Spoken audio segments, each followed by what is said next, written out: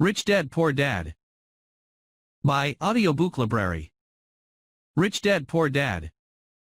Author, Robert T. Kiyosaki. Category, Art of Living. Acknowledgements. How does a person say thank you when there are so many people to thank? Obviously, this book is a thank you to my two fathers, who were powerful role models, and to my mom, who taught me love and kindness. The person most responsible for this book becoming a reality is my wife Kim, my partner in marriage, business, and in life. She makes my life complete. Introduction. Rich Dad Poor Dad. Having two dads offered me the choice of contrasting points of view. One of a rich man and one of a poor man. I had two fathers, a rich one and a poor one. One was highly educated and intelligent.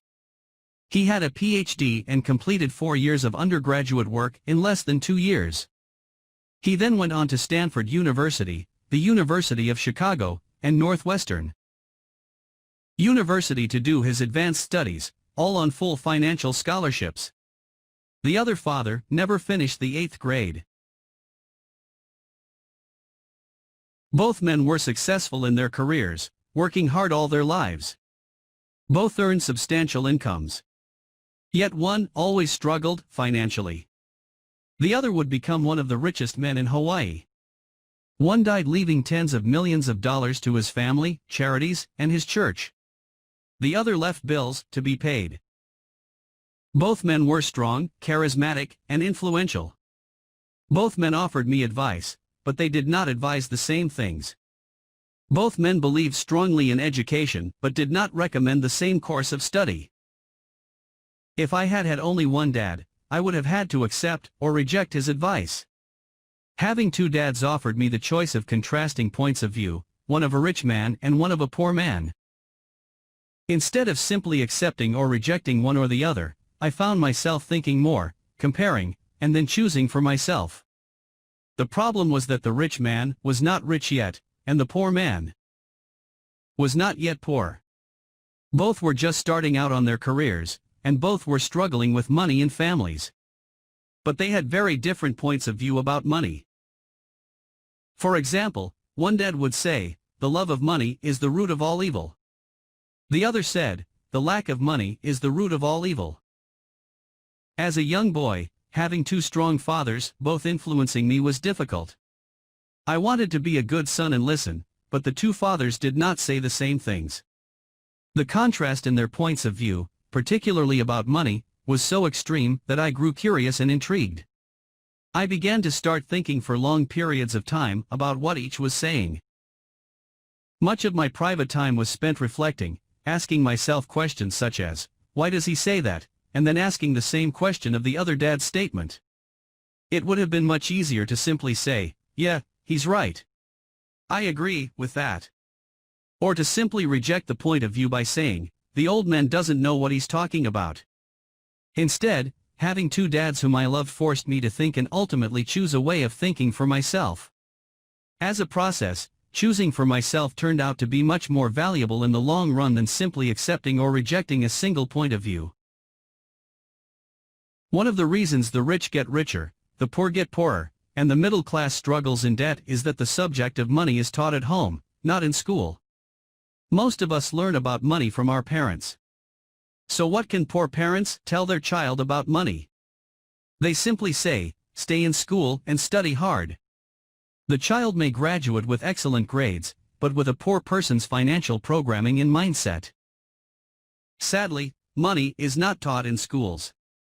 Schools focus on scholastic and professional skills, but not on financial skills. This explains how smart bankers, doctors, and accountants who earned excellent grades may struggle financially all of their lives.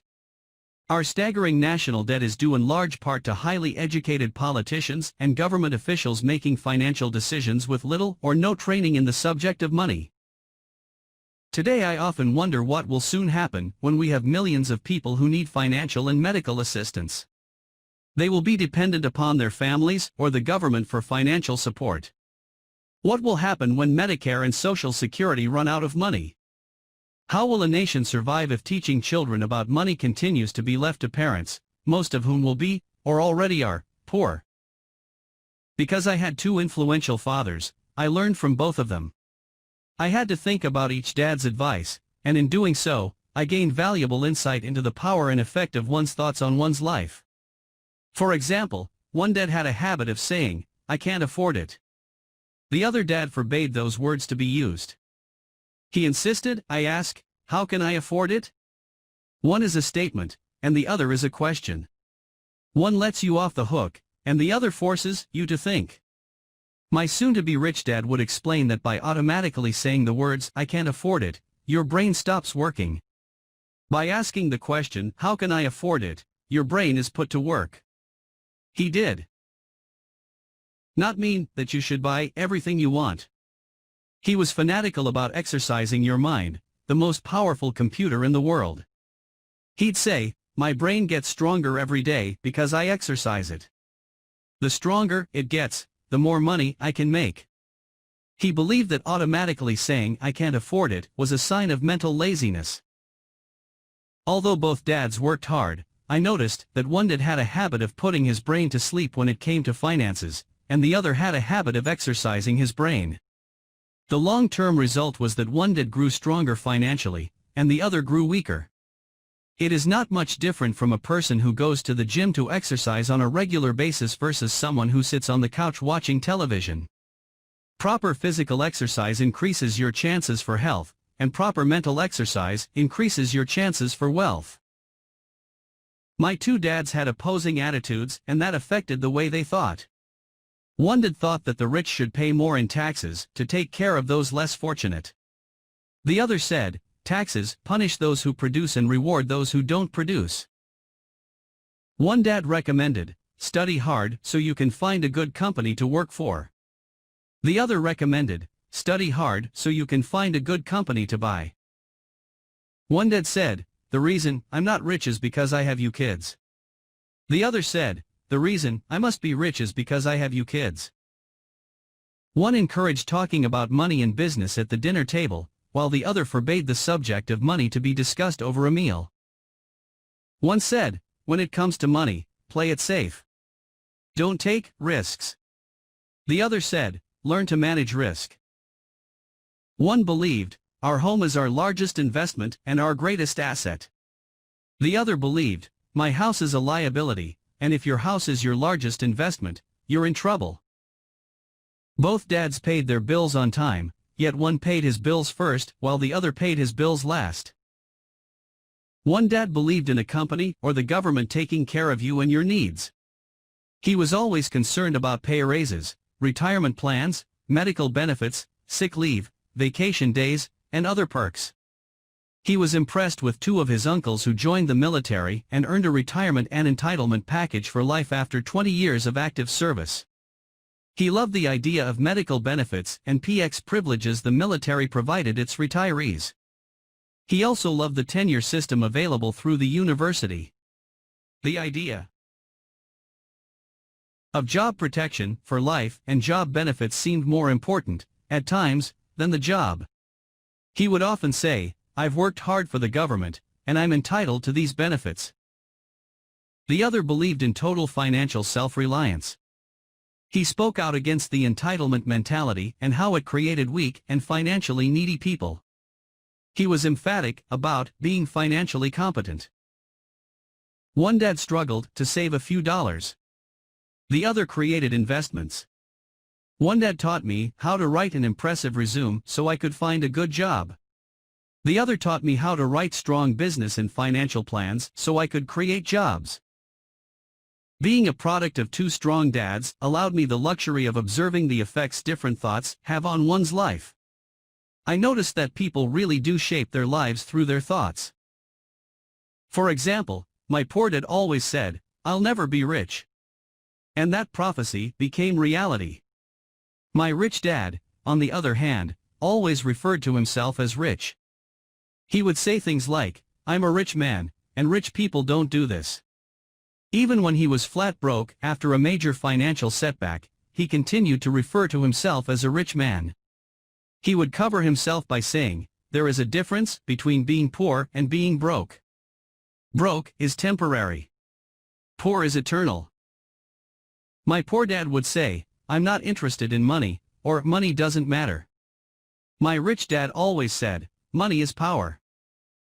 The power of our thoughts may never be measured or appreciated, but it became obvious to me as a young boy that it was important to be aware of my thoughts and how I expressed myself. I noticed that my poor dad was poor, not because of the amount of money he earned, which was significant, but because of his thoughts and actions. As a young boy having two fathers, I became acutely aware of being careful about which thoughts I chose to adopt as my own. Should I listen to my rich dad or to my poor dad? Although both men had tremendous respect for education and learning, they disagreed about what they thought was important to learn. One wanted me to study hard, earn a degree, and get a good job to earn money. He wanted me to study to become a professional, an attorney, or an accountant, and to go to business school for my MBA. The other encouraged me to study to be rich, to understand how money works, and to learn how to have it work for me. "I don't work for money," were words he would repeat over and over. "Money works for me." At the age of 9, I decided to listen to and learn from my rich dad about money. In doing so, I chose not to listen to my poor dad, even though he was the one with all the college degrees. A lesson from Robert Frost. Robert Frost is my favorite poet. Although I love many of his poems, my favorite is "The Road Not Taken." I use its lesson almost daily. The road not taken.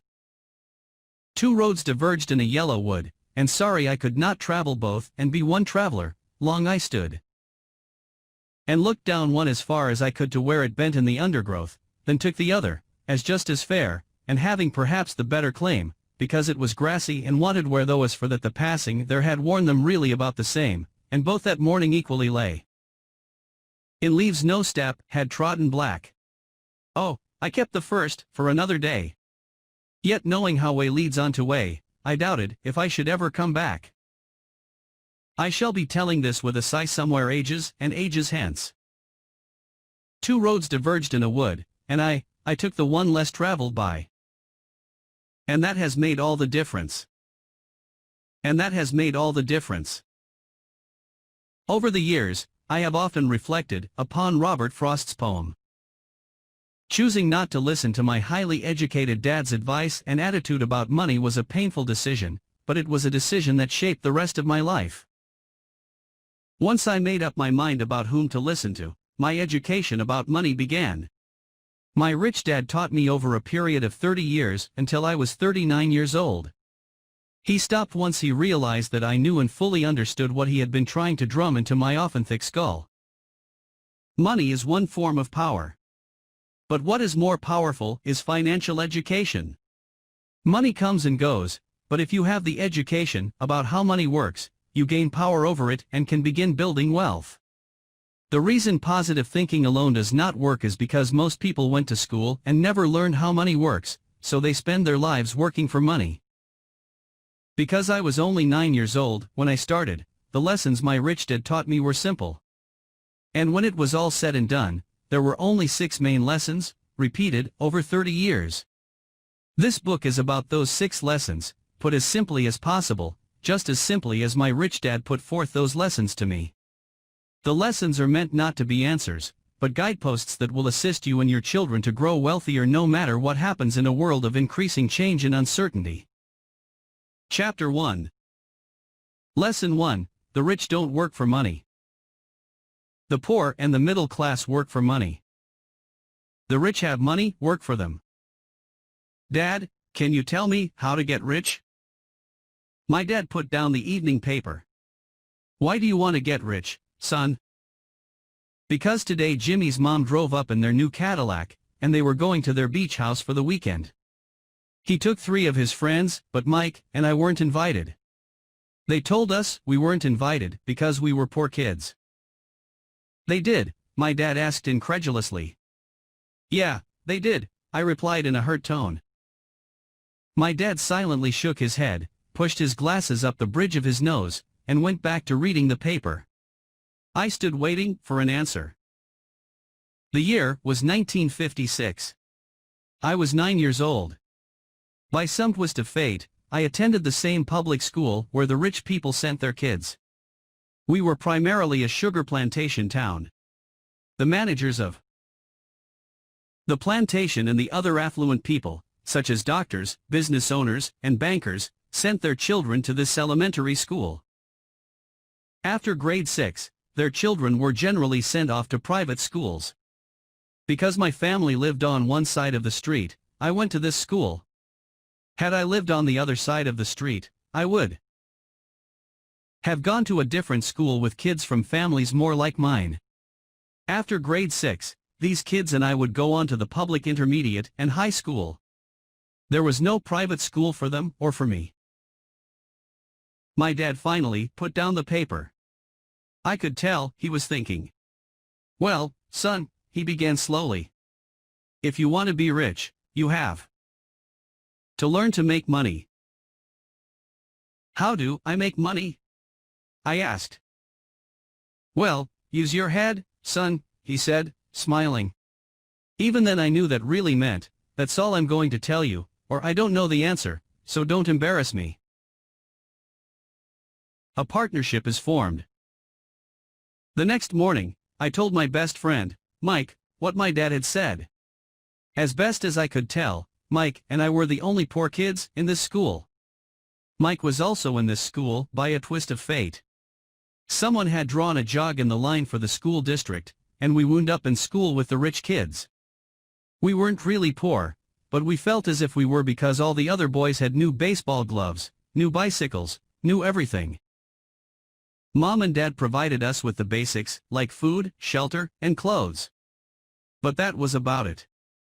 My dad used to say, if you want something, work for it. We wanted things, but there was not much work available for 9-year-old boys. So what do we do to make money? Mike asked. I don't know, I said. But do you want to be my partner? He agreed, and so on that Saturday morning, Mike became my first business partner. We spent all morning coming up with ideas on how to make money. Occasionally, we talked about all the cool guys at Jimmy's beach house having fun. It hurt a little, but that hurt was good, because it inspired us to keep thinking of a way to make money. Finally, that afternoon, a bolt of lightning struck. It was an idea Mike got from a science book he had read. Excitedly, we shook hands, and the partnership now had a business. For the next several weeks, Mike and I ran around our neighborhood, knocking on doors and asking our neighbors if they would save their toothpaste tubes for us. With puzzled looks, most adults consented with a smile. Some asked us what we were doing, to which we replied, we can't tell you. It's a business secret. My mom grew distressed as the weeks wore on.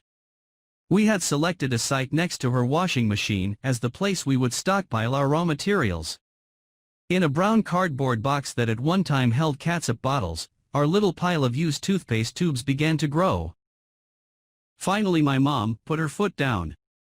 The sight of her neighbor's messy, crumpled, used toothpaste tubes had gotten to her. What are you boys doing? She asked. And I don't want to hear again that it's a business secret. Do something with this mess, or I'm going to throw it out. Mike and I pleaded and begged, explaining that we would soon have enough and then we would begin production. We informed her that we were waiting on a couple of neighbors to finish their toothpaste so we could have their tubes. Mom granted us a 1-week extension. The date to begin production was moved up, and the pressure was on. My first partnership was already being threatened with an eviction notice by my own mom. It became Mike's job to tell the neighbors to quickly use up their toothpaste, saying their dentist wanted them to brush more often anyway. I began to put together the production line.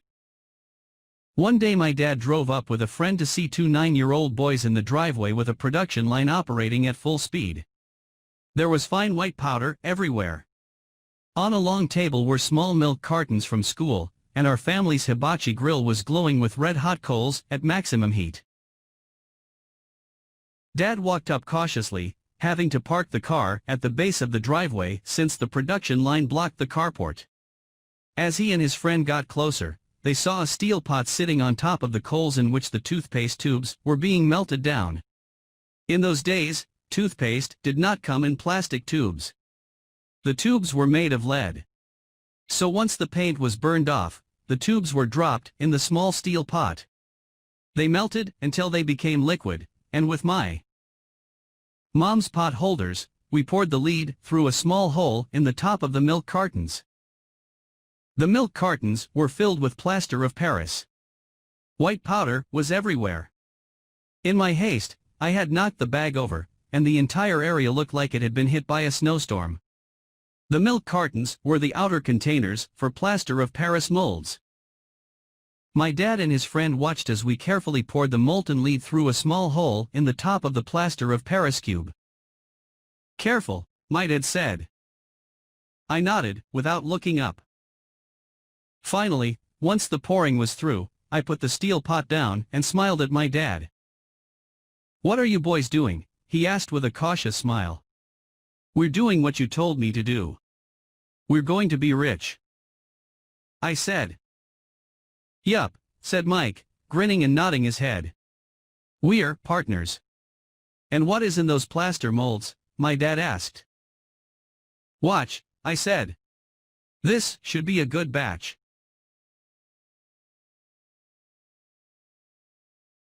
With a small hammer, I tapped at the seal that divided the cube in half. Cautiously, I pulled up the top half of the plaster mold and a lead nickel fell out. "Oh, no," my dad exclaimed. "You're casting nickels out of lead." "That's right," Mike said. "We're doing as you told us to do. We're making money." My dad's friend turned and burst into laughter. My dad smiled and shook his head. Along with a fire and a box of spent toothpaste tubes, in front of him were two little boys covered with white dust smiling from ear to ear. He asked us to put everything down and sit with him on the front step of our house. With a smile, he gently explained what the word counterfeiting meant. Our dreams were dashed. "You mean this is illegal?" asked Mike in a quivering voice. "Let them go," my dad's friend said. "They might be developing a natural talent." My dad glared at him. "Yes, it is illegal," my dad said gently. "But you boys have shown great creativity and original thought. Keep going. I'm really proud of you." Disappointed, Mike and I sat in silence for about 20 minutes before we began cleaning up our mess. The business was over on opening day. Sweeping the powder up, I looked at Mike and said, "I guess Jimmy and his friends are right. We are poor." My father was just leaving as I said that. "Boys," he said, "you're only poor if you give up. The most important thing is that you did something. Most people only talk and dream of getting rich. You've done something. I'm very proud of the two of you. I will say it again, keep going. Don't quit." Mike and I stood there in silence. They were nice words, but we still did not know what to do. "So how come you're not rich, Dad?" I asked. "Because I chose to be a school teacher. School teachers really don't think about being rich. We just like to teach. I wish I could help you, but I really don't know how to make money." Mike and I turned and continued our cleanup. "I know," said my dad. "If you boys want to learn how to be rich, don't ask me. Talk to your dad, Mike." "My dad?" asked Mike with a scrunched up face. "Yeah, your dad," repeated my dad with a smile. "Your dad and I have the same banker, and he raves about your father. He's told me several times that your father is brilliant when it comes to making money." "My dad?" Mike asked again in disbelief. "Then how come we don't have a nice car and a nice house like the rich kids at school?" "A nice car and a nice house don't necessarily mean you're rich or you know how to make money," my dad replied. "Jimmy's dad works for the sugar plantation. He's not much different from me. He works for a company, and I work for the government. The company buys the car for him. The sugar company is in financial trouble, and Jimmy's dad may soon have nothing. Your dad is different, Mike. He seems to be building an empire, and I suspect in a few years he will be a very rich man. With that, Mike and I got excited again. With new vigor, we began cleaning up the mess caused by our now-defunct first business. As we were cleaning, we made plans for how and when to talk to Mike's dad. The problem was that Mike's dad worked long hours and often did not come home until late. His father owned warehouses, a construction company, a chain of stores, and 3 restaurants. It was the restaurants that kept him out late. Mike caught the bus home after we had finished cleaning up. He was going to talk to his dad when he got home that night and ask him if he would teach us how to become rich. Mike promised to call as soon as he had talked to his dad, even if it was late. The phone rang at 8:30 p.m. "Okay," I said. "Next Saturday." I put the phone down. Mike's dad had agreed to meet with us.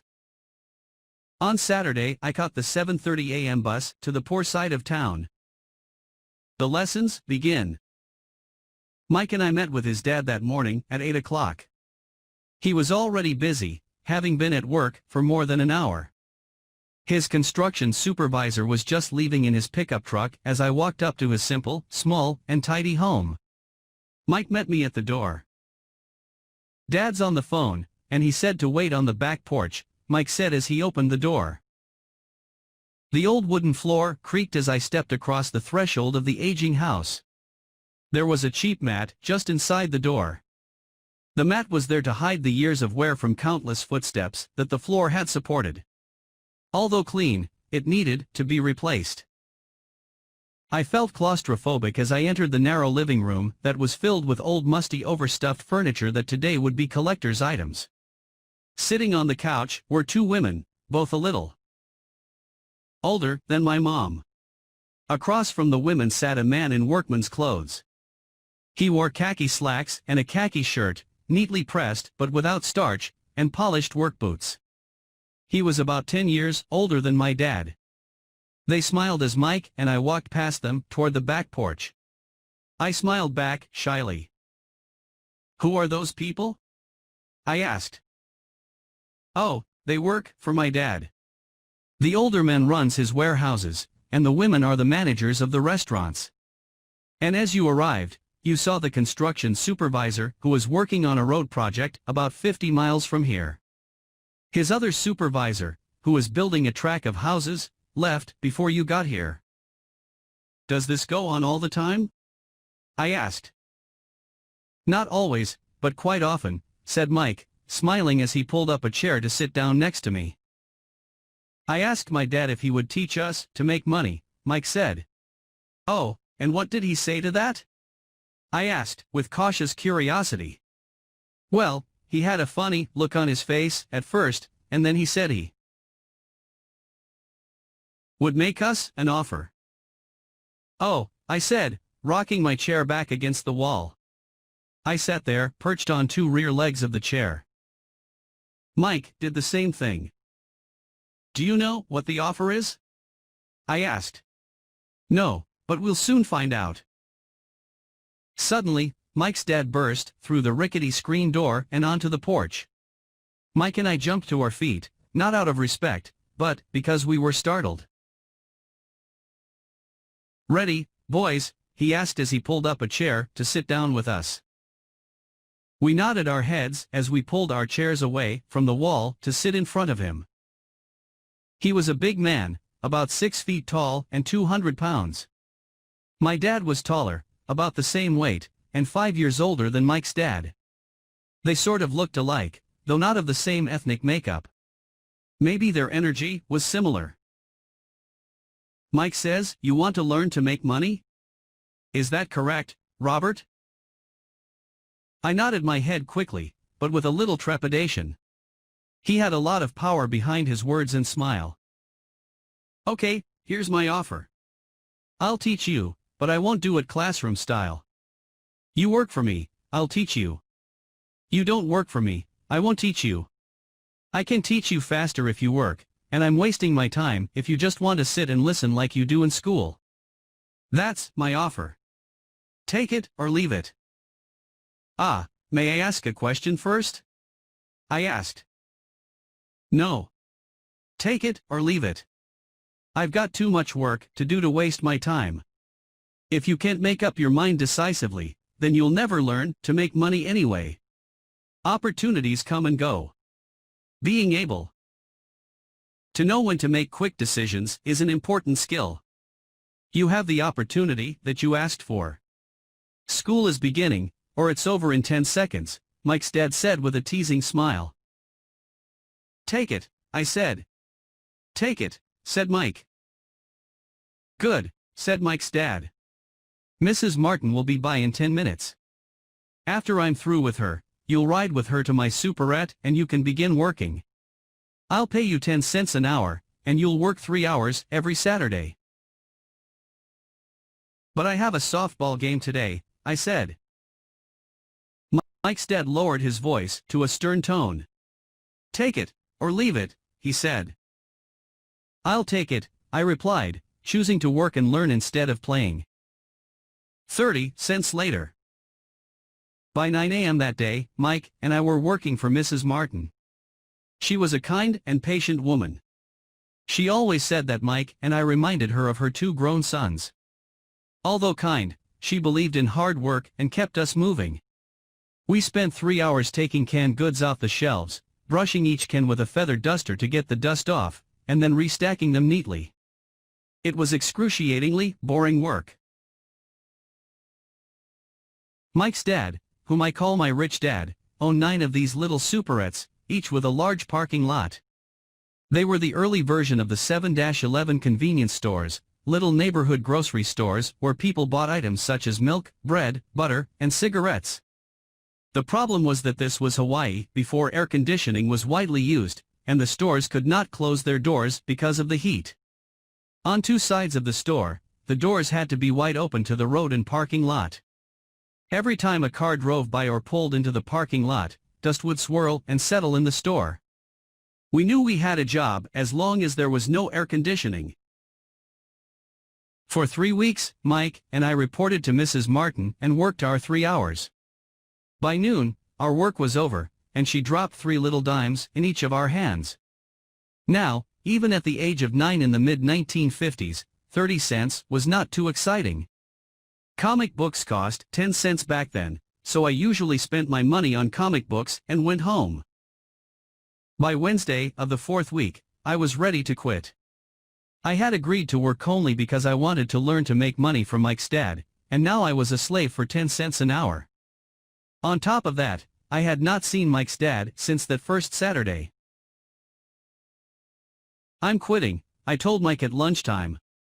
School was boring, and now I did not even have my Saturdays to look forward to. But it was the 30 cents that really got to me. This time, Mike smiled. What are you laughing at? I asked with anger and frustration. Dad said this would happen. He said to meet with him when you were ready to quit. What? I said indignantly. He's been waiting for me to get fed up? Sort of, Mike said. Dad's kind of different. He doesn't teach like your dad. Your mom and dad lecture a lot. My dad is quiet and a man of few words. You just wait till this Saturday.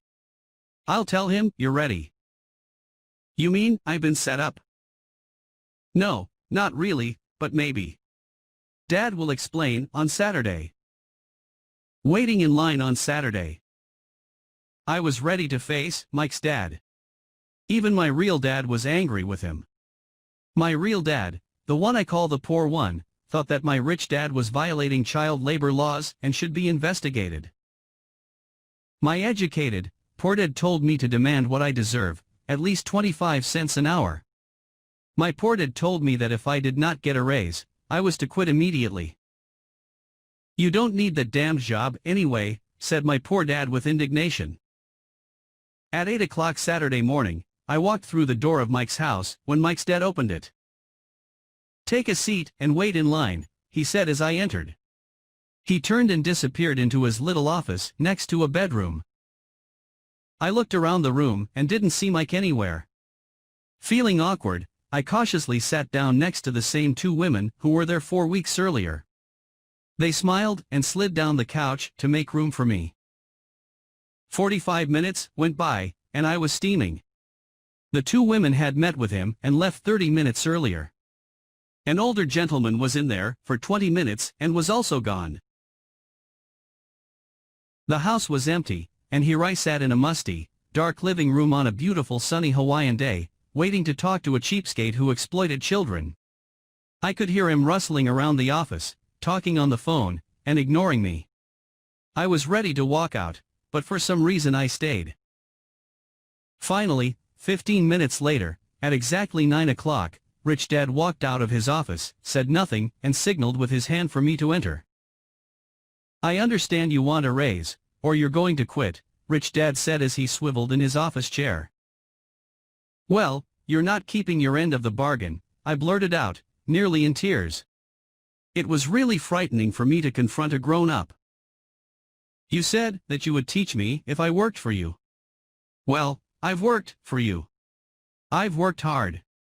I've given up my baseball games to work for you, but you haven't kept your word, and you haven't taught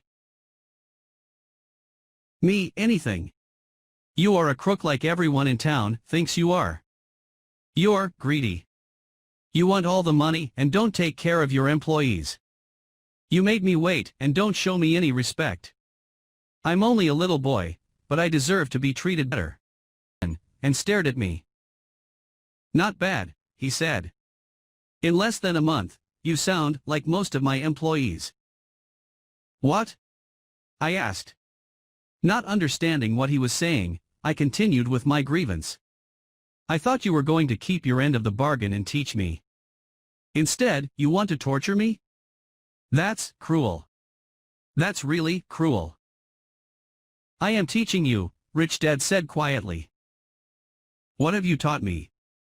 "Nothing," I said angrily. "You haven't even talked to me once since I agreed to work for peanuts. 10 cents an hour. Ha! I should notify the government about you. We have child labor laws, you know. My dad works for the government, you know." "Wow," said Rich Dad. "Now you sound just like most of the people who used to work for me, people I've either fired or who have quit." "So what do you have to say?" I demanded, feeling pretty brave for a little kid. "You lied to me. I've worked for you, and you have not kept your word. You haven't taught me anything." "How do you know that I've not taught you anything?" asked Rich Dad calmly. "Well, you've never talked to me. I've worked for 3 weeks and you have not taught me anything," I said with a pout. "Does teaching mean talking or a lecture?" Rich Dad asked. "Well, yes," I replied. "That's how they teach you in school," he said, smiling. "But that is not how life teaches you, and I would say that life is the best teacher of all.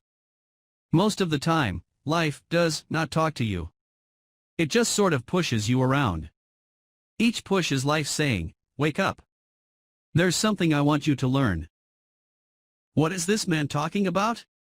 I asked myself silently. Life pushing me around was life talking to me? Now, I knew I had to quit my job. I was talking to someone who needed to be locked up. If you learn life's lessons, you will do well. If not, life will just continue to push you around. People do two things. Some just let life push them around. Others get angry and push back. But they push back against their boss, or their job, or their husband or wife. They do not know it's life that's pushing. I had no idea what he was talking about. Life pushes all of us around. Some people give up and others fight. A few learn the lesson and move on. They welcome life pushing them around. To these few people, it means they need and want to learn something. They learn and move on. Most quit, and a few like you fight. Rich Dad stood and shut the creaky old wooden window that needed repair. If you learn this lesson, you will grow into a wise, wealthy, and happy young man. If you don't, you will spend your life blaming a job, low pay, or your boss for your problems. You'll live life always hoping for that big break that will solve all your money problems. Rich Dad looked over at me to see if I was still listening. His eyes met mine. We stared at each other, communicating through our eyes.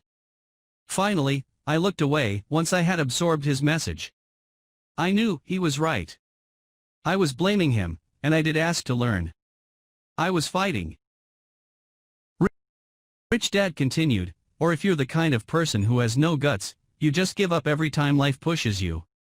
If you're that kind of person, you'll live all your life playing it safe, doing the right things, saving yourself for some event that never happens. Then you die a boring, old man.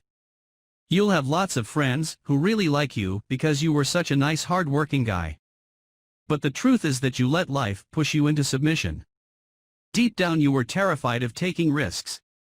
You really wanted to win, but the fear of losing was greater than the excitement of winning. Deep inside, you and only you will know you didn't go for it. You chose to play it safe. Our eyes met again. You've been pushing me around? I asked. Some people might say that, smiled Rich Dad. I would say that I just gave you a taste of life. What taste of life? I asked, still angry, but now curious and ready to learn. You boys are the first people who have ever asked me to teach them how to make money. I have more than 150 employees, and not one of them has asked me what I know about money. They ask me for a job and a paycheck, but never to teach them about money. So most will spend the best years of their lives working for money, not really understanding what it is they are working for. I sat there listening intently. So when Mike told me you wanted to learn how to make money, I decided to design a course that mirrored real life. I could talk until I was blue in the face, but you wouldn't hear a thing. So I decided to let life push you around a bit so you could hear me. That's why I only paid you 10 cents. So what is the lesson I learned from working for only 10 cents an hour? I asked. That you're cheap and exploit your workers? Rich Dad rocked back and laughed heartily. Finally, he said, you'd best change your point of view. Stop blaming me and thinking I'm the problem. If you think I'm the problem, then you have to change me. If you realize that you're the problem, then you can change yourself, learn something, and grow wiser. Most people want everyone else in the world to change but themselves. Let me tell you, it's easier to change yourself than everyone else. I don't understand, I said. Don't blame me for your problems, Rich Dad said, growing impatient. But you only pay me 10 cents. So what are you learning? Rich Dad asked, smiling. That you're cheap, I said, with a sly grin. See, you think I'm the problem, said Rich Dad. But you are. Well, keep that attitude and you'll learn nothing. Keep the attitude that I'm the problem and what choices do you have? Well, if you don't pay me more or show me more respect and teach me, I'll quit. Well put, Rich Dad said. And that's exactly what most people do. They quit and go looking for another job, a better opportunity, and higher pay, actually thinking that this will solve the problem. In most cases, it won't. So what should I do? I asked. Just take this measly 10 cents an hour and smile? Rich Dad smiled. That's what the other people do. But that's all they do, waiting for a raise thinking that more money will solve their problems. Most just accept it, and some take a second job working harder, but again accepting a small paycheck. I sat staring at the floor, beginning to understand the lesson Rich Dad was presenting. I could sense it was a taste of life. Finally, I looked up and asked, so what will solve the problem? This, he said, leaning forward in his chair and tapping me gently on the head. This stuff between your ears. It was at that moment that Rich Dad shared the pivotal point of view that separated him from his employees and my poor dad, and led him to eventually become one of the richest men in Hawaii, while my highly educated but poor dad struggled financially all his life. It was a singular point of view that made all the difference over a lifetime. Rich Dad explained this point of view over and over, which I call lesson number 1, the poor and the middle class work for money. The rich have money, work for them. On that bright Saturday morning, I learned a completely different point of view from what I had been taught by my poor dad. At the age of 9, I understood that both dads wanted me to learn. Both dads encouraged me to study, but not the same things. My highly educated dad recommended that I do what he did. Son, I want you to study hard, get good grades, so you can find a safe, secure job with a big company. And make sure it has excellent benefits. My rich dad wanted me to learn how money works so I could make it work for me. These lessons I would learn through life with his guidance, not because of a classroom. My rich dad continued my first lesson, I'm glad you got angry about working for 10 cents an hour. If you hadn't got angry and had simply accepted it, I would have to tell you that I could not teach you. You see, true learning takes energy, passion, and a burning desire. Anger is a big part of that formula, for passion is anger and love combined. When it comes to money, most people want to play it safe and feel secure. So passion does not direct them. Fear does. So is that why they'll take jobs with low pay? I asked. Yes, said Rich Dad. Some people say I exploit people because I don't pay as much as the sugar plantation or the government. I say the people exploit themselves. It's their fear, not mine. But don't you feel you should pay them more? I asked. I don't have to. And besides, more money will not solve their problems. Just look at your dad. He makes a lot of money, and he still can't pay his bills. Most people, given more money, only get into more debt.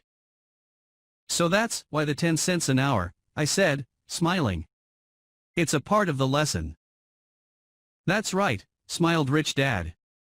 You see, your dad went to school and got an excellent education, so he could get a high-paying job. But he still has money problems because he never learned anything about money in school. On top of that, he believes in working for money. And you don't? I asked. No, not really, said Rich Dad. If you want to learn to work for money, then stay in school. That is a great place to learn to do that. But if you want to learn how to have money work for you, then I will teach you that. But only if you want to learn. Wouldn't everyone want to learn that? I asked. No, said Rich Dad, simply because it's easier to learn to work for money, especially if fear is your primary emotion when the subject of money is discussed. I don't understand, I said with a frown. Don't worry about that for now. Just know that it's fear that keeps most people working at a job, the fear of not paying their bills, the fear of being fired, the fear of not having enough money, and the fear of starting over. That's the price of studying to learn a profession or trade, and then working for money. Most people become a slave to money, and then get angry at their boss. Learning to have money work for you is a completely different course of study? I asked. Absolutely, Rich Dad answered. Absolutely. We sat in silence on that beautiful Hawaiian Saturday morning. My friends had just started their Little League baseball game, but for some reason I was now thankful I had decided to work for 10 cents an hour. I sensed that I was about to learn something my friends wouldn't learn in school. Ready to learn? Asked Rich Dad. Absolutely, I said with a grin. I have kept my promise. I've been teaching you from afar, my rich dad said. At 9 years old, you've gotten a taste of what it feels like to work for money. Just multiply your last month by 50 years and you will have an idea of what most people spend their life doing. I don't understand, I said. How did you feel waiting in line to see me, once to get hired and once to ask for more money? Terrible, I said. If you choose to work for money, that is what life will be like, said Rich Dad. And how did you feel when Mrs. Martin dropped 3 dimes in your hand for 3 hours of work? I felt like it wasn't enough. It seemed like nothing. I was disappointed, I said. And that is how most employees feel when they look at their paychecks, especially after all the tax and other deductions are taken out. At least, you got 100%. You mean most workers don't get paid everything? I asked, with amazement. Heavens no, said Rich Dad. The government always takes its share first. How do they do that? I asked. Taxes, said Rich Dad. You're taxed when you earn. You're taxed when you spend. You're taxed when you save. You're taxed when you die. Why do people let the government do that to them? The rich don't, said Rich Dad with a smile. The poor and the middle class do. I'll bet you that I earn more than your dad, yet he pays more in taxes. How can that be? I asked. At my age, that made no sense to me. Why would someone let the government do that to them? Rich Dad rocked slowly and silently in his chair, just looking at me. Ready to learn? He asked. I nodded my head slowly. As I said, there is a lot to learn. Learning how to have money work for you is a lifetime study. Most people go to college for 4 years. And their education ends. I already know that my study of money will continue over my lifetime, simply because the more I find out I need to know. Most people never study the subject. They go to work, get their paycheck, balance their checkbooks, and that's it. Then they wonder why they have money problems. They think that more money will solve the problem and don't realize that it's their lack of financial education that is the problem. So my dad has tax problems because he doesn't understand money? I asked, confused. Look, said Rich Dad, taxes are just one small section on learning how to have money work for you. Today, I just wanted to find out if you still have the passion to learn about money. Most people don't. They want to go to school, learn a profession, have fun at their work, and earn lots of money. One day they wake up with big money problems, and then they can't stop working. That's the price of only knowing how to work for money instead of studying how to have money work for you. So do you still have the passion to learn? Asked Rich Dad. I nodded my head. Good, said Rich Dad. Now get back to work. This time, I will pay you nothing. What? I asked in amazement. You heard me. Nothing. You will work the same 3 hours every Saturday, but this time you will not be paid 10 cents per hour. You said you wanted to learn to not work for money, so I'm not going to pay you anything. I couldn't believe what I was hearing. I've already had this conversation with Mike and he's already working, dusting, and stacking canned goods for free. You'd better hurry and get back there. That's not fair, I shouted. You've got to pay something. You said you wanted to learn. If you don't learn this now, you'll grow up to be like the 2 women and the older men sitting in my living room, working for money and hoping I don't fire them. Or like your dad, earning lots of money only to be in debt up to his eyeballs, hoping more money will solve the problem. If that's what you want, I'll go back to our original deal of 10 cents an hour. Or you can do what most adults do, complain that there is not enough pay, quit, and go looking for another job. But what do I do? I asked. Rich Dad tapped me on the head. Use this, he said. If you use it well, you will soon thank me for giving you an opportunity and you will grow into a rich man. I stood there, still not believing what a raw deal I was handed.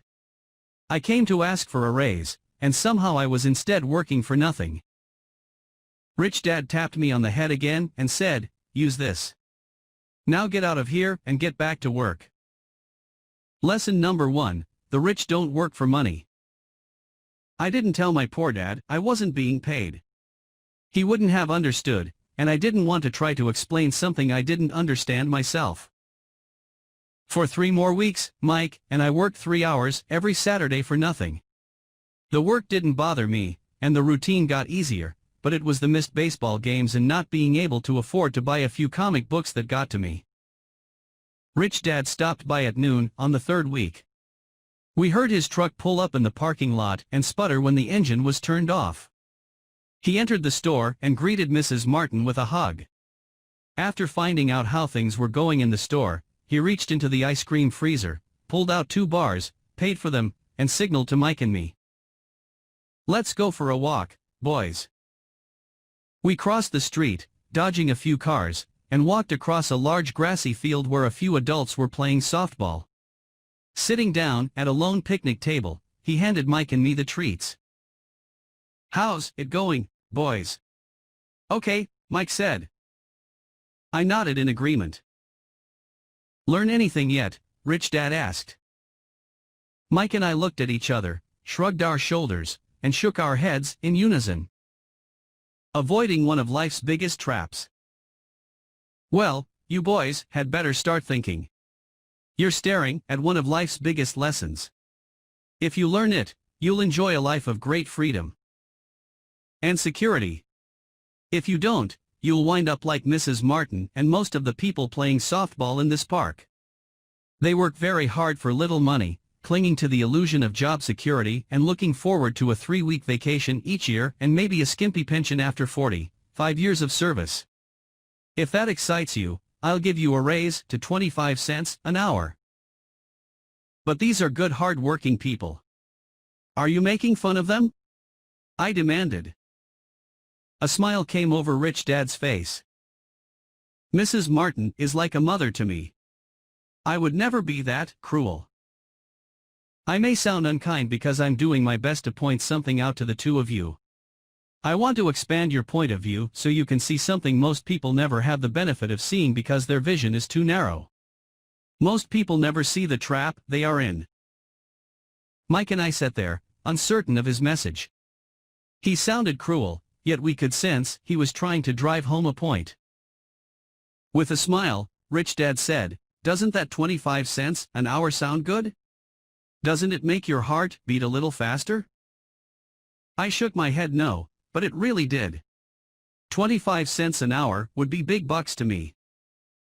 "Okay, I'll pay you $1 an hour," Rich Dad said, with a sly grin. Now my heart started to race. My brain was screaming, "Take it! Take it!"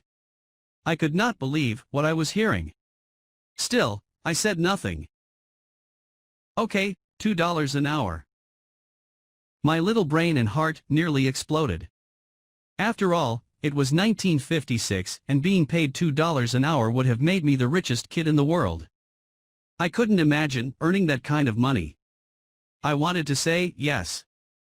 I wanted the deal. I could picture a new bicycle, new baseball glove, and the adoration of my friends when I flashed some cash. On top of that, Jimmy and his rich friends could never call me poor again. But somehow my mouth stayed shut. The ice cream had melted and was running down my hand.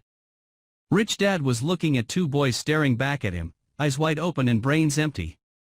He was testing us, and he knew there was a part of our emotions that wanted to take the deal.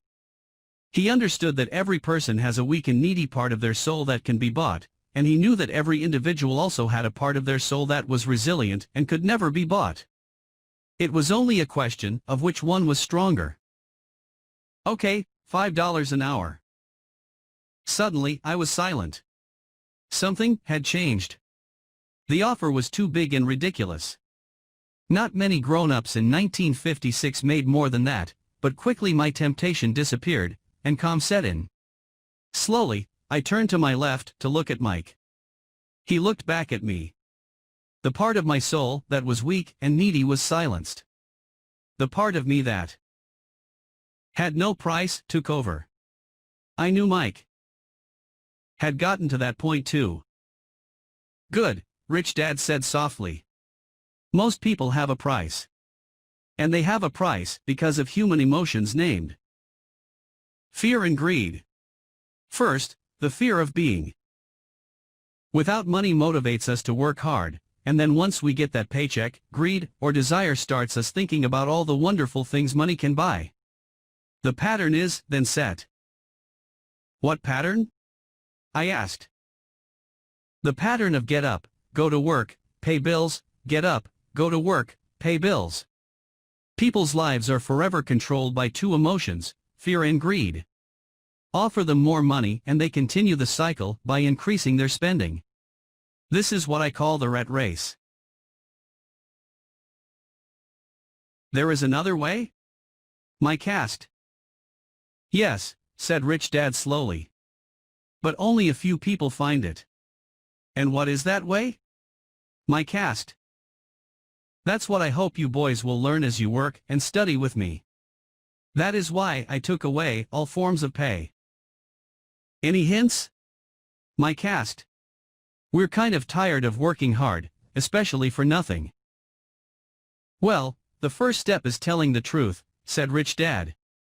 We haven't been lying, I said.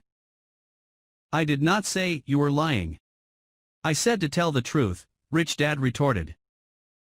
The truth about what? I asked. How you're feeling, Rich Dad said. You don't have to say it to anyone else. Just admit it to yourself. You mean the people in this park, the people who work for you, Mrs. Martin, they don't do that? I asked. I doubt it, said Rich Dad. Instead, they feel the fear of not having money. They don't confront it logically. They react emotionally instead of using their heads, Rich Dad said. Then, they get a few bucks in their hands and again, the emotions of joy, desire, and greed take over. And again, they react, instead of think. So their emotions control their brain, Mike said. That's correct, said Rich Dad. Instead of admitting the truth about how they feel, they react to their feelings and fail to think. They feel the fear so they go to work, hoping that money will soothe the fear, but it doesn't. It continues to haunt them and they return to work, hoping again that money will calm their fears, and again it doesn't. Fear keeps them in this trap of working, earning money, working, earning money, hoping the fear will go away. But every day they get up, and that old fear wakes up with them. For millions of people that old fear keeps them awake all night, causing a night of turmoil and worry. So they get up and go to work, hoping that a paycheck will kill that fear gnawing at their soul. Money is running their lives, and they refuse to tell the truth about that. Money is in control of their emotions and their souls. Rich Dad sat quietly, letting his words sink in. Mike and I heard what he said, but didn't understand fully what he was talking about. I just knew that I often wondered why grown-ups hurried off to work. It did not seem like much fun, and they never looked that happy, but something kept them going. Realizing we had absorbed as much as possible of what he was talking about, Rich Dad said, I want you boys to avoid that trap. That is really what I want to teach you. Not just to be rich, because being rich does not solve the problem. It doesn't? I asked, surprised. No, it doesn't. Let me explain the other emotion, desire. Some call it greed, but I prefer desire. It's perfectly normal to desire something better, prettier, more fun, or exciting. So people also work for money because of desire. They desire money for the joy they think it can buy. But the joy that money brings is often short-lived, and they soon need more money for more joy, more pleasure, more comfort, and more security. So they keep working, thinking money will soothe their souls that are troubled by fear and desire. But money can't do that. Even rich people do this? Mike asked. Rich people included, said Rich Dad. In fact, the reason many rich people are rich isn't because of desire, but because of fear. They believe that money can eliminate the fear of being poor, so they amass tons of it, only to find the fear gets worse. Now, they fear losing the money. I have friends who keep working even though they have plenty. I know people who have millions who are more afraid now than when they were poor. They're terrified of losing it all. The fears that drove them to get rich got worse. That weak and needy part of their soul is actually screaming louder. They don't want to lose the big houses, the cars, and the high life. Money has bought them. They worry about what their friends would say if they lost all their money. Many are emotionally desperate and neurotic, although they look rich and have more money. So is a poor man happier? I asked. No, I don't think so, replied Rich Dad. The avoidance of money is just as psychotic as being attached to money. As if on cue, the town derelict went past our table, stopping by the large rubbish can and rummaging around in it. The three of us watched him with great interest, when before we probably would have just ignored him. Rich Dad pulled $1 out of his wallet and gestured to the older man. Seeing the money, the derelict came over immediately, took the bill, thanked Rich Dad profusely, and hurried off, ecstatic with his good fortune. He's not much different from most of my employees, said Rich Dad. I've met so many people who say, "Oh, I'm not interested in money." Yet they'll work at a job for 8 hours a day. That's a denial of truth. If they weren't interested in money, then why are they working? That kind of thinking is probably more psychotic than a person who hoards money. As I sat there listening to my Rich Dad, my mind flashed back to the countless times my own dad said, "I'm not interested in money." He said those words often. He also covered himself by always saying, "I work because I love my job." So what do we do? I asked. Not work for money until all traces of fear and greed are gone? No, that would be a waste of time, said Rich Dad. Emotions are what make us human. The word emotion stands for energy in motion. Be truthful about your emotions and use your mind and emotions in your favor, not against yourself. Whoa, said Mike. Don't worry about what I just said. It will make more sense in years to come. Just be an observer, not a reactor, to your emotions. Most people do not know that it's their emotions that are doing the thinking. Your emotions are your emotions, but you have got to learn to do your own thinking. Can you give me an example? I asked. Sure, replied Rich Dad. When a person says, "I need to find a job," it's most likely an emotion doing the thinking. Fear of not having money generates that thought. But people do need money if they have bills to pay, I said. Sure, they do, smiled Rich Dad. All I'm saying is that it's fear that is all too often doing the thinking. I don't understand, said Mike. For example, said Rich Dad.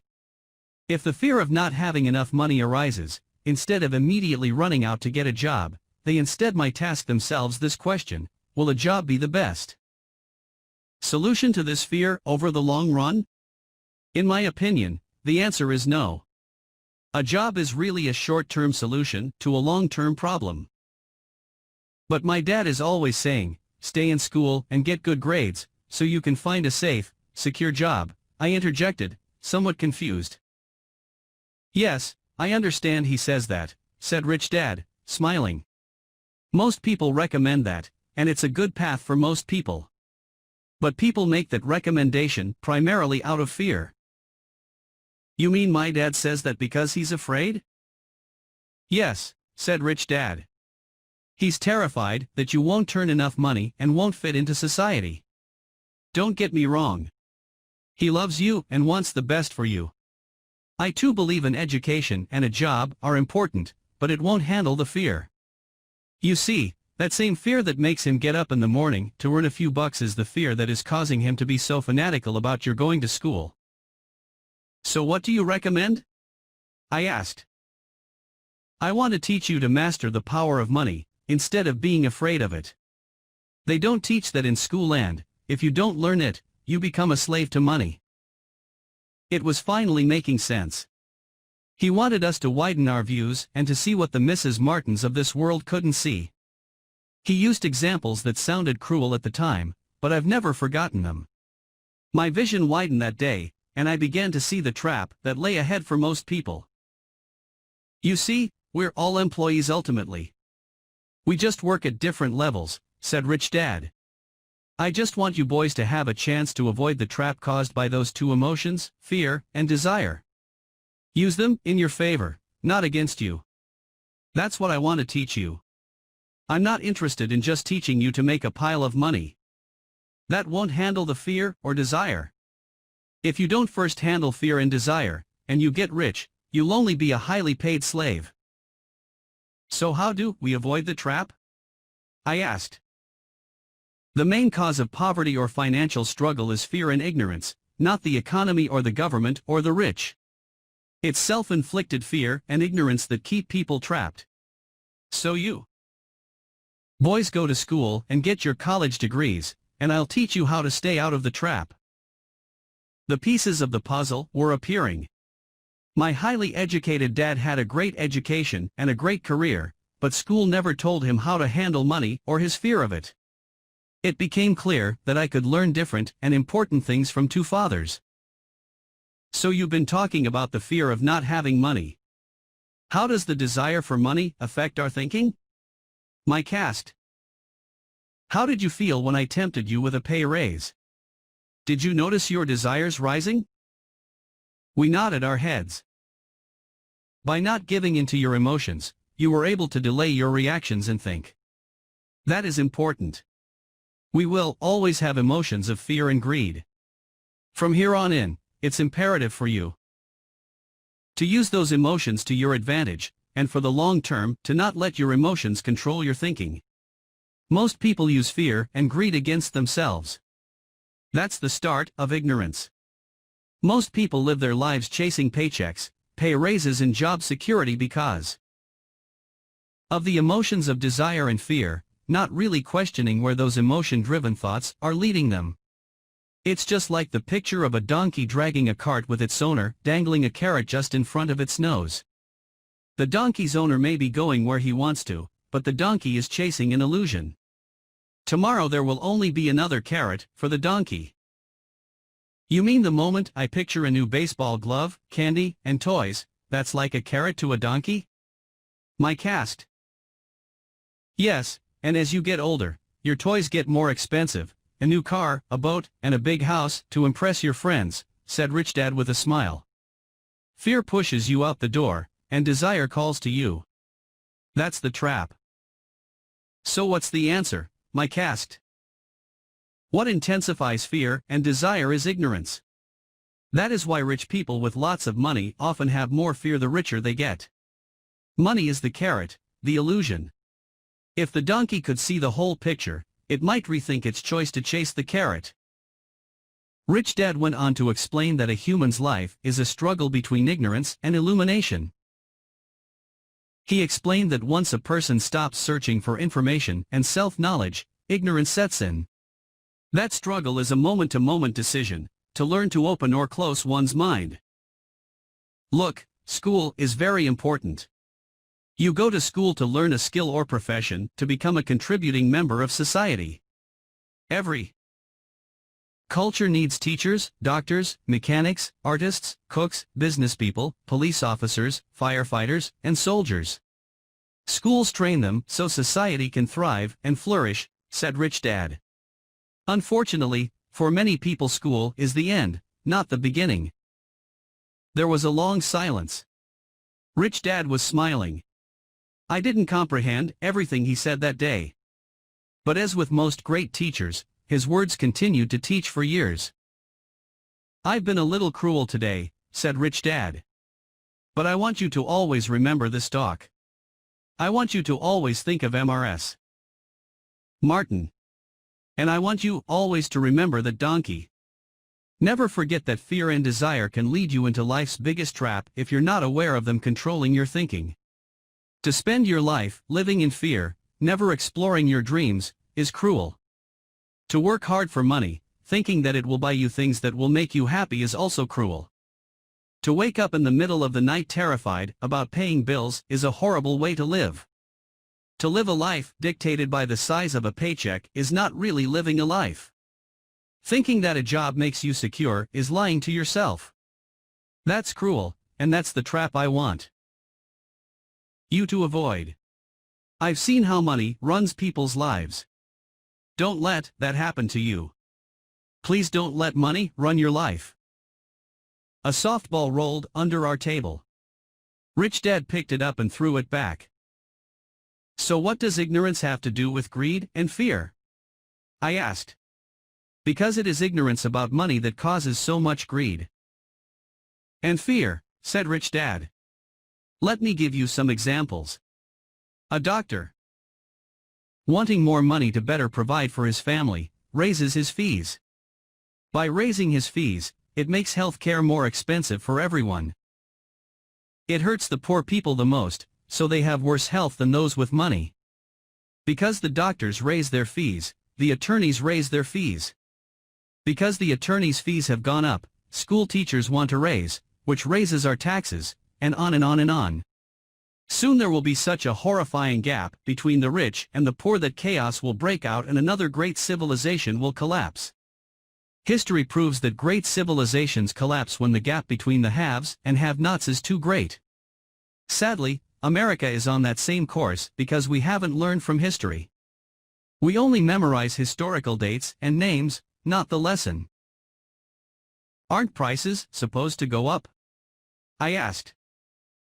In an educated society with a well-run government, prices should actually come down. Of course, that is often only true in theory. Prices go up because of greed and fear caused by ignorance. If schools taught people about money, there would be more money and lower prices.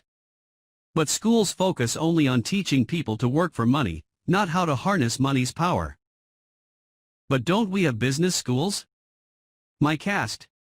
And haven't you encouraged me to go for my MBA? Yes, said Rich Dad. But all too often business schools train employees to become sophisticated bean counters. Heaven forbid a bean counter takes over a business. All they do is look at the numbers, fire people, and kill the business.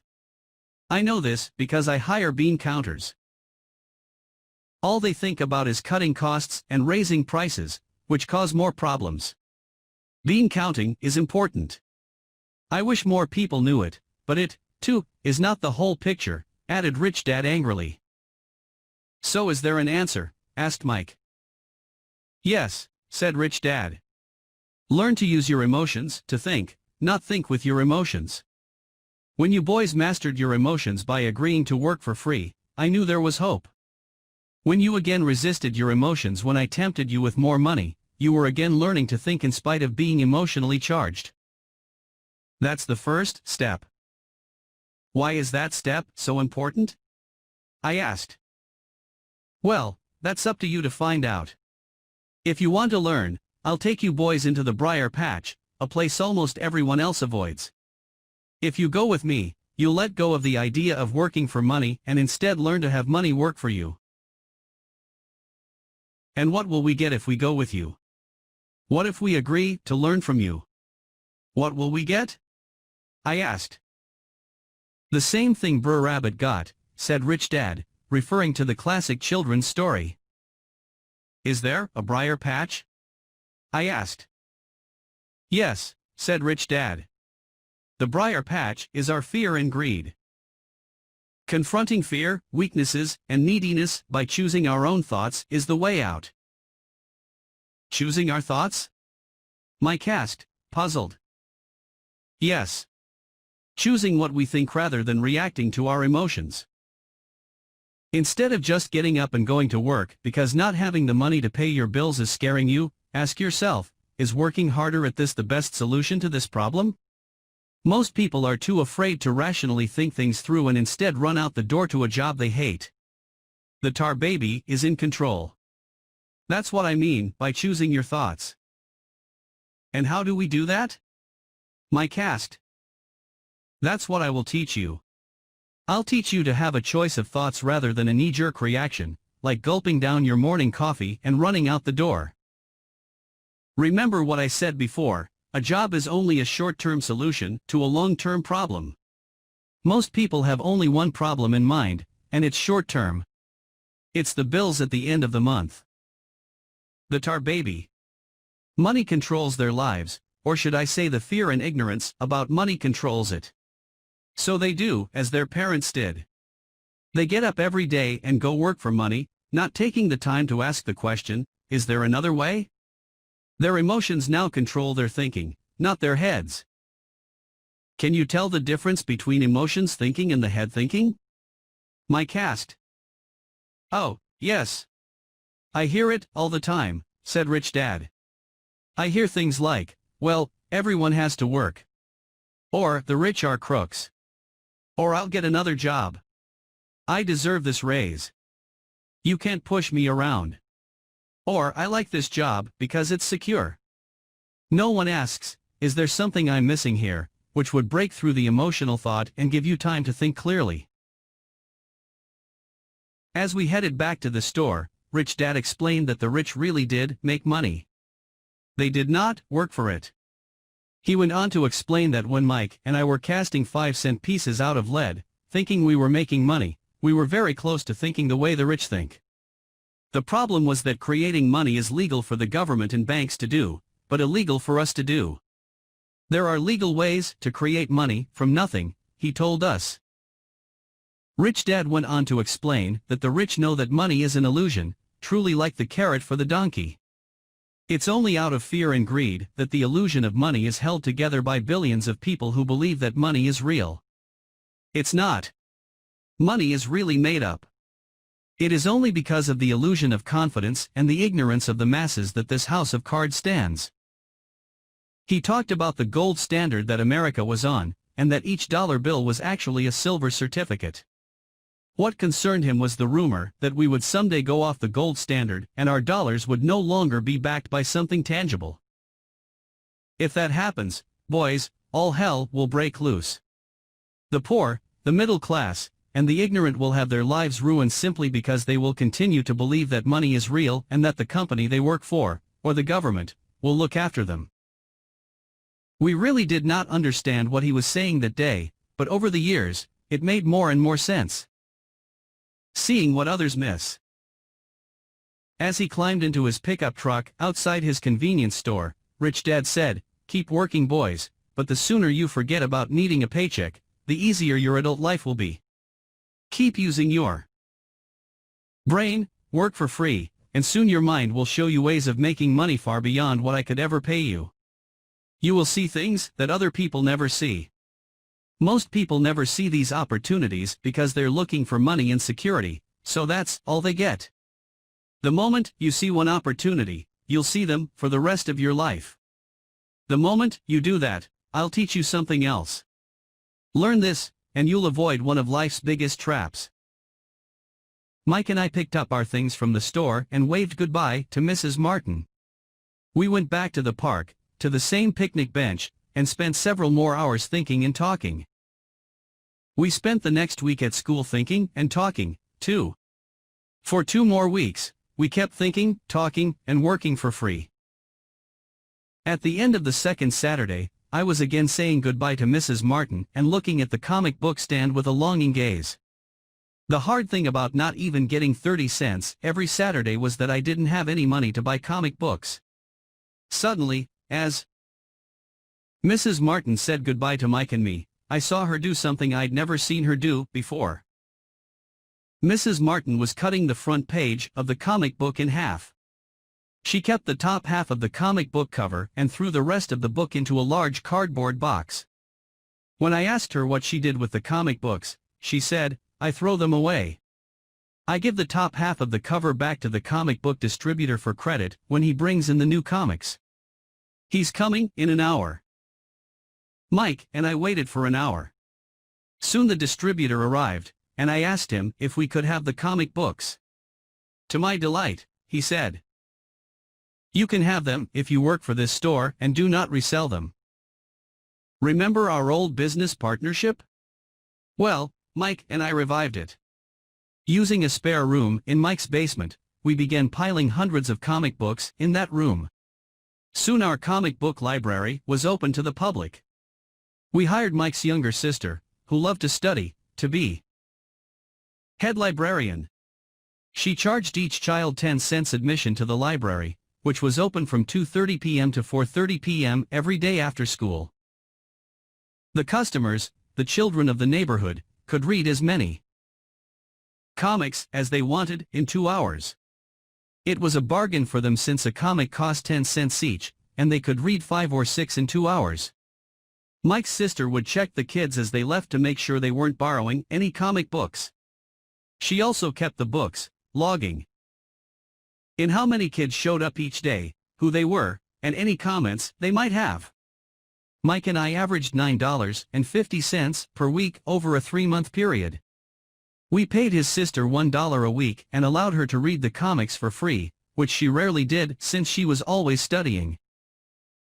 Mike and I kept our agreement by working in the store every Saturday and collecting all the comic books from the different stores. We kept our agreement to the distributor by not selling any comic books. We burned them once they got too tattered. We tried opening a branch office, but we could never quite find someone as trustworthy and dedicated as Mike's sister. At an early age, we found out how hard it was to find good staff. 3 months after the library first opened, a fight broke out in the room. Some bullies from another neighborhood pushed their way in, and Mike's dad suggested we shut down the business. So our comic book business shut down, and we stopped working on Saturdays at the convenience store. But Rich Dad was excited because he had new things he wanted to teach us. He was happy because we had learned our first lesson so well. We learned to make money work for us. By not getting paid for our work at the store, we were forced to use our imaginations to identify an opportunity to make money. By starting our own business, the comic book library, we were in control of our own finances, not dependent on an employer. The best part was that our business generated money for us, even when we weren't physically there. Our money worked for us. Instead of paying us money, Rich Dad had given us so much more. Chapter 2. Lesson 2. Why teach financial literacy? It's not how much money you make. It's how much money you keep. In 1990, Mike took over his father's empire and is, in fact, doing a better job than his dad did. We see each other once or twice a year on the golf course. He and his wife are wealthier than you could imagine. Rich Dad's empire is in great hands, and Mike is now grooming his son to take his place, as his dad had groomed us. In 1994, I retired at the age of 47, and my wife Kim was 37. Retirement does not mean not working. For us, it means that, barring unforeseen cataclysmic changes, we can work or not work, and our wealth grows automatically, staying ahead of inflation. Our assets are large enough to grow by themselves. It's like planting a tree. You water it for years, and then one day it doesn't need you anymore. Its roots are implanted deep enough. Then the tree provides shade for your enjoyment. Mike chose to run the empire, and I chose to retire. Whenever I speak to groups of people, they often ask what I would recommend that they do. How do I get started? Is there a book you would recommend? What should I do to prepare my children? What is your secret to success? How do I make millions? Whenever I hear one of these questions, I'm reminded of the following story. The richest businessmen. In 1923, a group of our greatest leaders and richest businessmen held a meeting at the Edgewater Beach Hotel in Chicago. Among them were Charles Schwab, head of the largest independent steel company, Samuel Insull, president of the world's largest utility, Howard Hobson, head of the largest gas company, Ivar Kreuger, president of International Match Company, one of the world's largest companies at that time, Leon Fraser, president of the Bank of International Settlements, Richard Whitney, president of the New York Stock Exchange, Arthur Cotton and Jesse Livermore, two of the biggest stock speculators, and Albert Fall, a member of President Harding's cabinet. 25 years later, 9 of these titans ended their lives as follows. Schwab died penniless after living for 5 years on borrowed money. Insull died broke in a foreign land, and Kreuger and Cotton also died broke. Hobson went insane. Whitney and Albert Fall were released from prison, and Fraser and Livermore committed suicide. I doubt if anyone can say what really happened to these men. If you look at the date, 1923, it was just before the 1929 market crash and the Great Depression, which I suspect had a great impact on these men and their lives. The point is this: today we live in times of greater and faster change than these men did. I suspect there will be many booms and busts in the coming years that will parallel the ups and downs these men faced. I am concerned that too many people are too focused on money and not on their greatest wealth, their education. If people are prepared to be flexible, keep an open mind and learn, they will grow richer and richer despite tough changes. If they think money will solve problems, they will have a rough ride. Intelligence solves problems and produces money. Money without financial intelligence is money soon gone. Most people fail to realize that in life, it's not how much money you make. It's how much money you keep. We've all heard stories of lottery winners who are poor, then suddenly rich, and then poor again. They win millions, yet are soon back where they started. Or stories of professional athletes, who at the age of 24 are earning millions, but are sleeping under a bridge 10 years later. I remember a story of a young basketball player who a year ago had millions. Today, at just 29, he claims his friends, attorney, and accountant took his money, and he was forced to work at a car wash for minimum wage. He was fired from the car wash because he refused to take off his championship ring as he was wiping off the cars.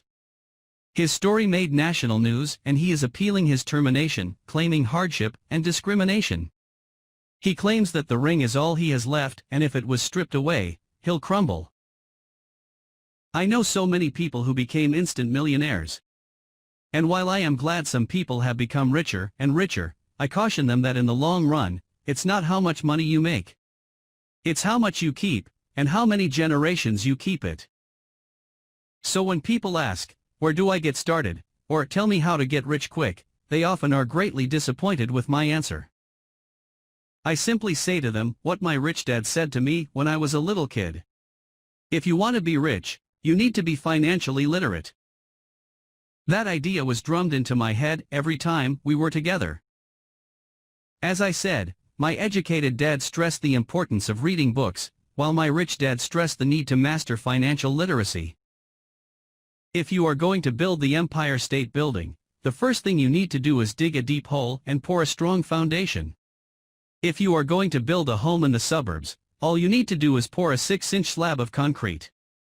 Most people, in their drive to get rich, are trying to build an Empire State Building on a 6-inch slab. Our school system, created in the agrarian age, still believes in homes with no foundation. Dirt floors are still the rage. So kids graduate from school with virtually no financial foundation. One day, sleepless and deep in debt in suburbia, living the American dream. They decide that the answer to their financial problems is to find a way to get rich quick. Construction on the skyscraper begins. It goes up quickly, and soon, instead of the Empire State Building, we have the Leaning Tower of suburbia. The sleepless nights return. As for Mike and me in our adult years, both of our choices were possible because we were taught to pour a strong financial foundation when we were just kids. Accounting is possibly the most confusing, boring subject in the world, but if you want to be rich long-term, it could be the most important subject. For Rich Dad, the question was how to take a boring and confusing subject and teach it to kids. The answer he found was to make it simple by teaching it in pictures. My rich dad poured a strong financial foundation for Mike and me. Since we were just kids, he created a simple way to teach us. For years, he only drew pictures and used few words. Mike and I understood the simple drawings, the jargon, the movement of money. And then in later years, Rich Dad began. Rich people acquire assets. The poor and middle class acquire liabilities that they think are assets. Adding numbers. Today, Mike has gone on to master much more complex and sophisticated accounting analysis because he had to in order to run his empire. I am not as sophisticated because my empire is smaller, yet we come from the same simple foundation. Over the following pages, I offer to you the same simple line drawings Mike's dad created for us. Though basic, those drawings helped guide two little boys in building great sums of wealth on a solid and deep foundation. Rule number 1, you must know the difference between an asset and a liability, and buy assets. If you want to be rich, this is all you need to know. It is rule number 1. It is the only rule. This may sound absurdly simple, but most people have no idea how profound this rule is. Most people struggle financially because they do not know the difference between an asset and a liability. Rich people acquire assets. The poor and middle class acquire liabilities that they think are assets, said Rich Dad. When Rich Dad explained this to Mike and me, we thought he was kidding. Here we were, nearly teenagers and waiting for the secret to getting rich, and this was his answer. It was so simple that we stopped for a long time to think about it. "What is an asset?" asked Mike. "Don't worry right now," said Rich Dad. "Just let the idea sink in. If you can comprehend the simplicity, your life will have a plan and be financially easy. It is simple. That is why the idea is missed." "You mean all we need to know is what an asset is, acquire them, and we'll be rich?" I asked. Rich Dad nodded his head. "It's that simple." "If it's that simple, how come everyone is not rich?" I asked. Rich Dad smiled. "Because people do not know the difference between an asset and a liability." I remember asking, how could adults be so misguided? If it is that simple, if it is that important, why would everyone not want to find out? It took Rich Dad only a few minutes to explain what assets and liabilities were. As an adult, I have difficulty explaining it to other adults. The simplicity of the idea escapes them because they have been educated differently. They were taught by other educated professionals, such as bankers, accountants, real estate agents, financial planners, and so forth. The difficulty comes in asking adults to unlearn, or become children again. An intelligent adult often feels it is demeaning to pay attention to simplistic definitions. Rich Dad believed in the KISS principle, keep it simple, stupid, or keep it super simple, so he kept it simple for us, and that made our financial foundation strong. So what causes the confusion? How could something so simple be so screwed up? Why would someone buy an asset that was really a liability? The answer is found in basic education. We focus on the word literacy and not financial literacy. What defines something to be an asset or a liability are not words. In fact, if you really want to be confused, look up the words asset and liability in the dictionary. I know. The definition may sound good to a trained accountant, but for the average person, it makes no sense. But we adults are often too proud to admit that something does not make sense. To us young boys, Rich Dad said, what defines an asset are not words, but numbers. And if you can read the numbers, you can tell an asset from a hole in the ground. In accounting, Rich Dad would say, it's not the numbers, but what the numbers are telling you. It's just like words. It's not the words, but the story the words are telling you. If you want to be rich, you've got to read and understand numbers. If I heard that once, I heard it 1,000 times from my rich dad. And I also heard, the rich acquire assets, and the poor and middle class acquire liabilities. Here is how to tell the difference between an asset and a liability. Most accountants and financial professionals do not agree with the definitions, but these simple drawings were the start of strong financial foundations for two young boys. The top part of the diagram is an income statement, often called a profit and loss statement. It measures income and expenses, money in and money out. The lower part of the diagram is a balance sheet.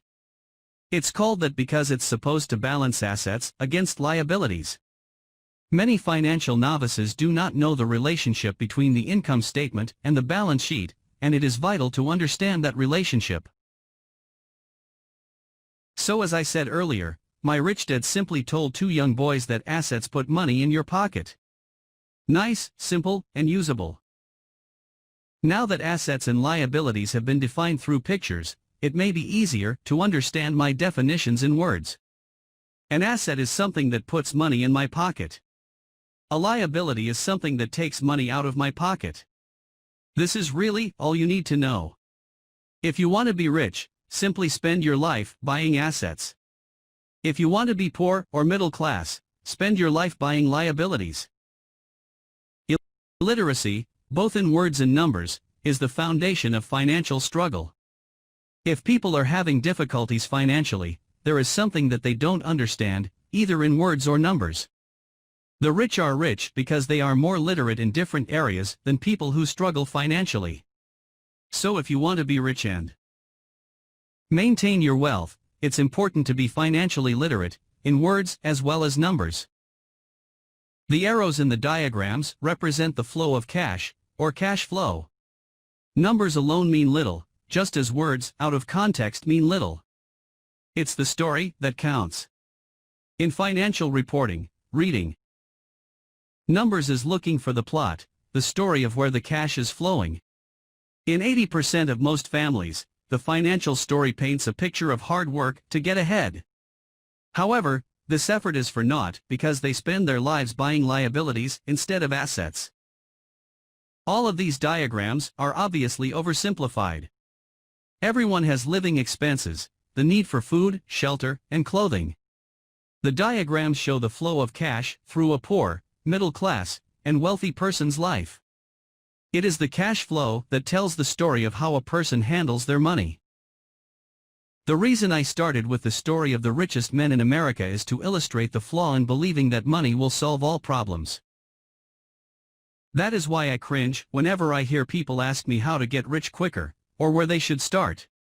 I often hear, "I'm in debt, so I need to make more money." But more money will often not solve the problem. In fact, it may compound the problem. Money often makes obvious our tragic human flaws, putting a spotlight on what we don't know. That is why, all too often, a person who comes into a sudden windfall of cash, let's say an inheritance, a pay raise, or lottery winnings, soon returns to the same financial mess, if not worse, than the mess they were in before.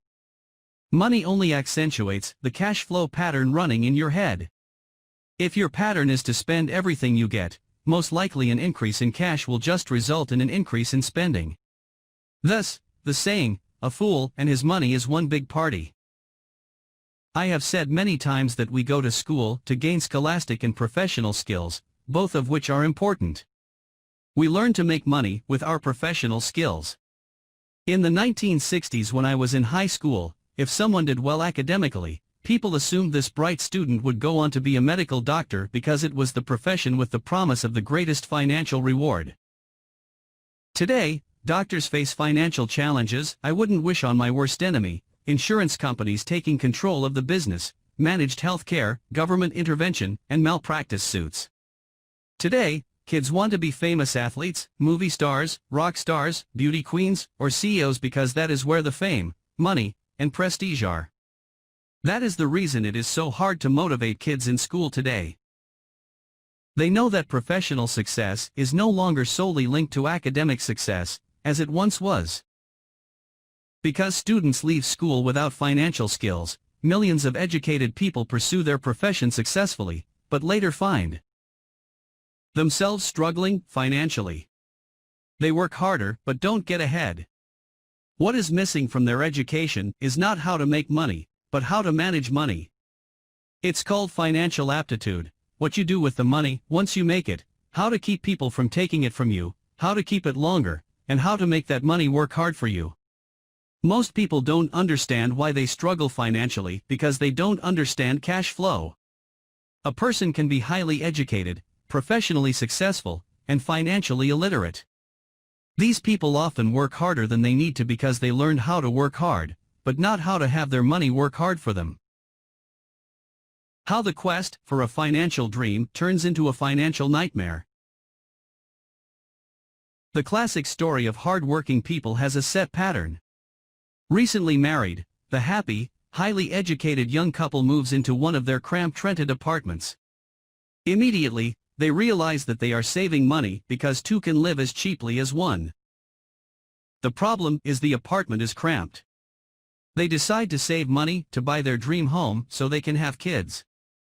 They now have two incomes, and they begin to focus on their careers. Their incomes begin to increase. The number one expense for most people is taxes. Many people think it's income tax, but for most Americans, their highest tax is Social Security. As an employee, it appears as if the Social Security tax combined with the Medicare tax rate is roughly 7.5%, but it's really 15% since the employer must match the Social Security amount. In essence, it is money the employer can't pay you. On top of that, you still have to pay income tax on the amount deducted from your wages for Social Security tax, income you never received because it went directly to Social Security through withholding. Going back to the young couple, as a result of their incomes increasing, they decide to buy the house of their dreams.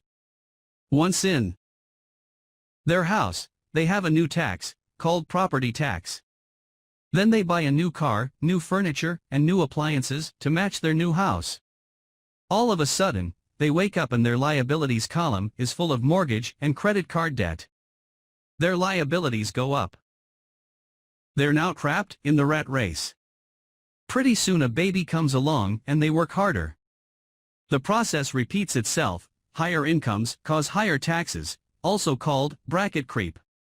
A credit card comes in the mail. They use it and max it out. A loan company calls and says their greatest asset, their home, has appreciated in value. Because their credit is so good, the company offers a bill consolidation loan and tells them the intelligent thing to do is clear off the high-interest consumer debt by paying off their credit card. And besides, interest on their home is a tax deduction. They go for it, and pay off those high-interest credit cards.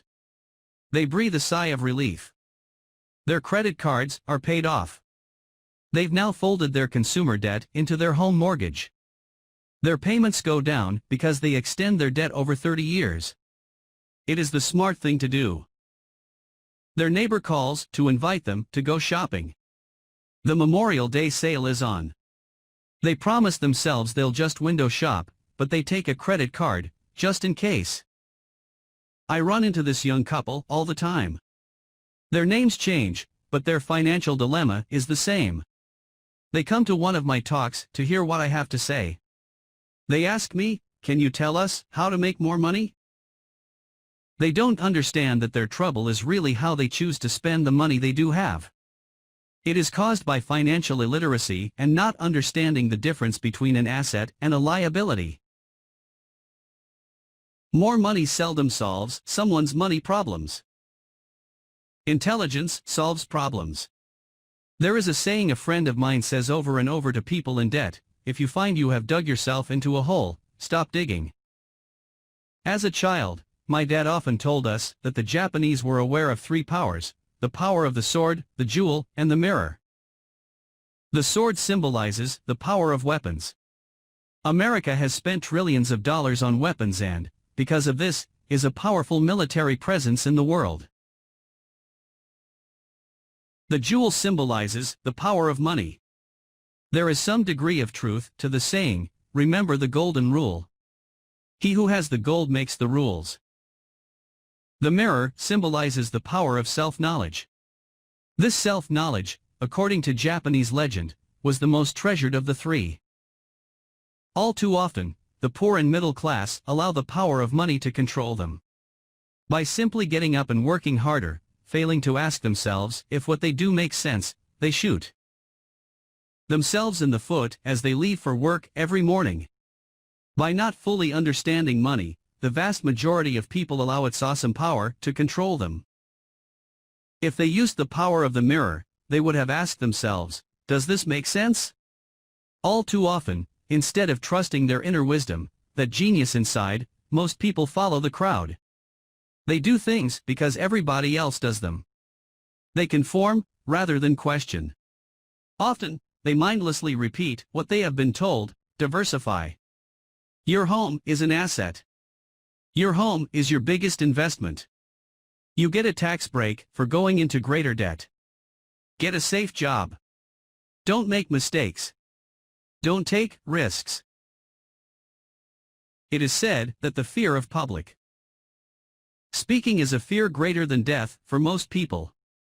According to psychiatrists, the fear of public speaking is caused by the fear of ostracism, the fear of standing out, the fear of criticism, the fear of ridicule, and the fear of being an outcast.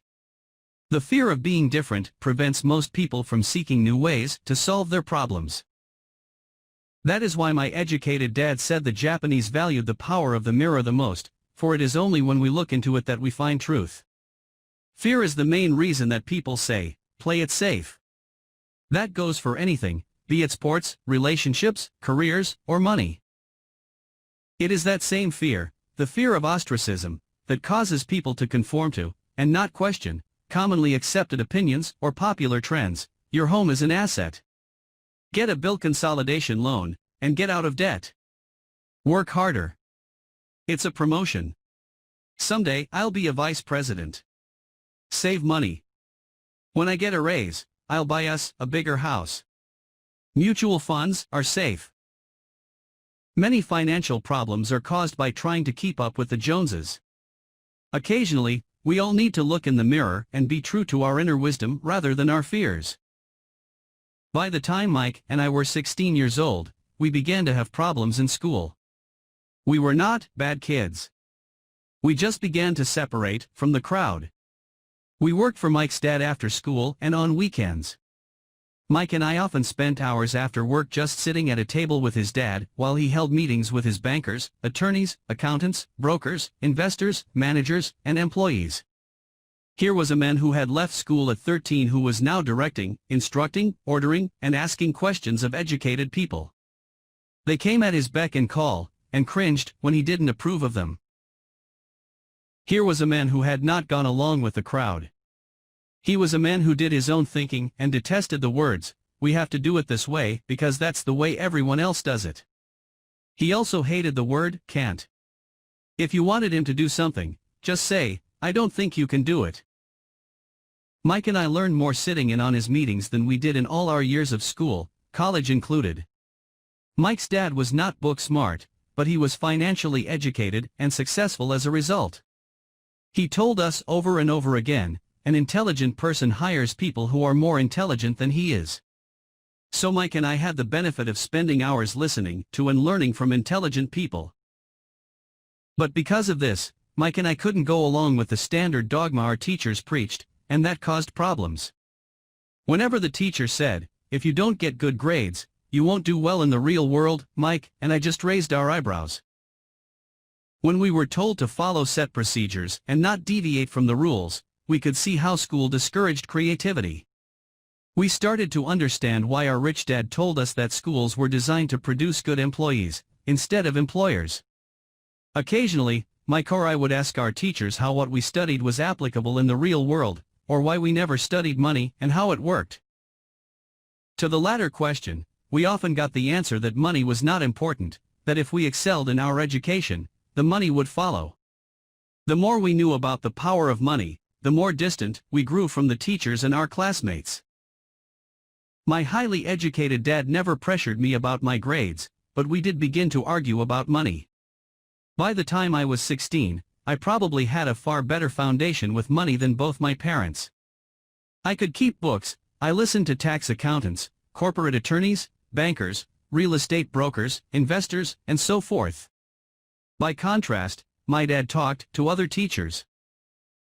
One day my dad told me that our home was his greatest investment. A not too pleasant argument took place when I showed him why I thought a house was not a good investment. The above diagram illustrates the difference in perception between my rich dad and my poor dad when it came to their homes. 1. Dad thought his house was an asset, and the other dad thought it was a liability. I remember when I drew the following diagram for my dad, showing him the direction of cash flow.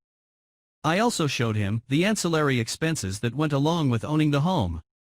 A bigger home meant bigger expenses, and the cash flow kept going out through the expense column. Today, people still challenge me on the idea of a house not being an asset. I know that for many people, it is their dream as well as their largest investment. And owning your own home is better than nothing. I simply offer an alternate way of looking at this popular dogma. If my wife and I were to buy a bigger, flashier house, we realize it wouldn't be an asset. It would be a liability since it would take money out of our pocket. So here is the argument I put forth. I really don't expect most people to agree with it because your home is an emotional thing, and when it comes to money, high emotions tend to lower financial intelligence. I know from personal experience that money has a way of making every decision emotional. When it comes to houses, most people work all their lives paying for a home they never. In other words, most people buy a new house every few years, each time incurring a new 30-year loan to pay off the previous one. Even though people receive a tax deduction for interest on mortgage payments, they pay for all their other expenses with after-tax dollars, even after they pay off their. My wife's parents were shocked when the property taxes on their home increased to $1,000 a month. This was after they had retired, so the increase put a strain on their retirement budget, and they felt forced to. Houses do not always go up, and I have friends who owe $1 million for a home that today would sell for far less. The greatest losses of all are those from missed. If all your money is tied up in your house, you may be forced to work harder because your money continues blowing out of the expense column, instead of adding to the asset column, the classic middle-class cash flow pattern. If a young couple would put more money into their asset column early on, their later years would be easier. Their assets would have grown and would be available to help cover expenses. All too often, a house only serves as a vehicle for incurring a home equity loan to pay for mounting expenses. In summary, the end result in making a decision to own a house that is too expensive in lieu of starting an investment portfolio impacts an individual in at least the following 3 ways. Loss of time, during which other assets could have grown in. Loss of additional capital, which could have been invested instead of paying for high-maintenance expenses related directly to the loss of. Too often, people count their house and savings and retirement plans as all they have in their asset column. Because they have no money to invest, they simply don't invest. This costs them investment experience. Most never become what the investment world calls a sophisticated investor. And the best investments are usually first sold to sophisticated investors, who then turn around and sell them to the people playing it safe. I am not saying don't buy a house. What I am saying is that you should understand the difference between an asset and a liability. When I want a bigger house, I first buy assets that will generate the cash flow to pay for the house. My educated dad's personal financial statement best demonstrates the life of someone caught in the rat race. His expenses match his income, never allowing him enough left over to invest in assets. As a result, his liabilities are larger than his assets. The following diagram on the left shows my poor dad's income statement. It is worth 1,000 words. It shows that his income and expenses are equal while his liabilities are larger than his assets. My rich dad's personal financial statement on the right reflects the results of a life dedicated to investing and minimizing liabilities. Why the rich get richer. A review of my rich dad's financial statement shows why the rich get richer. The asset column generates more than enough income to cover expenses, with the balance reinvested into the asset column. The asset column continues to grow and, therefore, the income it produces grows with it. The result is that the rich get richer. Why the middle class struggle? The middle class finds itself in a constant state of financial struggle. Their primary income is through their salary. As their wages increase, so do their taxes. Their expenses tend to increase in proportion to their salary increase, hence, the phrase, the rat race. They treat their home as their primary asset, instead of investing in income-producing assets. This pattern of treating your home as an investment, and the philosophy that a pay raise means you can buy a larger home or spend more, is the foundation of today's debt-ridden society. Increased spending throws families into greater debt and into more financial uncertainty, even though they may be advancing in their jobs and receiving raises on a regular basis.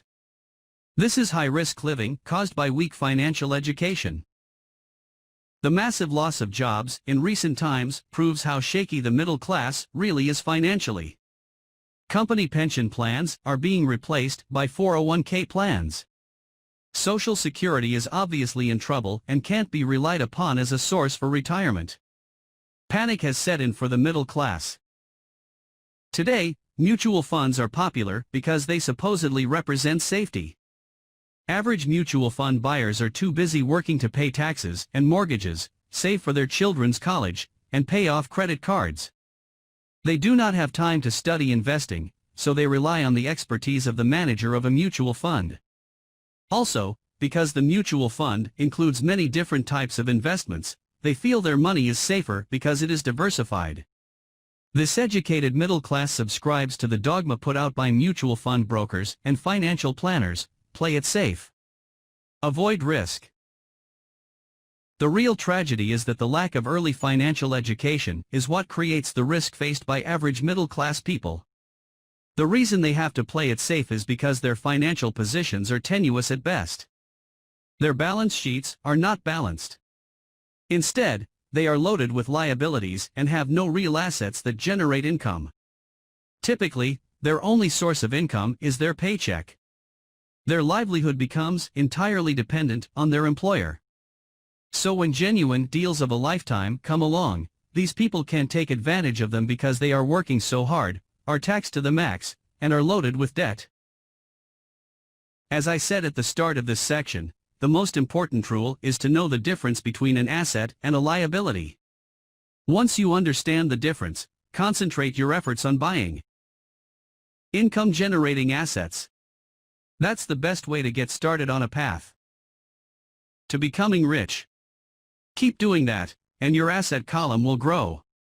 Keep liabilities and expenses down so more money is available to continue pouring into the asset column. Soon the asset base will be so deep that you can afford to look at more speculative investments, investments that may have returns of 100% to infinity. $5,000 investments that are soon turned into $1 million or more, investments that the middle class calls too risky. The investment is not risky for the financially literate. If you do what the masses do, you get the following picture. As an employee who is also a homeowner, your working efforts are generally as follows. The problem with simply working harder is that each of these three levels takes a greater share of your increased efforts. You need to learn how to have your increased efforts benefit you and your family directly. Once you have decided to concentrate on minding your own business, focusing your efforts on acquiring assets instead of a bigger paycheck, how do you set your goals? Most people must keep their job and rely on their wages to fund their acquisition of assets. As their assets grow, how do they measure the extent of their success? When does someone know that they are rich, that they have wealth? As well as having my own definitions for assets and liabilities, I also have my own definition for wealth. Actually, I borrowed it from a man named Buckminster Fuller. Some call him a quack, and others call him a genius. Years ago he got architects buzzing because he applied for a patent for something called a geodesic dome. But in the application, Fuller also said something about wealth. It was pretty confusing at first, but after reading it, it began to make some sense. Wealth is a person's ability to survive so many number of days forward, or, if I stopped working today, how long could I survive? Unlike net worth, the difference between your assets and liabilities, which is often filled with a person's expensive junk and opinions of what things are worth, this definition creates the possibility for developing a truly accurate measurement. I could now measure and know where I was in terms of my goal to become financially independent. Although net worth often includes non-cash producing assets, like stuff you bought that now sits in your garage, wealth measures how much money your money is making and, therefore, your financial survivability. Wealth is the measure of the cash flow from the asset column compared with the expense column. Let's use an example. Let's say I have cash flow from my asset column of $1,000 a month. And I have monthly expenses of $2,000. What is my wealth? Let's go back to Buckminster Fuller's definition. Using his definition, how many days forward can I survive? Assuming a 30-day month, I have enough cash flow for half a month.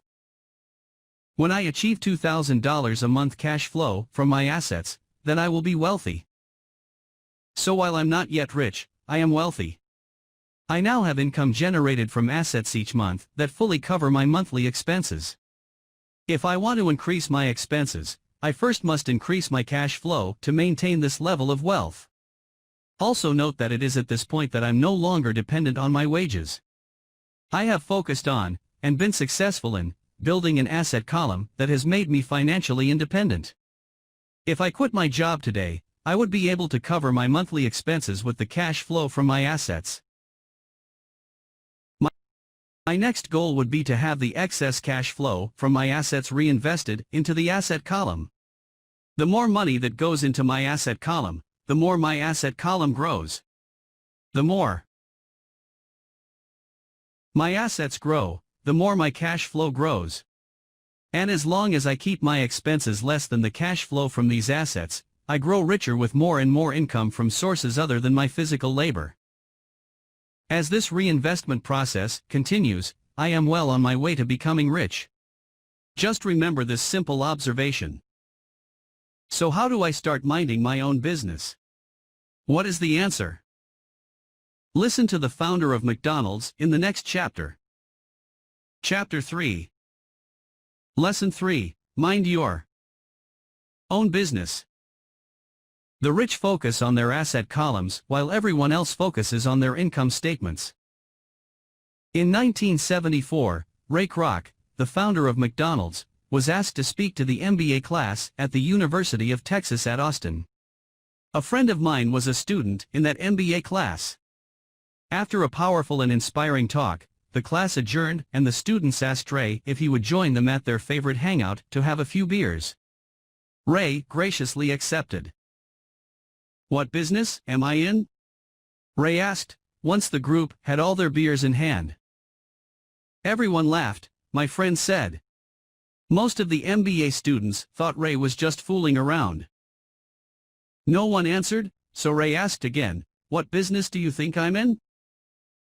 The students laughed again, and finally one brave soul yelled out, "Ray, who in the world doesn't know that you're in the hamburger business?" Ray chuckled. "That's what I thought you would say." He paused and then quickly added, "Ladies and gentlemen, I'm not in the hamburger business. My business is real estate."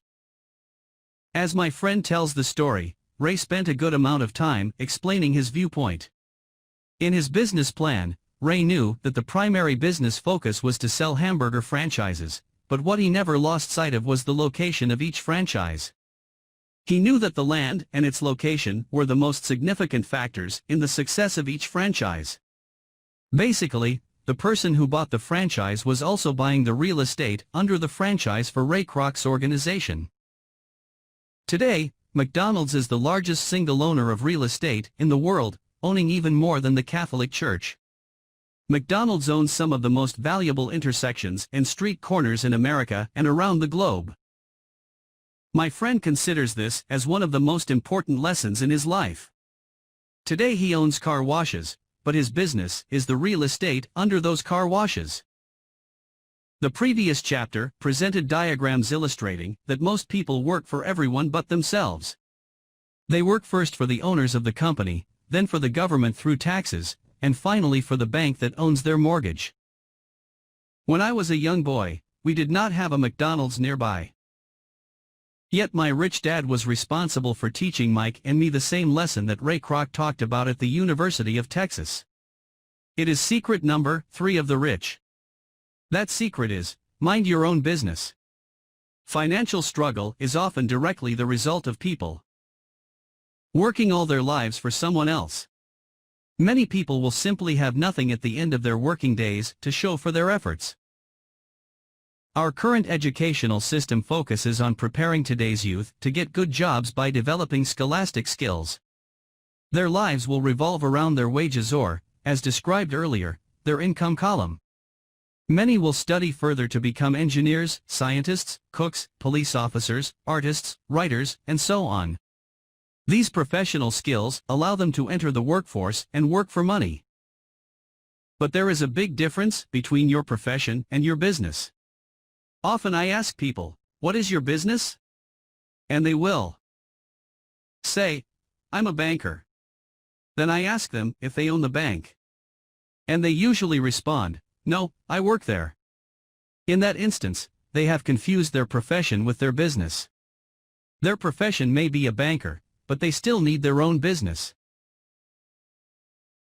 A problem with school is that you often become what you study. So if you study cooking, you become a chef. If you study the law, you become an attorney, and a study of auto mechanics makes you a mechanic. The mistake in becoming what you study is that too many people forget to mind their own business. They spend their lives minding someone else's business and making that person rich. To become financially secure, a person needs to mind their own business.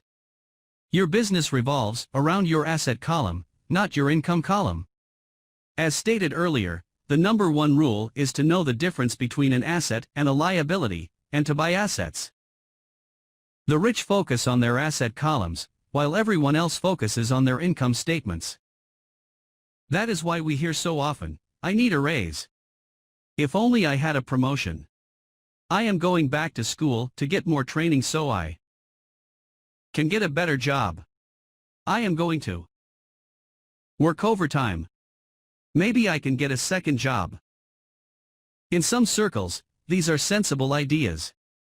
But you are still not minding your own business. These ideas all still focus on the income column and will only help a person become more financially secure if the additional money is used to purchase income-generating assets. The primary reason the majority of the poor and middle class are fiscally conservative, which means, "I can't afford to take risks," is that they have no financial foundation. They have to cling to their jobs and play it safe. When downsizing became the in thing to do, millions of workers found out their largest so-called asset, their home, was eating them alive. Their asset was costing them money every month. Their car, another asset, was eating them alive. The golf clubs in the garage that cost $1,000 were not worth $1,000 anymore. Without job security, they had nothing to fall back on. What they thought were assets could not help them survive in a time of financial crisis. I assume most of us have filled out a credit application to buy a house or a car. It's always interesting to look at the net worth section because of what accepted banking and accounting practices allow a person to count as assets. One day when I wanted a loan, my financial position did not look too good. So I added my new golf clubs, my art collection, books, electronics, Armani suits, wristwatches, shoes, and other personal effects to boost the number in the asset column. But I was turned down because I had too much investment real estate. The loan committee didn't like that I made so much money from rent. They wanted to know why I did not have a normal job with a salary. They did not question the Armani suits, golf clubs, or art collection. Life is sometimes tough when you do not fit the standard profile. I cringe every time I hear someone say to me that their net worth is $1 million or $100,000 or whatever. One of the main reasons net worth is not accurate is simply because, the moment you begin selling your assets, you are taxed for any gains. So many people have put themselves in deep financial trouble when they run short of income. To raise cash, they sell their assets. But their personal assets can generally be sold for only a fraction of the value that is listed on their personal balance sheet. Or if there is a gain on the sale of the assets, they are taxed on the gain. So again, the government takes its share, thus reducing the amount available to help them out of debt. That is why I say someone's net worth is often worth less than they think. Start minding your own business. Keep your daytime job, but start buying real assets, not liabilities or personal effects that have no real value once you get them home.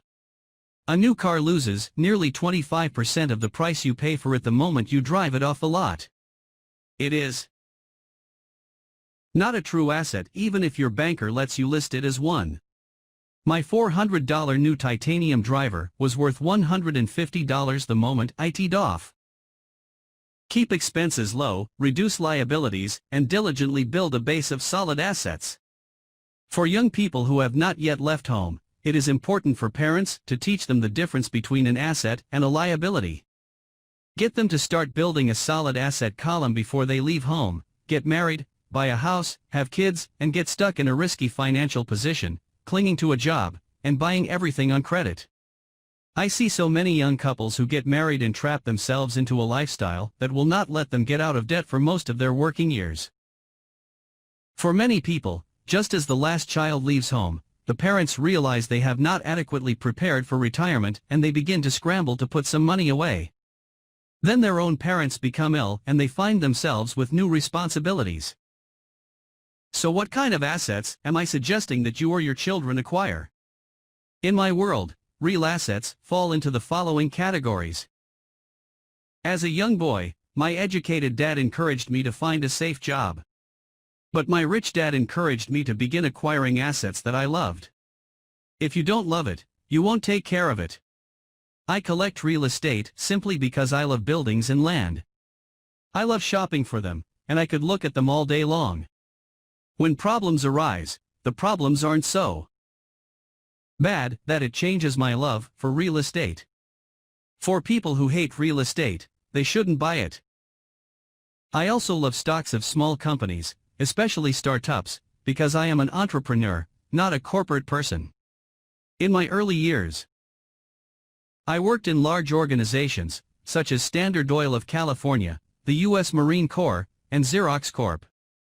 I enjoyed my time with those organizations and have fond memories, but I know deep down I am not a company man. I like starting companies, not running them. So my stock buys are usually of small companies. Sometimes I even start the company and take it public. Fortunes are made in new stock issues, and I love the game. Many people are afraid of small cap companies and call them risky, and they are. But that risk is diminished if you love what the investment is, understand it, and know the game. With small companies, my investment strategy is to be out of the stock in a year. On the other hand, my real estate strategy is to start small and keep trading up for bigger properties and, therefore, delay paying taxes on the gain. This allows the value to increase dramatically. I generally hold real estate less than 7 years. For years, even while I was with the Marine Corps and Xerox, I did what my rich dad recommended. I kept my day job, but I still minded my own business. I was active in my asset column, trading real estate and small stocks. Rich Dad always stressed the importance of financial literacy. The better I was at understanding the accounting and cash management, the better I would be at analyzing investments and eventually starting and building my own company. I don't encourage anyone to start a company unless they really want to. Knowing what I know about running a company, I wouldn't wish that task on anyone. There are times when people can't find employment and starting a company seems like the best solution. But the odds are against success. 9 out of 10 companies fail in 5 years. Of those that survive the first 5 years, 9 out of every 10 of those eventually fail as well. So only if you really have the desire to own your own company do I recommend it. Otherwise, keep your day job and mind your own business. When I say mind your own business, I mean to build and keep your asset column strong. Once a dollar goes into it, never let it come out. Think of it this way, once a dollar goes into your asset column, it becomes your employee. The best thing about money is that it works 24 hours a day and can work for generations. Keep your day job, be a great hard-working employee, but keep building that asset column. As your cash flow grows, you can indulge in some luxuries. An important distinction is that rich people buy luxuries last, while the poor and middle class tend to buy luxuries first. The poor and the middle class often buy luxury items like big houses, diamonds, furs, jewelry, or boats because they want to look rich. They look rich, but in reality they just get deeper in debt on credit. The old money people, the long-term rich, build their asset column first. Then the income generated from the asset column buys their luxuries. The poor and middle class buy luxuries with their own sweat, blood, and children's inheritance. A true luxury is a reward for investing in and developing a real asset. For example, when my wife Kim and I had extra money coming from our apartment houses, she went out and bought her Mercedes. It didn't take any extra work or risk on her part because the apartment house bought the car.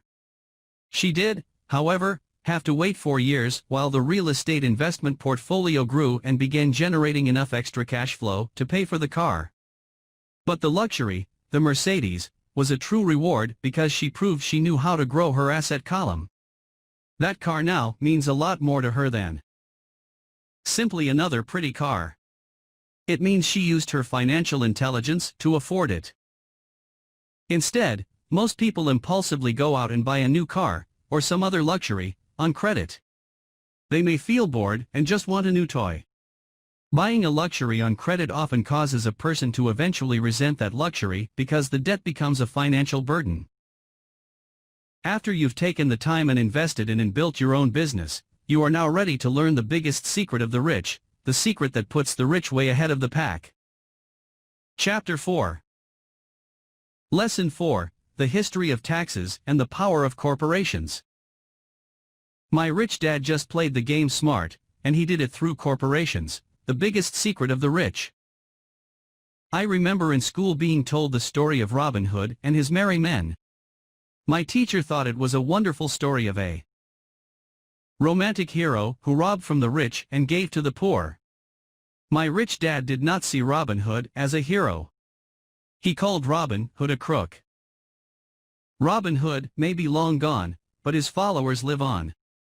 I often still hear people say, "Why don't the rich pay for it?" or "the rich should pay more in taxes and give it to the poor."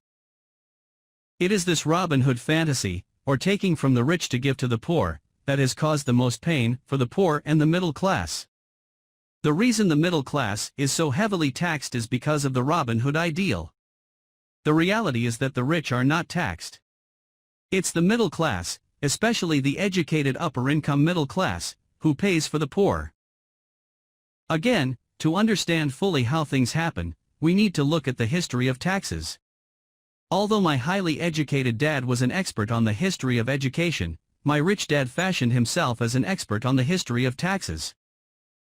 Rich Dad explained to Mike and me that originally, in England and America, there were no taxes. Occasionally, there were temporary taxes levied in order to pay for wars. The king or the president would put the word out and ask everyone to chip in.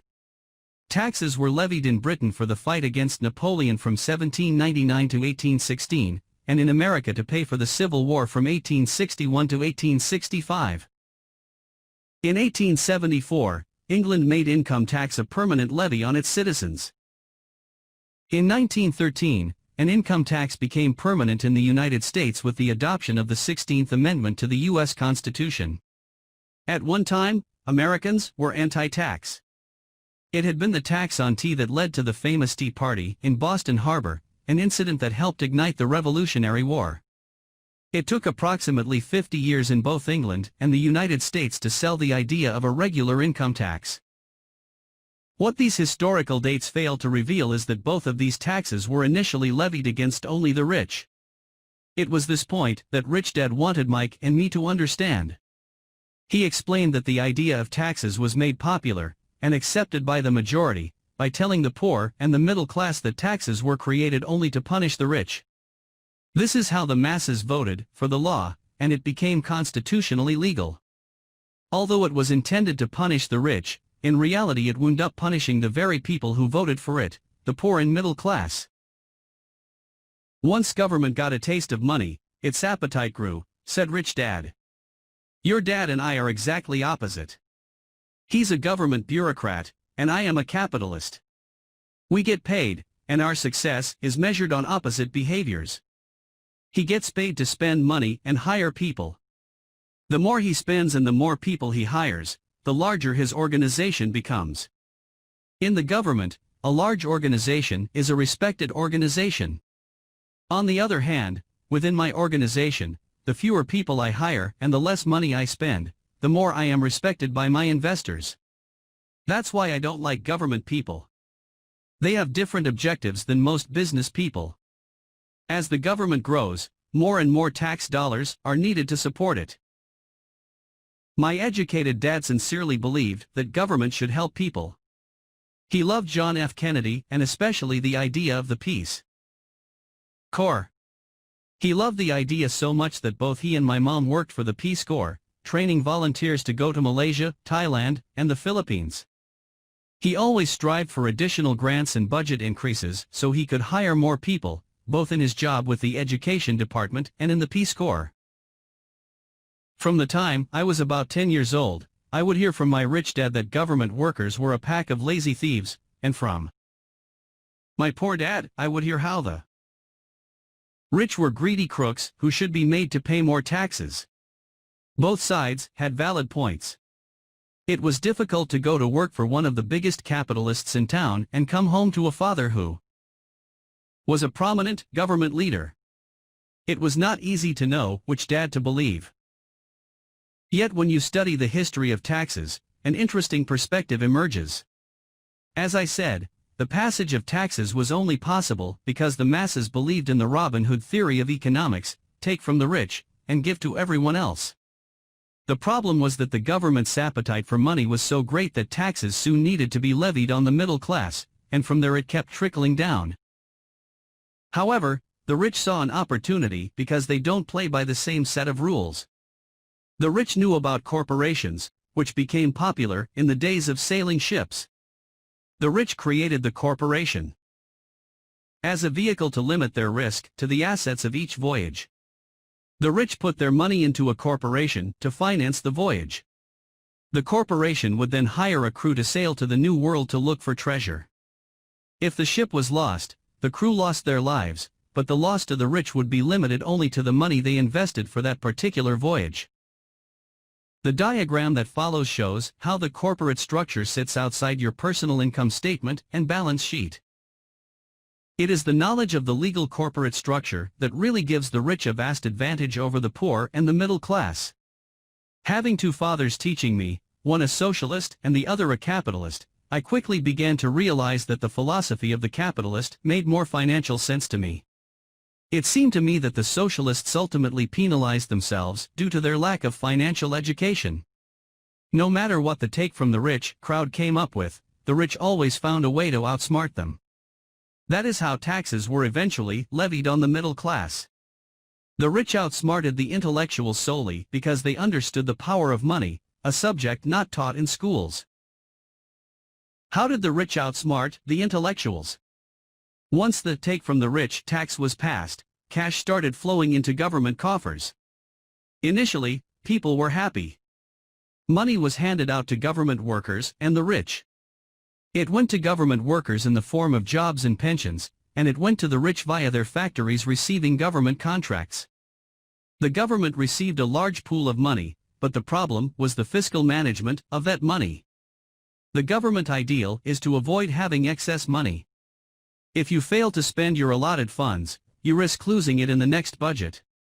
You would certainly not be recognized for being efficient. Business people, on the other hand, are rewarded for having excess money and are applauded for their efficiency. As this cycle of growing government spending continued, the demand for money increased, and the tax the rich idea was adjusted to include lower income levels, down to the very people who voted it in, the poor and the middle class. True capitalists used their financial knowledge to simply find an escape. They headed back to the protection of a corporation. But what many people who have never formed a corporation don't know is that a corporation is not really a thing. A corporation is merely a file folder with some legal documents in it, sitting in some attorney's office and registered with a state government agency. It's not a big building or a factory or a group of people. A corporation is merely a legal document that creates a legal body without a soul. Using it, the wealth of the rich was once again protected. It was popular because the income tax rate of a corporation is less than the individual income tax rates. In addition, certain expenses could be paid by a corporation with pre-tax dollars. This war between the haves and have-nots has raged for hundreds of years.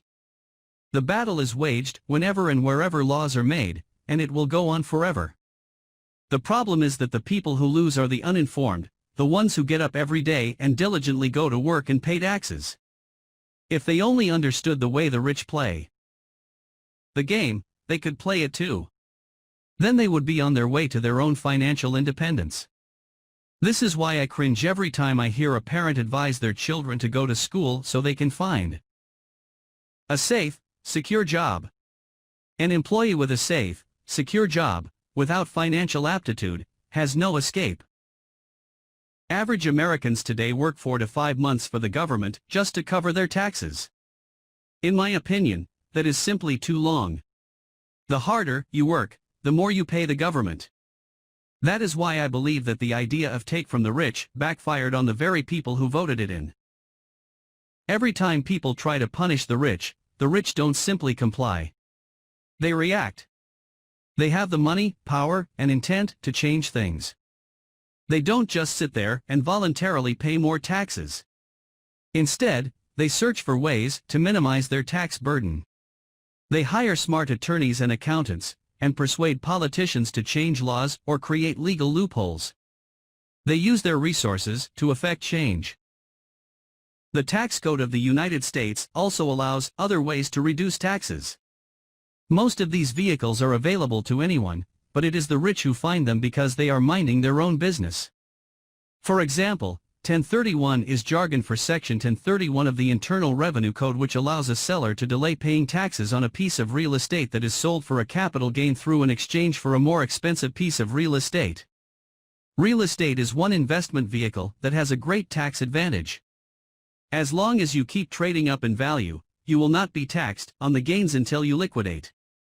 People who don't take advantage of these legal tax savings are missing a great opportunity to build their asset columns. The poor and middle class don't have the same resources. They sit there and let the government's needles enter their arm and allow the blood donation to begin. Today, I am constantly shocked at the number of people who pay more taxes, or take fewer deductions, simply because they are afraid of the government. I have friends who have had their businesses shut down and destroyed, only to find out it was a mistake on the part of the government. I realize all that. But the price of working from January to May is a high price to pay for that intimidation. My poor dad never fought back. My rich dad didn't either. He just played the game smarter, and he did it through corporations, the biggest secret of the rich. You may remember the first lesson I learned from my rich dad. I was a little boy of 9 who had to sit and wait for him to choose to talk to me. I sat in his office waiting for him to get to me. He was ignoring me on purpose. He wanted me to recognize his power and to desire to have that power for myself one day. During all the years I studied and learned from him, he always reminded me that knowledge is power. And with money comes great power. That requires the right knowledge to keep it and make it multiply. Without that knowledge, the world pushes you around. Rich Dad constantly reminded Mike and me that the biggest bully was not the boss or the supervisor, but the tax man. The tax man will always take more if you let him. The first lesson of having money work for you, as opposed to you working for money, is all about power. If you work for money, you give the power to your employer. If money works for you, you keep the power and control it. Once we had this knowledge of the power of money working for us, he wanted us to be financially smart and not let anyone or anything push us around. If you're ignorant, it's easy to be bullied. If you know what you're talking about, you have a fighting chance. That is why he paid so much for smart tax accountants and attorneys. It was less expensive to pay them than to pay the government. His best lesson to me was, be smart and you won't be pushed around as much. He knew the law because he was a law-abiding citizen and because it was expensive to not know the law. If you know you're right, you're not afraid of fighting back. Even if you are taking on Robin Hood and his band of merry men. My highly educated dad always encouraged me to land a good job with a strong corporation. He spoke of the virtues of working your way up the corporate ladder. He didn't understand that, by relying solely on a paycheck from a corporate employer, I would be a docile cow ready for milking. When I told my rich dad of my father's advice, he only chuckled. "Why not own the ladder?" was all he said. As a young boy, I did not understand what Rich Dad meant by owning my own corporation. It was an idea that seemed impossible and intimidating. Although I was excited by the idea, my inexperience wouldn't let me envision the possibility that grown-ups would someday work for a company I would own. The point is that, if not for my rich dad, I would have probably followed my educated dad's advice. It was merely the occasional reminder of my rich dad that kept the idea of owning my own corporation alive and kept me on a different path. By the time I was 15 or 16, I knew I wasn't going to continue down the path my educated dad recommended. I didn't know how I was going to do it, but I was determined not to head in the direction most of my classmates were heading. That decision changed my life. It was not until my mid-20s that my rich dad's advice began to make more sense to me. I was just out of the Marine Corps and working for Xerox. I was making a lot of money, but every time I looked at my paycheck, I was disappointed. The deductions were so large and, the more I worked, the greater they became. As I became more successful, my bosses talked about promotions and raises. It was flattering, but I could hear my rich dad asking in my ear, "Who are you working for? Who are you making rich?" In 1974, while still an employee for Xerox, I formed my first corporation and began minding my own business. There were already a few assets in my asset column, but now I was determined to focus on making it bigger. Those paychecks, with all the deductions, made all the years of my rich dad's advice make total sense. I could see the future if I followed my educated dad's advice. Many employers feel that advising their workers to mind their own business is bad for business. But for me, focusing on my own business and developing assets made me a better employee because I now had a purpose. I came in early and worked diligently, amassing as much money as possible so I could invest in real estate. Hawaii was just set to boom, and there were fortunes to be made. The more I realized that we were in the beginning stages of a boom, the more Xerox machines I sold. The more I sold, the more money I made and, of course, the more deductions came out of my paycheck. It was inspiring. I wanted out of the employee trap so badly that I worked even harder so I could invest more. By 1978, I was consistently one of the top 5 salespeople at the company. I badly wanted out of the rat race.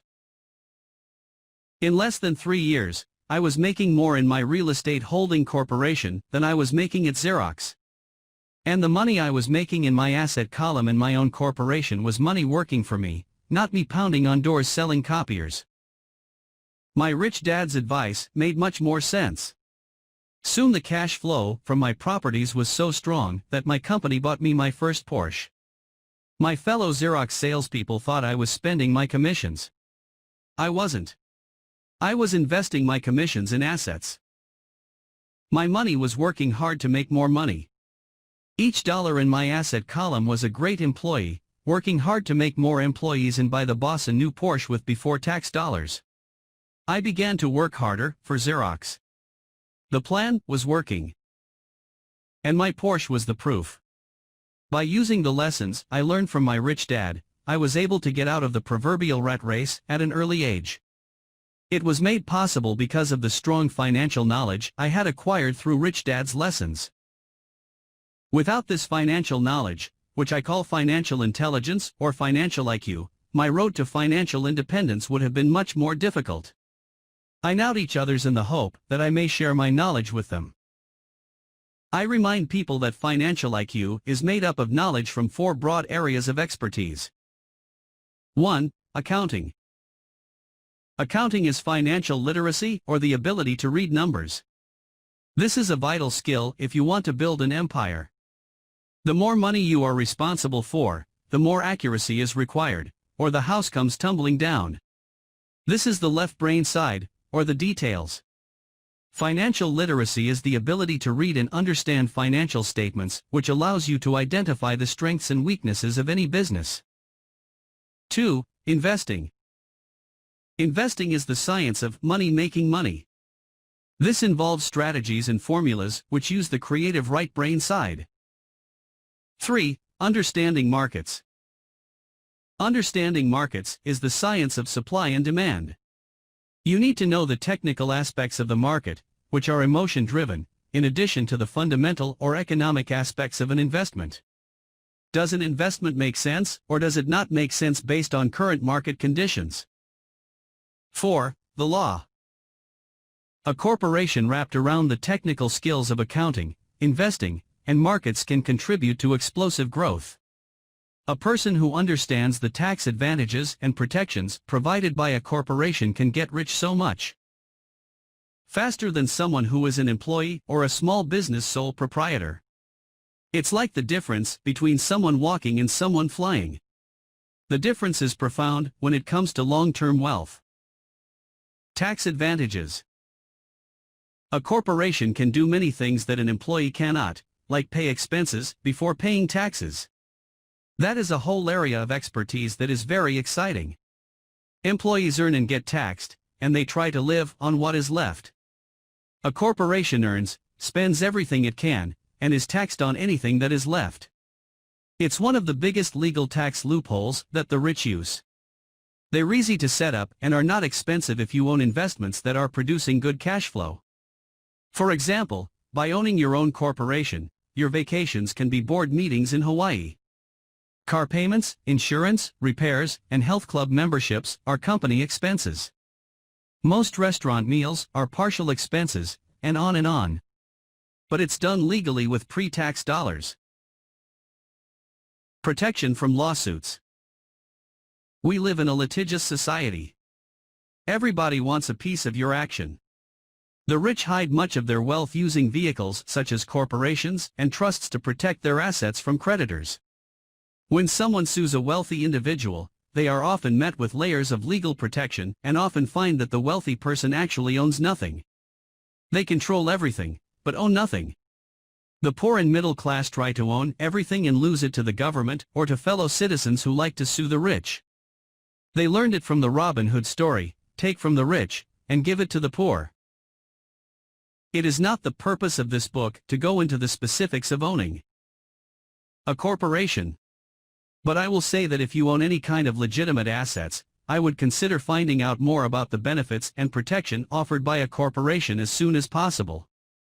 There are many books written on the subject that will detail the benefits and even walk you through the steps necessary to set up a corporation.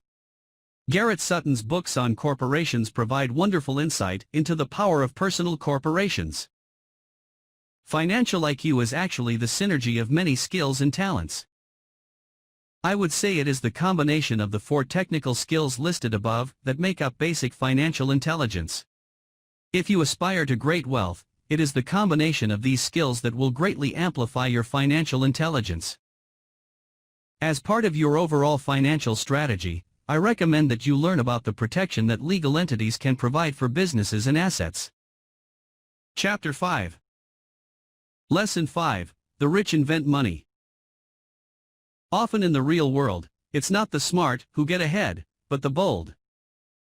Last night, I took a break from writing and watched a TV program on the history of a young man named Alexander Graham Bell. Bell had just patented his telephone and was having growing pains because the demand for his new invention was so strong. Needing a bigger company, he then went to the giant at that time, Western Union, and asked them if they would buy his patent in his tiny company. He wanted $100,000 for the whole package. The president of Western Union scoffed at him and turned him down, saying the price was ridiculous. The rest is history. A multi-billion-dollar industry emerged, and AT&T was born. The evening news came on right after the story of Alexander Graham Bell. On the news was a story of another downsizing at a local company. The workers were angry and complained that the company ownership was unfair. A terminated manager of about 45 years of age had his wife and 2 babies at the plant and was begging the guards to let him talk to the owners to ask if they would reconsider his termination. He had just bought a house and was afraid of losing it. The camera focused in on his pleading for all the world to see. Needless to say, it held my attention. I have been teaching professionally since 1984. It has been a great experience and a rewarding one. It is also a disturbing profession, for I have taught thousands of individuals and I see one thing in common in all of us, myself included. We all have tremendous potential, and we all are blessed with gifts. Yet the one thing that holds all of us back is some degree of self-doubt. It is not so much the lack of technical information that holds us back, but more the lack of self-confidence. Some are more affected than others. Once we leave school, most of us know that it is not so much a matter of college degrees or good grades that count. In the real world outside of academics, something more than just grades is required. I have heard it called many things: guts, chutzpah, balls, audacity, bravado, cunning, daring, tenacity, and brilliance.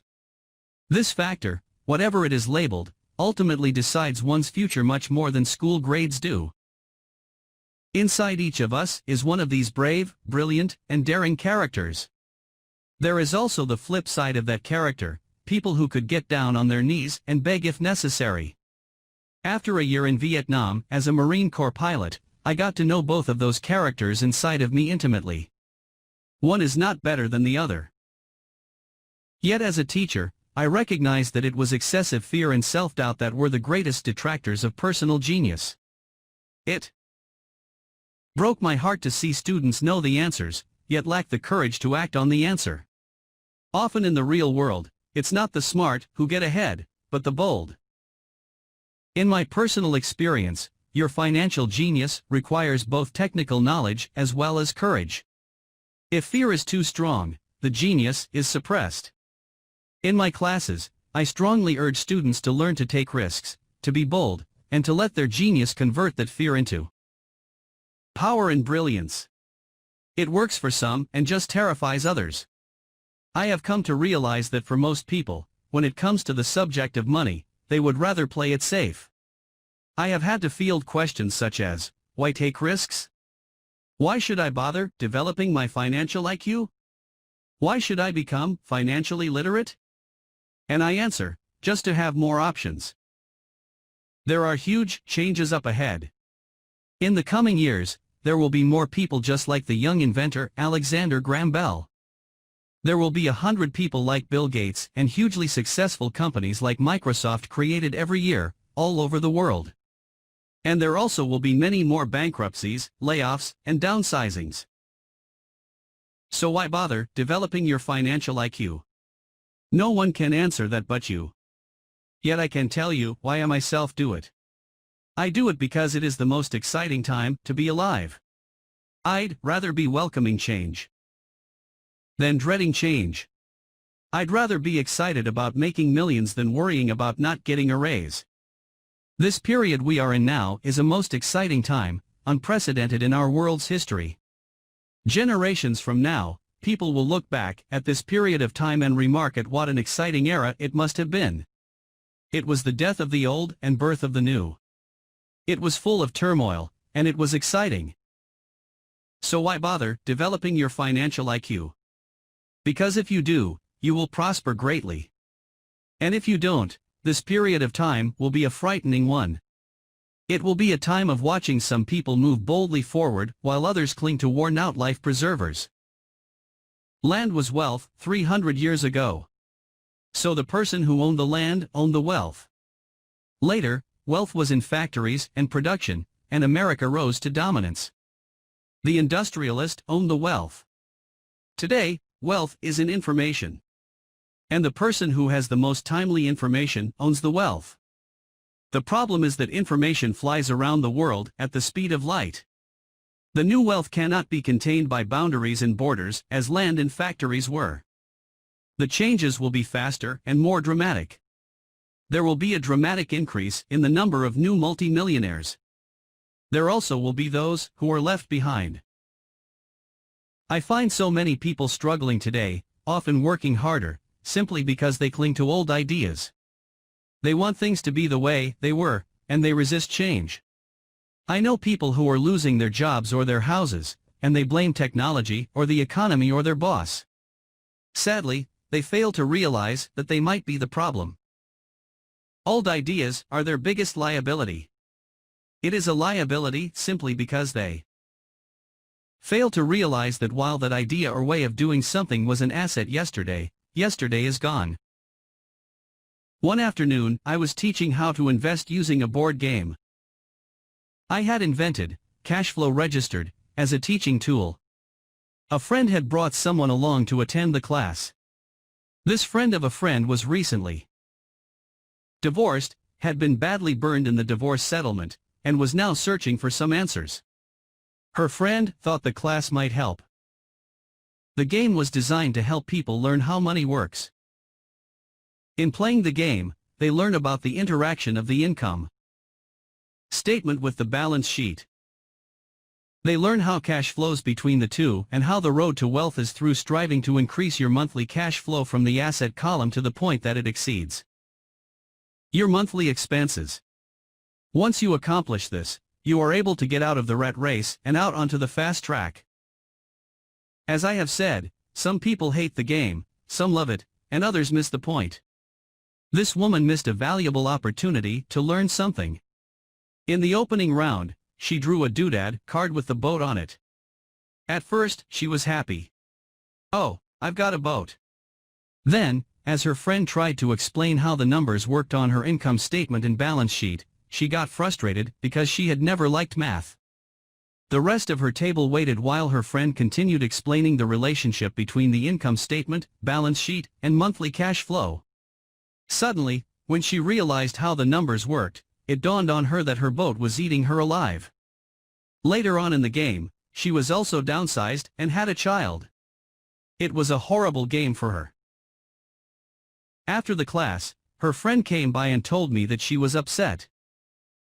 She had come to the class to learn about investing and did not like the idea that it took so long to play a silly game. Her friend attempted to tell her to look within herself to see if the game reflected her in any way. With that suggestion, the woman demanded her money back. She said that the very idea that a game could be a reflection of her was ridiculous. Her money was promptly refunded, and she left. Since 1984, I have made millions simply by doing what the school system does not do. In school, most teachers lecture. I hated lectures as a student. I was soon bored, and my mind would drift. In 1984, I began teaching via games and simulations, and I still rely on these tools today. I always encourage adult students to look at games as reflecting back to them what they know and what they need to learn. Most importantly, games reflect behavior. They are instant feedback systems.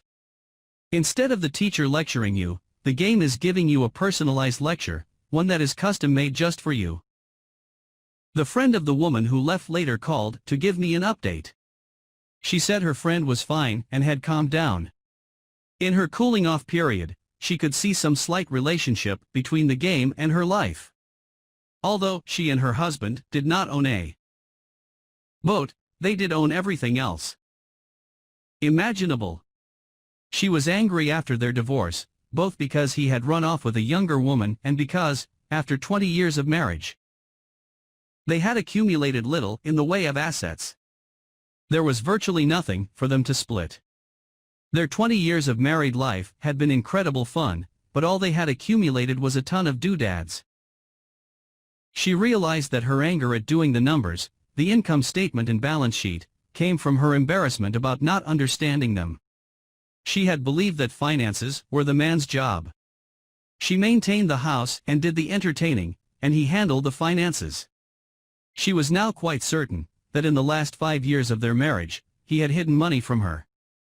She was angry at herself for not being more aware of where the money was going, as well as for not knowing about the other woman.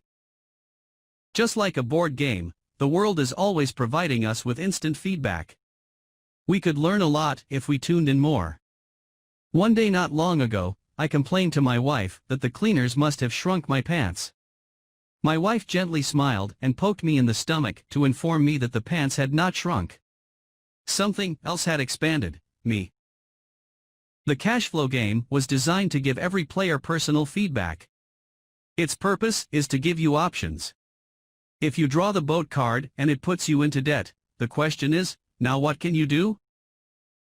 How many different financial options can you come up with? That is the purpose of the game, to teach players to think and create new and various financial options. Thousands of people throughout the world have played this game. The players who get out of the rat race the quickest are the people who understand numbers and have creative financial minds. They recognize different financial options. Rich people are often creative and take calculated risks. People who take the longest are people who are not familiar with numbers and often do not understand the power of investing. Some people playing cash flow gain lots of money in the game, but they don't know what to do with. Even though they have money, everyone else seems to be getting ahead of them. And that is true in real life. There are a lot of people who have a lot of money and do not get ahead financially. Limiting your options is the same as hanging on to old ideas. I have a friend from high school who now works at 3 jobs. Years ago, he was the richest of all my classmates. When the local sugar plantation closed, the company he worked for went down with the plantation. In his mind, he had but one option, and that was the old option: work hard. The problem was that he couldn't find an equivalent job that recognized his seniority from the old company. As a result, he is overqualified for the jobs he currently has, so his salary is lower. He now works 3 jobs to earn enough to survive. I have watched people playing cash flow complain that the right opportunity cards are not coming their way. So they sit there. I know people who do that in real life. They wait for the right opportunity. I have watched people get the right opportunity card and then not have enough money. Then they complain that they would have gotten out of the rat race if they had had more money. So they sit there. I know people in real life who do that also. They see all the great deals, but they have no money. And I have seen people pull a great opportunity card, read it out loud, and have no idea that it is a great opportunity. They have the money, the time is right, they have the card, but they can't see the opportunity staring them in the face. They fail to see how it fits into their financial plan for escaping the rat race. And I know more people like that than all the others combined. Most people have an opportunity of a lifetime flash right in front of them, and they fail to see it. A year later, they find out about it, after everyone else got rich. Financial intelligence is simply having more options. If the opportunities aren't coming your way, what else can you do to improve your financial position? If an opportunity lands in your lap and you have no money and the bank won't talk to you, what else can you do to get the opportunity to work in your favor? If your hunch is wrong, and what you've been counting on doesn't happen, how can you turn a lemon into millions? That is financial intelligence. It is not so much what happens, but how many different financial solutions you can think of to turn a lemon into millions. It is how creative you are in solving financial problems. Most people only know one solution: work hard, save, and borrow. So why would you want to increase your financial intelligence? Because you want to be the kind of person who creates your own luck. You take whatever happens and make it better. Few people realize that luck is created, just as money is. And if you want to be luckier and create money instead of working hard, then your financial intelligence is important. If you are the kind of person who is waiting for the right thing to happen, you might wait for a long time. It's like waiting for all the traffic lights to be green for 5 miles before you'll start your trip. As young boys, Mike and I were constantly told by my rich dad that money is not real. Rich Dad occasionally reminded us of how close we came to the secret of money on that first day we got together and began making money out of plaster of Paris. The poor and middle class work for money, he would say. The rich make money. The more real you think money is, the harder you will work for it. If you can grasp the idea that money is not real, you will grow richer faster. What is it? Was a question Mike and I often came back with. What is money if it is not real? What we agree it is, was all Rich Dad would say. The single most powerful asset we all have is our mind. If it is trained well, it can create enormous wealth seemingly instantaneously. An untrained mind can also create extreme poverty that can crush a family for generations. In the information age, money is increasing exponentially. A few individuals are getting ridiculously rich from nothing, just ideas and agreements. If you ask many people who trade stocks or other investments for a living, they see it done all the time. Often, millions can be made instantaneously from nothing. And by nothing, I mean no money was exchanged. It is done via agreement, a hand signal in a trading pit, a blip on a trader's screen in Lisbon from a trader's screen in Toronto and back to Lisbon, a call to my broker to buy and a moment later to sell. Money did not change hands. Agreements did. So why develop your financial genius? Only you can answer that. I can tell you why I have been developing this area of my intelligence. I do it because I want to make money fast. Not because I need to, but because I want to. It is a fascinating, learning process. I develop my financial IQ because I want to participate in the fastest game and biggest game in the world. And in my own small way, I would like to be part of this unprecedented evolution of humanity, the era where humans work purely with their minds and not with their bodies. Besides, it is where the action is. It is what is happening. It's hip. It's scary. And it's fun. That is why I invest in my financial intelligence, developing the most powerful asset I have. I want to be with people moving boldly forward.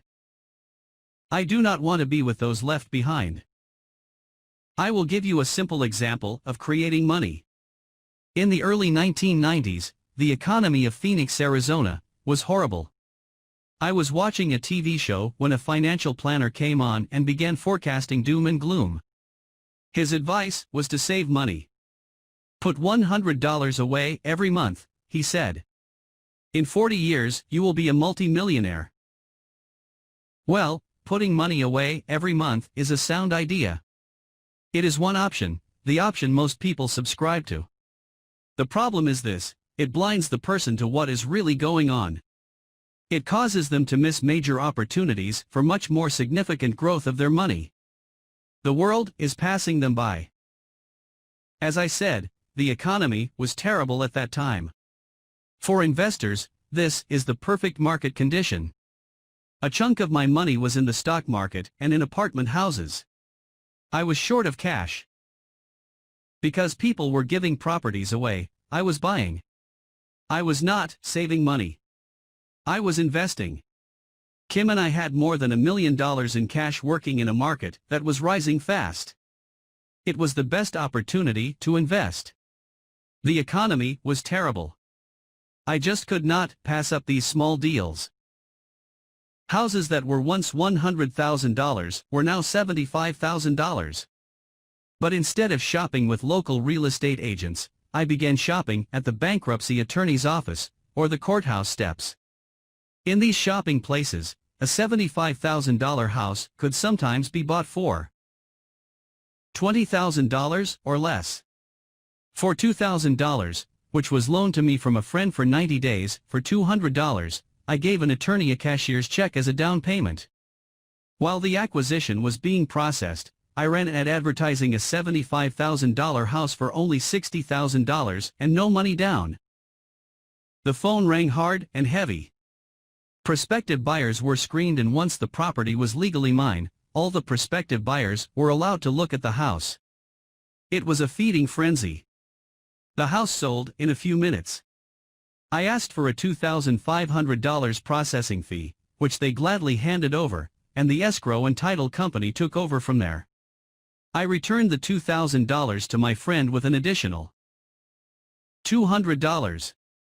He was happy, the home buyer was happy, the attorney was happy, and I was happy. I had sold a house for $60,000 that cost me $20,000. The $40,000 was created from money in my asset column in the form of a promissory note from the buyer. Total working time, 5 hours. So now that you are on your way to becoming more financially literate and skilled at reading numbers, I will show you why this is an example of money being invented. During this depressed market, Kim and I were able to do 6 of these simple transactions in our spare time. While the bulk of our money was in larger properties and the stock market, we were able to create more than $190,000 in assets, notes at 10% interest, in those 6 buy, create, and sell transactions. That comes to approximately $19,000 a year income, much of it sheltered through our private corporation. Much of that $19,000 a year goes to pay for our company cars, gas, trips, insurance, dinners with clients, and other things. By the time the government gets a chance to tax that income, it's been spent on legally allowed pre-tax expenses. This was a simple example of how money is invented, created, and protected using financial intelligence. Ask yourself, how long would it take to save $190,000? Would the bank pay you 10% interest on your money? And the promissory note is good for 30 years. I hope they never pay me the $190,000. I have to pay a tax if they pay me the principal, and besides, $19,000 paid over 30 years is a little over $500,000 in income. I have people ask what happens if the person doesn't pay. That does happen, and it's good news. That $60,000 home could be taken back and resold for $70,000, and another $2,500 collected as a loan processing fee. It would still be a zero-down transaction in the mind of the new buyer. And the process would go on. The first time I sold the house, I paid back the $2,000, so technically, I have no money in the transaction. My return on investment, ROI, is infinity. It's an example of no money making a lot of money. In the second transaction, when resold, I would have put $2,000 in my pocket and re-extended the loan to 30 years. What would my ROI be if I got paid money to make money? I do not know, but it sure beats saving $100 a month, which actually starts out as $150 because it's after-tax income for 40 years earning low interest. And again, you're taxed on the interest. That is not too intelligent. It may be safe, but it's not smart. A few years later, as the Phoenix real estate market strengthened, those houses we sold for $60,000 became worth $110,000. Foreclosure opportunities were still available, but became rare. It cost a valuable asset, my time, to go out looking for them. Thousands of buyers were looking for the few available deals. The market had changed. It was time to move on and look for other opportunities to put in the asset column. You can't do that here. That is against the law. You're lying. I hear those comments much more often than, can you show me how to do that? The math is simple. You do not need algebra or calculus. And the escrow company handles the legal transaction and the servicing of the payments. I have no roofs to fix or toilets to unplug because the owners do that. It's their house. Occasionally someone does not pay. And that is wonderful because there are late fees, or they move out and the property is sold again. The court system handles that. And it may not work in your area. The market conditions may be different.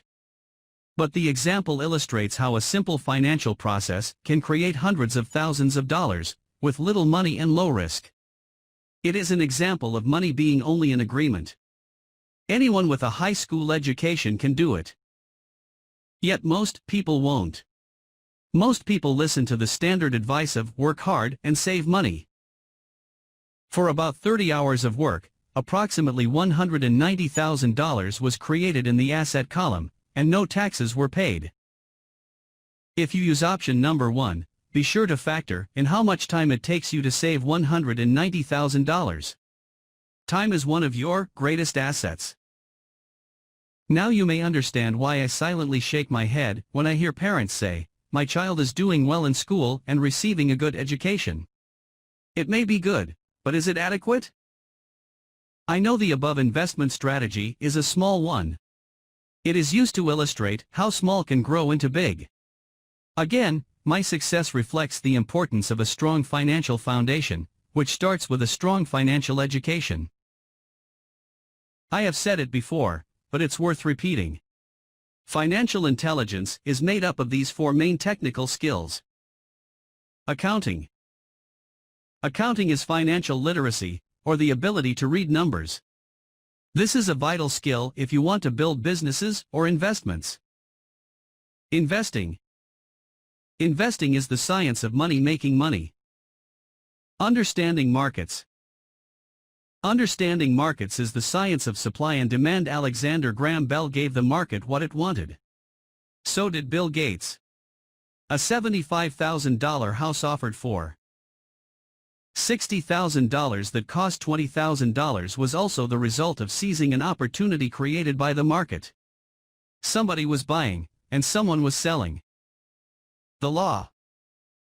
The law is the awareness of accounting corporate, state and federal regulations. I recommend playing by the rules. It is this basic foundation, or the combination of these skills, that is needed to be successful in the pursuit of wealth, whether it be through the buying of small homes, apartment buildings, companies, stocks, bonds, precious metals, baseball cards, or the like. A few years later, the real estate market rebounded and everyone else was getting in. The stock market was booming, and everyone was getting in. The US economy was getting back on its feet. I began selling and was now traveling to Peru, Norway, Malaysia, and the Philippines. The investment landscape had changed. We were no longer buying real estate. Now I just watch the values climb inside the asset column and will probably begin selling. I suspect that some of those 6 little house deals will sell and the $40,000 note will be converted to cash. I need to call my accountant to be prepared for cash and seek ways to shelter it. The point I would like to make is that investments come and go. The market goes up and comes down. Economies improve and crash. The world is always handing you opportunities of a lifetime, every day of your life, but all too often we fail to see them. But they are there. And the more the world changes and the more technology changes, the more opportunities there will be to allow you and your family to be financially secure for generations to come.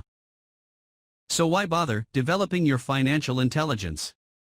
Again, only you can answer that. I know why I continue to learn and develop. I do it because I know there are changes coming. I'd rather welcome change than cling to the past. I know there will be market booms and market crashes. I want to continually develop my financial intelligence because, at each market change, some people will be on their knees begging for their jobs. Others, meanwhile, will take the lemons that life hands them, and we are all handed lemons occasionally, and turn them into millions. That's financial intelligence. I am often asked about the lemons I have turned into millions. I hesitate using many more examples of personal investments because I am afraid it comes across as bragging or tooting my own horn. That is not my intention.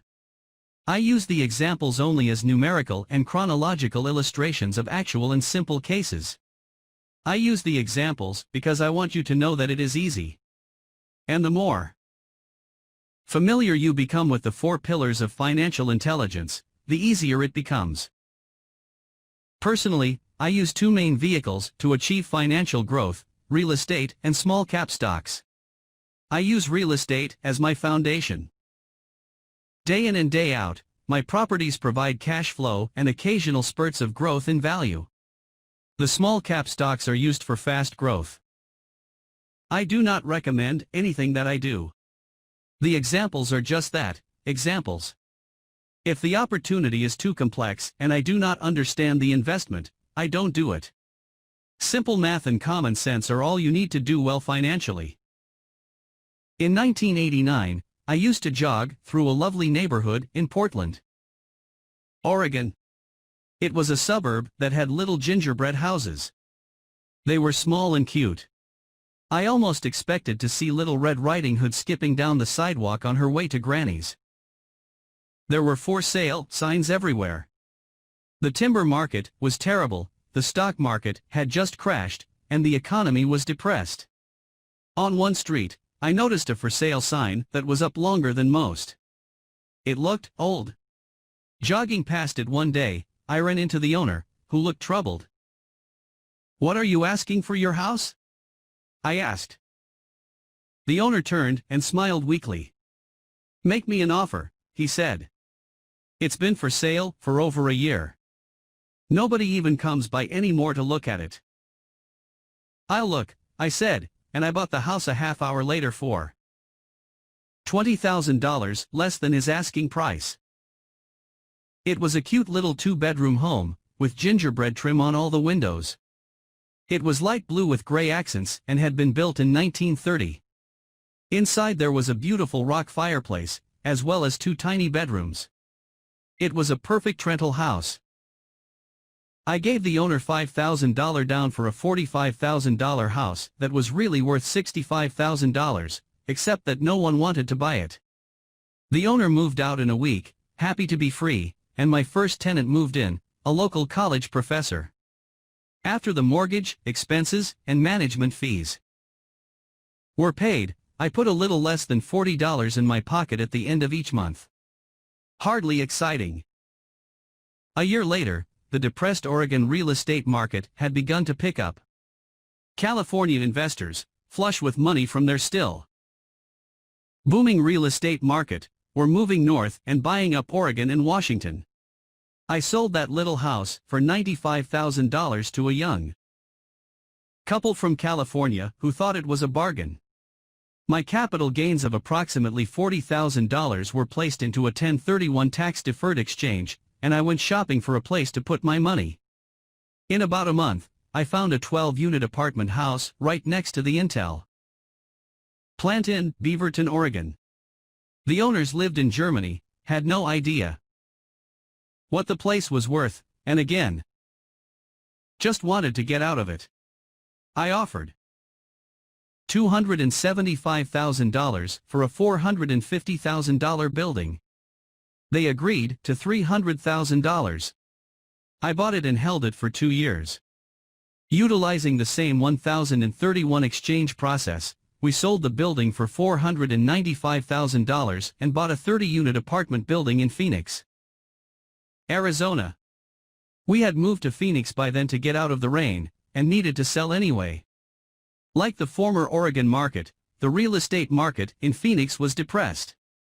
The price of the 30-unit apartment building in Phoenix was $875,000, with $225,000 down. The cash flow from the 30 units was a little over $5,000 a month. The Arizona market began moving up and, a few years later, a Colorado investor offered us $1.2 million for the property. The point of this example is how a small amount can grow into a large amount. Again, it is a matter of understanding financial statements, investment strategies, a sense of the market, and the laws. If people are not versed in these subjects, then obviously they must follow standard dogma, which is to play it safe, diversify, and only invest in secure investments. The problem with secure investments is that they are often sanitized, that is, made so safe that the gains are less. Most large brokerage houses will not touch speculative transactions in order to protect themselves and their clients. And that is a wise policy. The really hot deals are not offered to people who are novices. Often, the best deals that make the rich even richer are reserved for those who understand the game. It is technically illegal to offer speculative deals to someone who is considered not sophisticated, but of course it happens. The more sophisticated I get, the more opportunities come my way. Another case for developing your financial intelligence over a lifetime is simply that more opportunities are presented to you.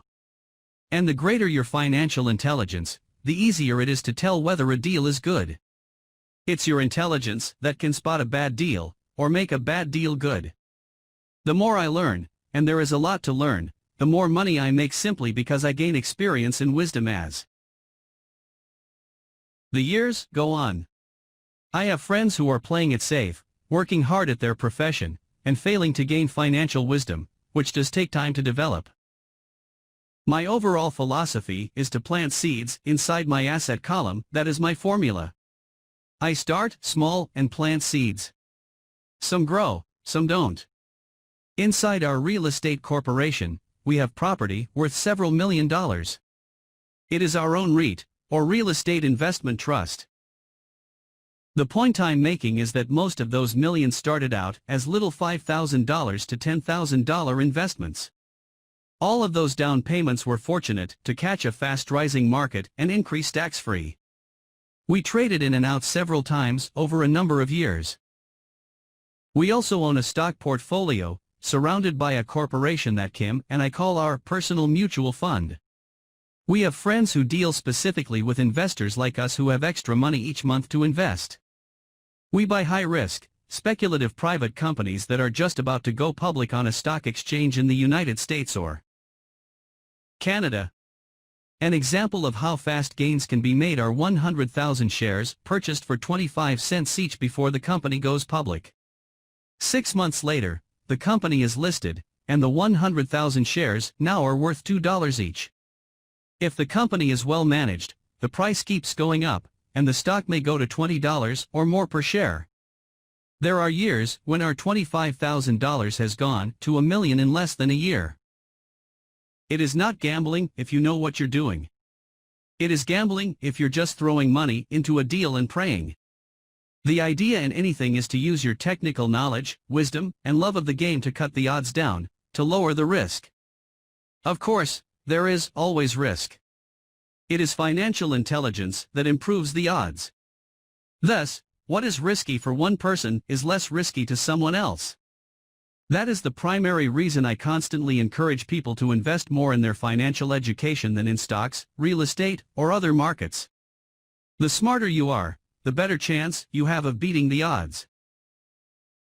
The stock plays I personally invested in were extremely high risk for most people and absolutely not recommended. I have been playing that game since 1979 and have paid more than my share in dues. But if you will reread why investments such as these are high risk for most people, you may be able to set your life up differently, so that the ability to take $25,000 and turn it into $1 million in a year is low risk for you. As stated earlier, nothing I have written is a recommendation. It is only used as an example of what is simple and possible. What I do is small potatoes in the grand scheme of things. Yet for the average individual, a passive income of more than $100,000 a year is nice and not hard to achieve. Depending on the market and how smart you are, it could be done in 5 to 10 years. If you keep your living expenses modest, $100,000 coming in as additional income is pleasant, regardless of whether you work. You can work if you like or take time off if you choose and use the government tax system in your favor, rather than against you. My personal basis is real estate. I love real estate because it's stable and slow-moving. I keep the base solid. The cash flow is fairly steady and, if properly managed, has a good chance of increasing in value. The beauty of a solid base of real estate is that it allows me to take greater risks, as I do with speculative stocks. If I make great profits in the stock market, I pay my capital gains tax on the gain and then reinvest what's left in real estate, again further securing my asset foundation. A last word on real estate: I have traveled all over the world and taught investing. In every city, I hear people say you cannot buy real estate cheap. That is not my experience. Even in New York or Tokyo, or just on the outskirts of the city, prime bargains are overlooked by most people. In Singapore, with their high real estate prices, there are still bargains to be found within a short driving distance. So whenever I hear someone say, "You can't do that here," pointing at me, I remind them that maybe the real statement is, "I don't know how to do that here, yet." Great opportunities are not seen with your eyes. They are seen with your mind. Most people never get wealthy simply because they are not trained financially to recognize opportunities right in front of them. I am often asked, how do I start? In the final chapter of this book, I offer 10 steps that I followed on the road to my financial freedom. But always remember to have fun. When you learn the rules and the vocabulary of investing and begin to build your asset column, I think you'll find that it's as fun a game as you've ever played. Sometimes you win and Sometimes you learn. But have fun. Most people never win because they're more afraid of losing. That is why I found school so silly. In school we learn that mistakes are bad, and we are punished for making them. Yet if you look at the way humans are designed to learn, we learn by making mistakes. We learn to walk by falling down. If we never fell down, we would never walk. The same is true for learning to ride a bike. I still have scars on my knees, but today I can ride a bike without thinking. The same is true for getting rich. Unfortunately, the main reason most people are not rich is because they are terrified of losing. Winners are not afraid of losing. But losers are. Failure is part of the process of success. People who avoid failure also avoid success. I look at money much like my game of tennis. I play hard, make mistakes, correct, make more mistakes, correct, and get better. If I lose the game, I reach across the net, shake my opponent's hand, smile, and say, "See you next Saturday." There are two kinds of investors. The first and most common type is a person who buys a packaged investment. They call a retail outlet, such as a real estate company, a stockbroker, or a financial planner, and they buy it could be a mutual fund, a REIT, a stock, or a bond. It is a clean and simple way of investing. An analogy would be a shopper who goes to a computer store and buys a computer right off the shelf. The second type is an investor who creates. This investor usually assembles a deal in the same way a person who buys components builds a computer. I do not know the first thing about putting components of a computer together, but I do know how to put pieces of opportunities together, or know people who know how. It is this second type of investor who is the more professional investor. Sometimes it may take years for all the pieces to come together. And sometimes they never do. It's this second type of investor that my rich dad encouraged me to be. It is important to learn how to put the pieces together, because that is where the huge wins reside, and sometimes some huge losses if the tide goes against you. If you want to be the second type of investor, you need to develop three main skills. Find an opportunity that everyone else you see with your mind what others miss with their eyes. For example, a friend bought this rundown old house. It was spooky to look at. Everyone wondered why he bought it. What he saw that we did not was that the house came with 4 extra empty lots. He discovered that after going to the title company. After buying the house, he tore the house down and sold the 5 lots to a builder for 3 times what he paid for the entire package. He made $75,000 for 2 months of work. It's not a lot of money, but it sure beats minimum wage. And it's not technically difficult. Raise. The average person only goes to the bank.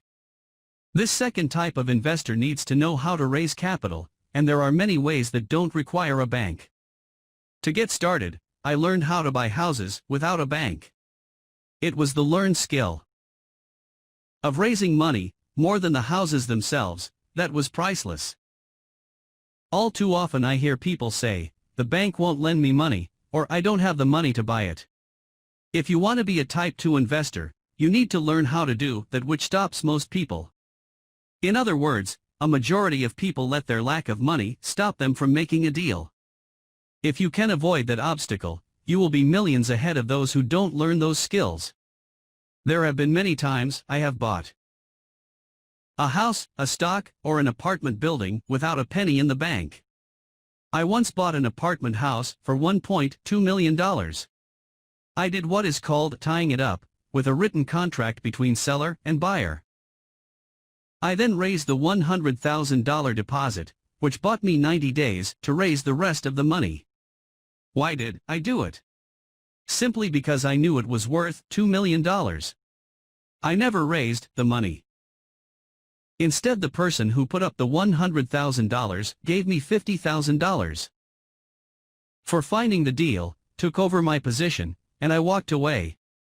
Total working time, 3 days. Again, it's what you know more than what you buy. Investing is not buying. It's more a case of knowing. Organize smart. Intelligent people are those who work with or hire a person who is more intelligent than they are. When you need advice, make sure you choose your advisor wisely. There is a lot to learn, but the rewards can be astronomical. If you do not want to learn those skills, then being a Type 1 investor is highly recommended. It is what you know that is your greatest wealth. It is what you do not know that is your greatest risk. There is always risk, so learn to manage risk instead of avoiding it. Chapter 6. Lesson 6, Work to learn, don't work for money. Job security meant everything to my educated dad. Learning meant everything to my rich dad. A few years ago, I granted an interview with a newspaper in Singapore. The young female reporter was on time, and the interview got underway immediately. We sat in the lobby of a luxurious hotel, sipping coffee and discussing the purpose of my visit to Singapore. I was to share the platform with Zig Ziglar. He was speaking on motivation, and I was speaking on the secrets of the rich. Someday, I would like to be a best-selling author like you, she said. I had seen some of the articles she had written for the paper, and I was impressed. She had a tough, clear style of writing. Her articles held a reader's interest. You have a great style, I said in reply. What holds you back from achieving your dream? My work does not seem to go anywhere, she said quietly. Everyone says that my novels are excellent, but nothing happens. So I keep my job with the paper. At least it pays the bills. Do you have any suggestions? Yes, I do, I said brightly. A friend of mine here in Singapore runs a school that trains people to sell. He runs sales training courses for many of the top corporations here in Singapore, and I think attending one of his courses would greatly enhance your career. She stiffened. Are you saying I should go to school to learn to sell? I nodded. You aren't serious, are you? Again, I nodded. What is wrong with that? I was now backpedaling. She was offended by something, and now I was wishing I had not said anything. In my attempt to be helpful, I found myself defending my suggestion. I have a master's degree in English literature. Why would I go to school to learn to be a salesperson? I am a professional. I went to school to be trained in a profession so I would not have to be a salesperson. I hate salespeople. All they want is money. So tell me, I should study sales? She was packing her briefcase. The interview was over. On the coffee table sat a copy of an earlier best-selling book I wrote. I picked it up as well as the notes she had jotted down on her legal pad. Do you see this? I said, pointing to her notes. She looked down at her notes. What? She said, confused. Again, I pointed deliberately to her notes. On her pad she had written, Robert Kiyosaki, best-selling author.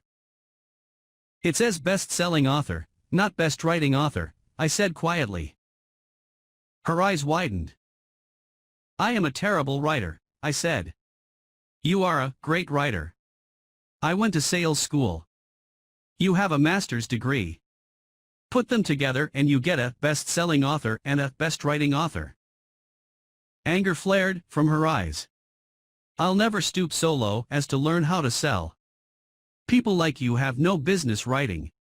I am a professionally trained writer and you are a salesman. It is not fair, she fumed. She put the rest of her notes away and hurried out through the large glass doors into the humid Singapore morning. At least, she gave me a fair and favorable write-up the next morning. The world is filled with smart, talented, educated, and gifted people. We meet them every day. They are all around us. A few days ago, my car was not running well. I pulled into a garage, and the young mechanic had it fixed in just a few minutes. He knew what was wrong by simply listening to the engine. I was amazed. I am constantly shocked at how little talented people earn. I have met brilliant, highly educated people who earn less than $20,000 a year. A business consultant who specializes in the medical trade was telling me how many doctors, dentists, and chiropractors struggle financially. All this time, I thought that when they graduated, the dollars would pour in. It was this business consultant who gave me the phrase, "They are one skill away from great wealth." What this phrase means is that most people need only to learn and master one more skill and their income would jump exponentially. I have mentioned before that financial intelligence is a synergy of accounting, investing, marketing, and law. Combine those four technical skills and making money with money is easier than most people would believe. When it comes to money, the only skill most people know is to work hard. The classic example of a synergy of skills was that young writer for the newspaper. If she diligently learned the skills of sales and marketing, her income would jump dramatically. If I were her, I would take some courses in advertising copywriting as well as sales. Then, instead of working at the newspaper, I would seek a job at an advertising agency. Even if it were a cut in pay, she would learn how to communicate in shortcuts that are used in successful advertising. She also would spend time learning public relations, an important skill. She would learn how to get millions in free publicity. Then, at night and on weekends, she could be writing her great novel. When it was finished, she would be better able to sell her book. Then, in a short while, she could be a best-selling author. When I came out with my first book, If You Want to Be Rich and Happy, Don't Go to School, a publisher suggested I change the title to The Economics of Education. I told the publisher that, with a title like that, I would sell 2 books, one to my family, and one to my best friend. The problem is that they would expect it for free. The obnoxious title, If You Want to Be Rich and Happy, Don't Go to School, was chosen because we knew it would get tons of publicity. I am pro-education and believe in education reform. If I were not pro-education, why would I continue to press for changing our antiquated educational system? So I chose a title that would get me on more TV and radio shows, simply because I was willing to be controversial. Many people thought I was a fruitcake, but the book sold and sold. When I graduated from the U.S. Merchant Marine Academy in 1969, my educated dad was happy. Standard Oil of California had hired me for its oil tanker fleet as a third mate. The pay was low compared with my classmates, but it was okay for a first real job after college. My starting pay was about $42,000 a year, including overtime, and I only had to work for 7 months. I had 5 months of vacation. If I had wanted to, I could have taken the run to Vietnam with a subsidiary shipping company and easily doubled my pay instead of taking 5 months of vacation. I had a great career ahead of me, yet I resigned after 6 months with the company and joined the Marine Corps to learn how to fly. My educated dad was devastated. Rich Dad congratulated me. In school and in the workplace, the popular opinion is the idea of specialization, that is, in order to make more money or get promoted, you need to specialize. That is why medical doctors immediately begin to seek a specialty such as orthopedics or pediatrics. The same is true for accountants, architects, lawyers, pilots, and others. My educated dad believed in the same dogma. That is why he was thrilled when he eventually achieved his doctorate. He often admitted that schools reward people who study more and more about less and less. Rich Dad encouraged me to do exactly the opposite. You want to know a little about a lot, was his suggestion. That is why for years I worked in different areas of his companies. For a while, I worked in his accounting department. Although I would probably never have been an accountant, he wanted me to learn via osmosis. Rich Dad knew I would pick up jargon and a sense of what is important and what is not. I also worked as a busboy and construction worker as well as in sales, reservations, and marketing. He was grooming Mike and me. That is why he insisted we sit in on the meetings with his bankers, lawyers, accountants, and brokers. He wanted us to know a little about every aspect of his empire. When I quit my high-paying job with Standard Oil, my educated dad had a heart-to-heart talk with me. He was bewildered. He could not understand my decision to resign from a career that offered high pay, great benefits, lots of time off, and opportunity for promotion.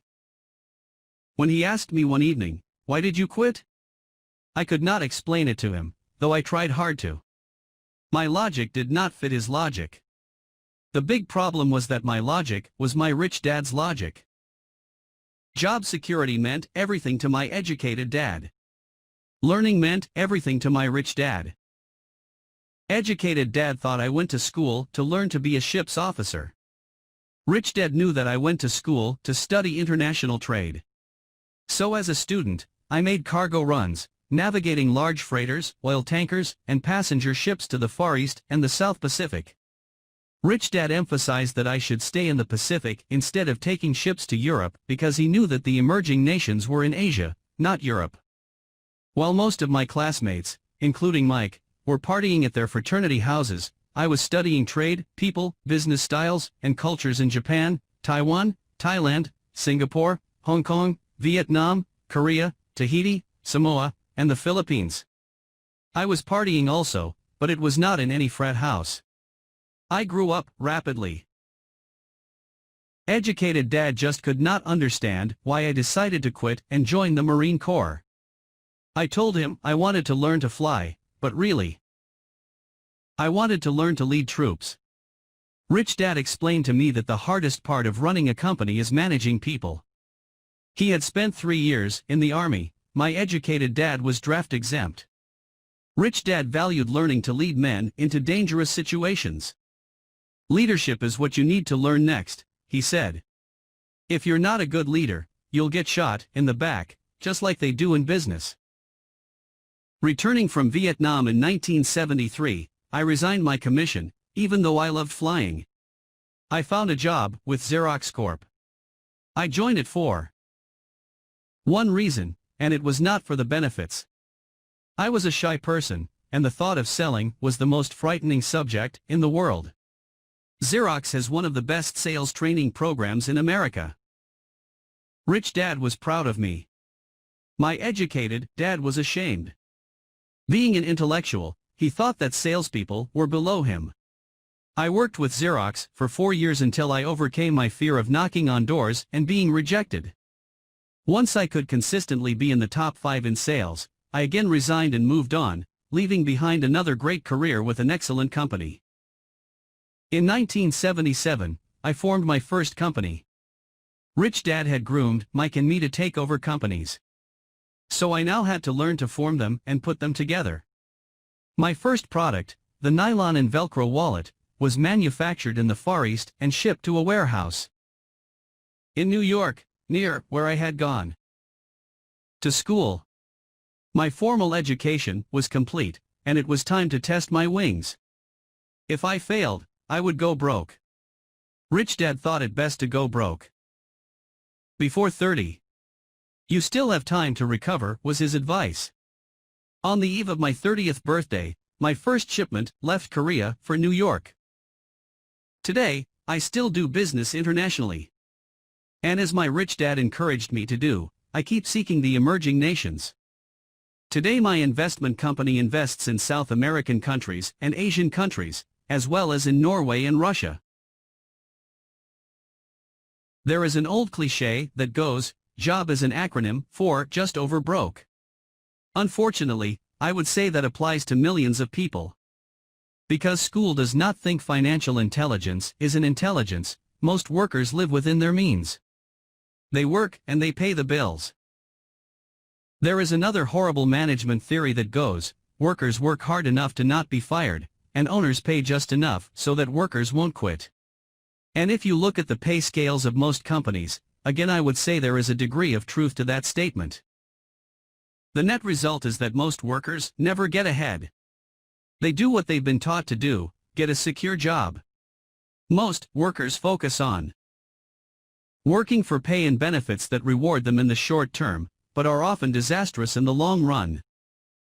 Instead, I recommend to young people to seek work for what they will learn, more than what they will earn. Look down the road at what skills they want to acquire before choosing a specific profession and before getting trapped in the rat race. Once people are trapped in the lifelong process of bill paying, they become like those little hamsters running around in those metal wheels. Their little furry legs are spinning furiously, the wheel is turning furiously, but come tomorrow morning, they'll still be in the same cage. Great job. In the movie Jerry Maguire starring Tom Cruise, there are many great one-liners. Probably the most memorable is, "Show me the money." But there is one line I thought most truthful. It comes from the scene where Tom Cruise is leaving the firm. He has just been fired, and he is asking the entire company, "Who wants to come with me?" And the whole place is silent and frozen. Only one woman speaks up and says, "I'd like to, but I'm due for a promotion in 3 months." That statement is probably the most truthful statement in the whole movie. It is the type of statement that people use to keep themselves busy, working away to pay bills. I know my educated dad looked forward to his pay raise every year, and every year he was disappointed. So he would go back to school to earn more qualifications so he could get another raise. Then, once again, there would be another disappointment. The question I often ask people is, where is this daily activity taking you? Just like the little hamster, I wonder if people look at where their hard work is taking them. What does the future hold? In his book The Retirement Myth, Craig S. Carpel writes, "I visited the headquarters of a major national pension consulting firm and met with a managing director who specializes in designing lush retirement plans for top management. When I asked her what people who don't have corner offices will be able to expect in the way of pension income, she said with a confident smile, 'The silver bullet.'" "What," I asked, "is the silver bullet?" She shrugged and said, "If baby boomers discover they don't have enough money to live on when they're older, they can always blow their brains out." Carpel goes on to explain the difference between the old defined benefit retirement plans and the new 401k plans that are riskier. It is not a pretty picture for most people working today. And that is just for retirement. Add medical fees and long-term nursing home care and the picture is frightening. Already, many hospitals in countries with socialized medicine need to make tough decisions such as, who will live, and who will die.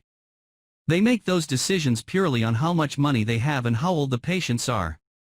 If the patient is old, they often will give the medical care to someone younger. The older poor patient gets put to the back of the line.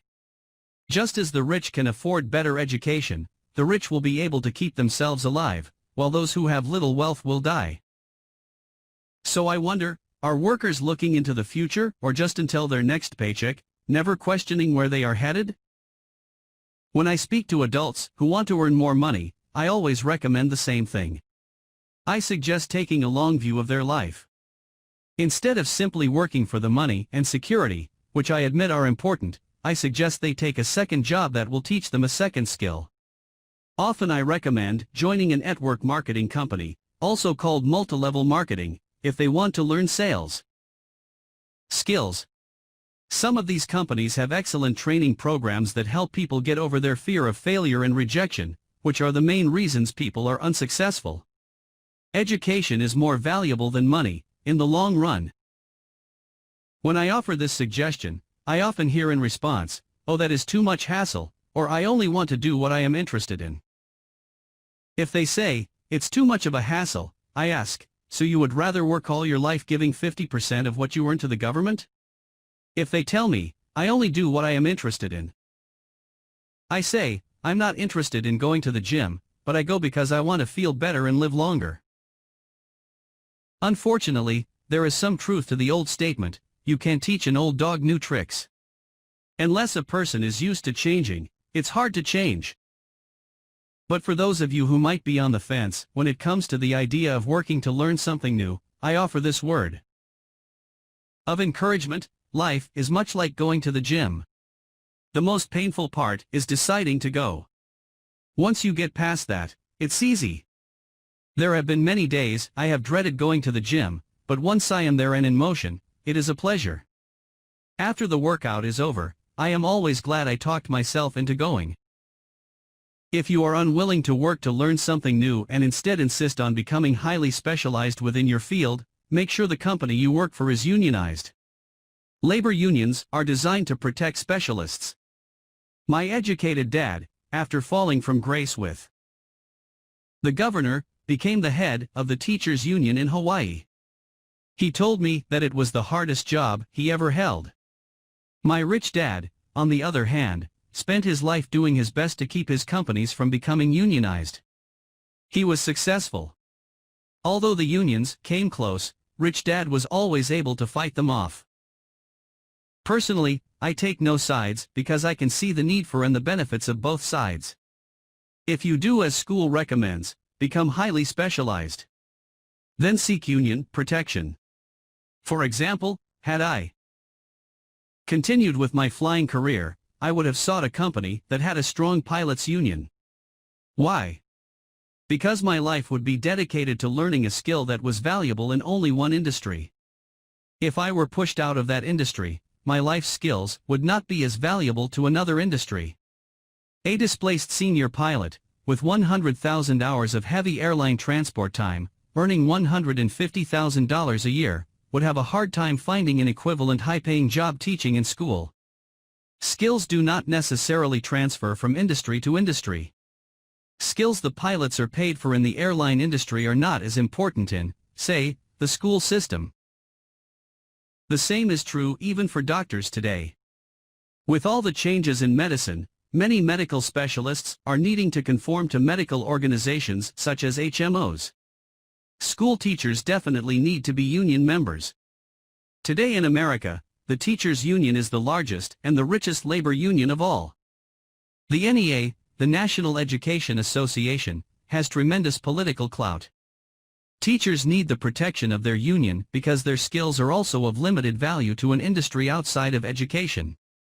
So the rule of thumb is, highly specialized, then unionize. It's the smart thing to do. When I ask the classes I teach, how many of you can cook a better hamburger than McDonald's, almost all the students raise their hands. I then ask, so if most of you can cook a better hamburger, how come McDonald's makes more money than you? The answer is obvious: McDonald's is excellent at business systems.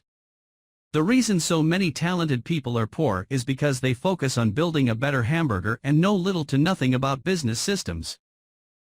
A friend of mine in Hawaii is a great artist. He makes a sizable amount of money. One day his mother's attorney called to tell him that she had left him $35,000. That is what was left of her estate after the attorney and the government took their shares. Immediately, he saw an opportunity to increase his business by using some of this money to advertise. 2 months later, his first four-color, full-page ad appeared in an expensive magazine that targeted the very rich. The ad ran for 3 months. He received no replies from the ad, and all of his inheritance is now gone. He now wants to sue the magazine for misrepresentation. This is a common case of someone who can build a beautiful hamburger, but knows little about business. When I asked him what he learned, his only reply was, "Advertising salespeople are crooks." I then asked him if he would be willing to take a course in sales and a course in direct marketing. His reply, "I don't have the time, and I don't want to waste my money." The world is filled with talented poor people. All too often, they're poor or struggle financially or earn less than they are capable of, not because of what they know, but because of what they do not know. They focus on perfecting their skills at building a better hamburger rather than the skills of selling and delivering the hamburger. Maybe McDonald's does not make the best hamburger, but they are the best at selling and delivering a basic average burger. Poor Dad wanted me to specialize. That was his view on how to be paid more. Even after being told by the governor of Hawaii that he could no longer work in state government, my educated dad continued to encourage me to get specialized. Educated Dad then took up the cause of the teachers' union, campaigning for further protection and benefits for these highly skilled and educated professionals. We argued often, but I know he never agreed that overspecialization is what caused the need for union protection. He never understood that the more specialized you become, the more you are trapped and dependent on that specialty. Rich Dad advised that Mike and I groom ourselves. Many corporations do the same thing. They find a young bright student just out of business school and begin grooming that person to someday take over the company. So these bright young employees do not specialize in one department. They are moved from department to department to learn all the aspects of business systems. The rich often groom their children or the children of others. By doing so, their children gain an overall knowledge of the operations of the business and how the various departments interrelate. For the World War II generation, it was considered bad to skip from company to company. Today, it is considered smart. Since people will skip from company to company rather than seek greater specialization and skills, why not seek to learn more than to earn? In the short term, it may earn you less, but it will pay dividends in the long term. The most important specialized skills are sales and marketing. The ability to sell, to communicate to another human being, be it a customer, employee, boss, spouse, or child, is the base skill of personal success. Communication skills such as writing, speaking, and negotiating are crucial to a life of success. These are skills I work on constantly, attending courses or buying educational resources to expand my knowledge. As I have mentioned, my educated dad worked harder and harder the more competent he became. He also became more trapped the more specialized he got. Although his salary went up, his choices diminished. Soon after, he was locked out of government work. He found out how vulnerable he really was professionally. It is like professional athletes who suddenly are injured or are too old to play. Their once high-paying position is gone, and they have limited skills to fall back on. I think that is why my educated dad sided so much with the unions after that. He realized how much a union would have benefited him. Rich Dad encouraged Mike and me to know a little about a lot. He encouraged us to work with people smarter than we were and to bring smart people together to work as a team. Today it would be called a synergy of professional specialties. Today, I meet tech school teachers earning hundreds of thousands of dollars a year. They earn that much because they have specialized skills in their field as well as other skills. They can teach, as well as sell and market. I know of no other skills to be more important than selling and marketing. The skills of selling and marketing are difficult for most people, primarily due to their fear of rejection.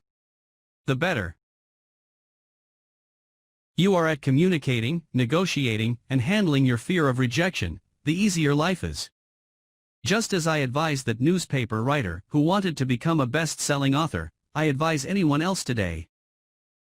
Being technically specialized has its strengths as well as its weaknesses. I have friends who are geniuses, but they cannot communicate effectively with other human beings and, as a result, their earnings are pitiful. I advise them to just spend a year learning to sell. Even if they earn nothing, their communication skills will improve. And that is priceless. In addition to being good learners, sellers, and marketers, we need to be good teachers as well as good students.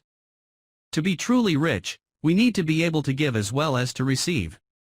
In cases of financial or professional struggle, there is often a lack of giving and receiving.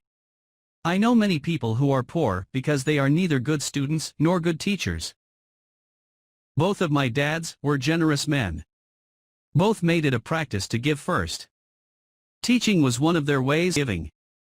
The more they gave, the more they received. One glaring difference was in the giving of money. My rich dad gave lots of money away.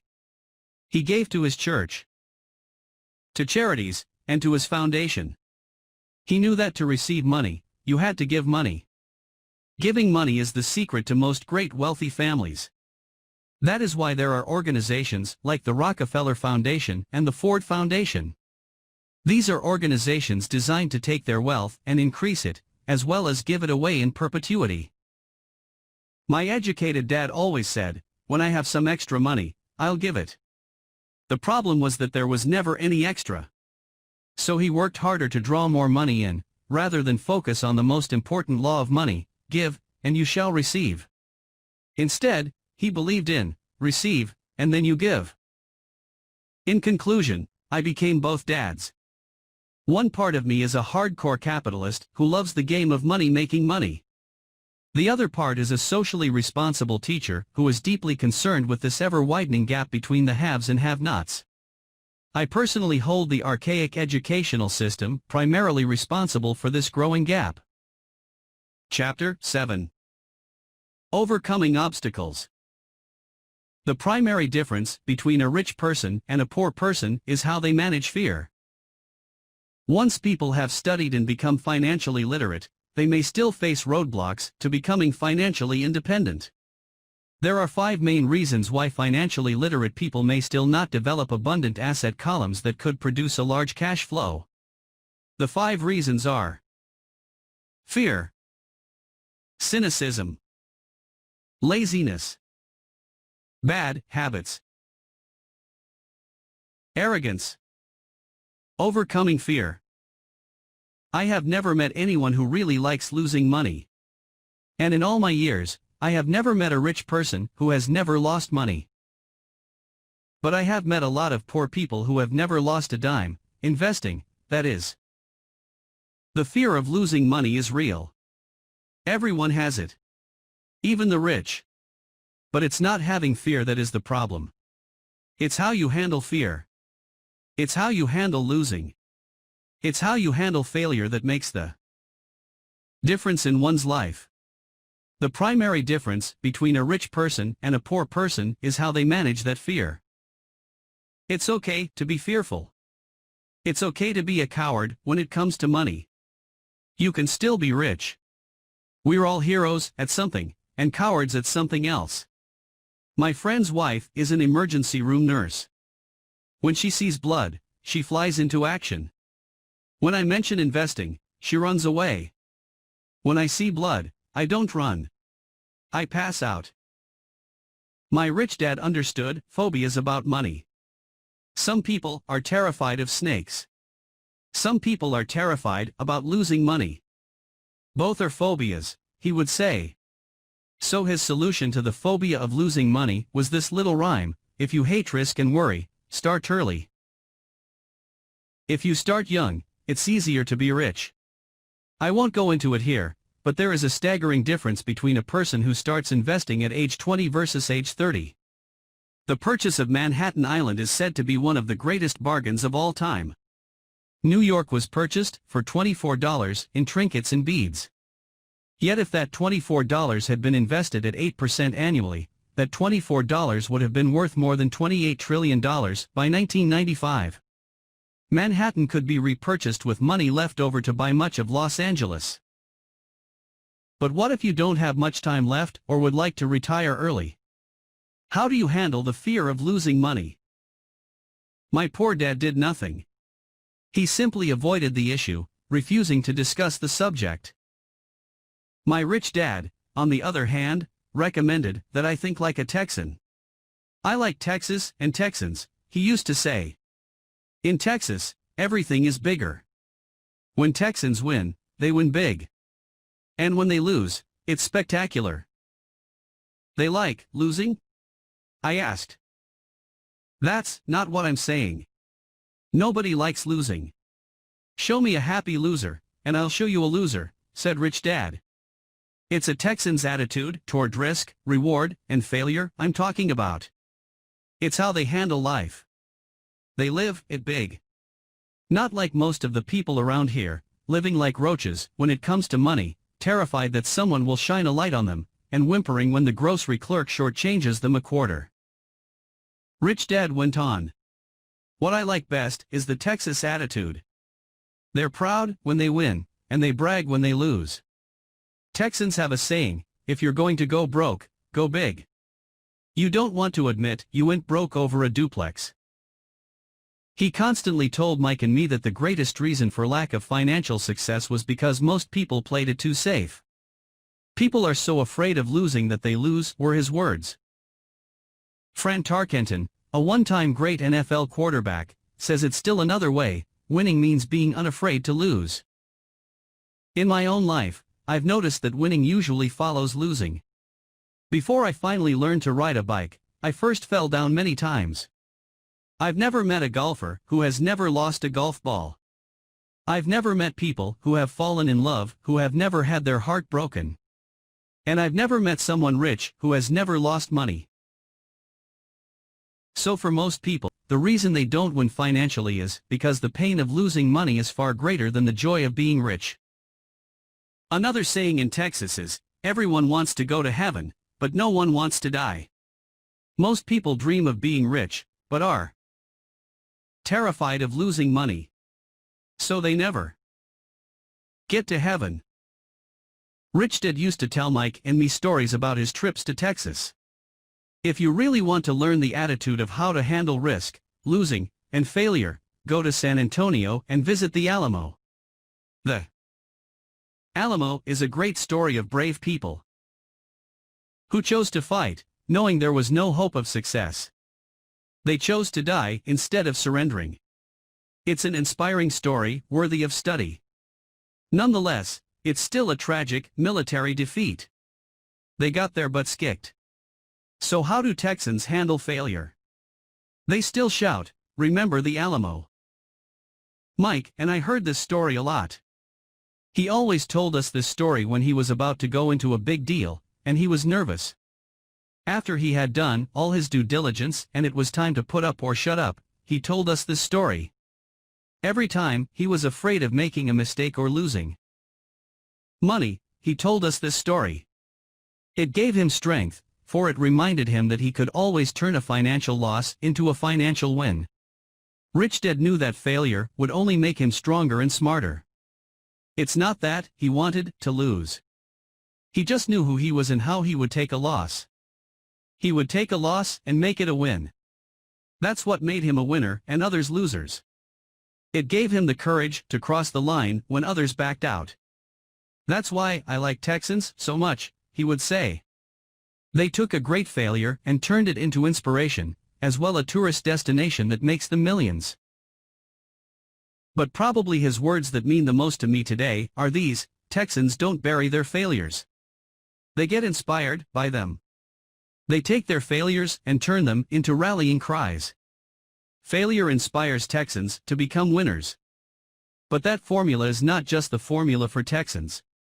It is the formula for all winners. I've said that falling off my bike was part of learning to ride. I remember falling off only made me more determined to learn to ride. Not less. I also said that I have never met a golfer who has never lost a ball.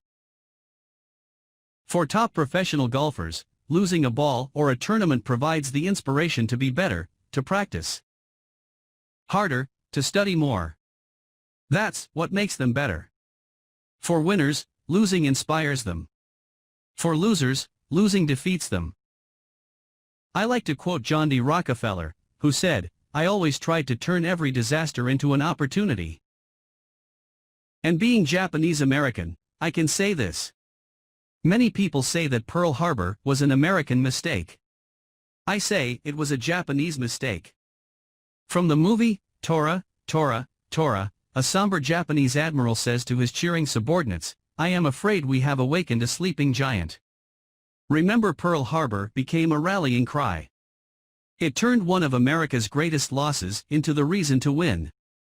This great defeat gave America strength, and America soon emerged as a world power. Failure inspires winners. And failure defeats losers. It is the biggest secret of winners. It's the secret that losers do not know. The greatest secret of winners is that failure inspires winning, thus, they're not afraid of losing. Repeating Fran Tarkenton's quote, "Winning means being unafraid to lose." People like Fran Tarkenton are not afraid of losing, because they know who they are. They hate losing, so they know that losing will only inspire them to become better. There is a big difference between hating losing and being afraid to lose. Most people are so afraid of losing money that they lose. They go broke over a duplex. Financially, they play life too safe and too small. They buy big houses and big cars, but not big investments. The main reason that over 90% of the American public struggles financially is because they play not to lose. They don't play to win. They go to their financial planners or accountants or stockbrokers and buy a balanced portfolio. Most have lots of cash in CDs, low-yield bonds, mutual funds that can be traded within a mutual fund family, and a few individual stocks. It is a safe and sensible portfolio. But it is not a winning portfolio. It is a portfolio of someone playing not to lose. Don't get me wrong. It's probably a better portfolio than more than 70% of the population has, and that's frightening. It's a great portfolio for someone who loves safety. But playing it safe and balanced on your investment portfolio is not the way successful investors play the game. If you have little money and you want to be rich, you must first be focused, not balanced. If you look at any successful person, at the start they were not balanced. Balanced people go nowhere. They stay in one spot. To make progress, you must first go unbalanced. Just look at how you make progress walking. Thomas Edison was not balanced. He was focused. Bill Gates was not balanced. He was focused. Donald Trump is focused. George Soros is focused. George Patton did not take his tanks wide. He focused them and blew through the weak spots in the German line. The French went wide with the Maginot Line, and you know what happened to them.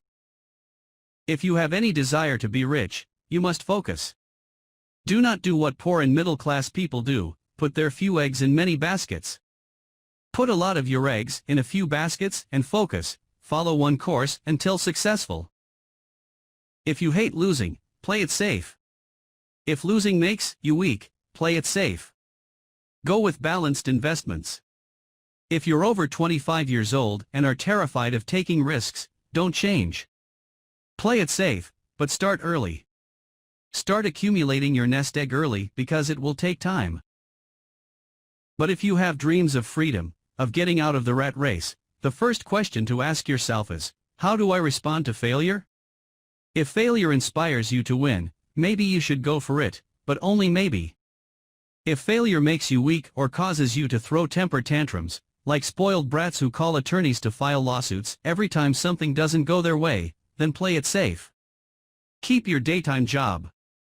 Or buy bonds or mutual funds.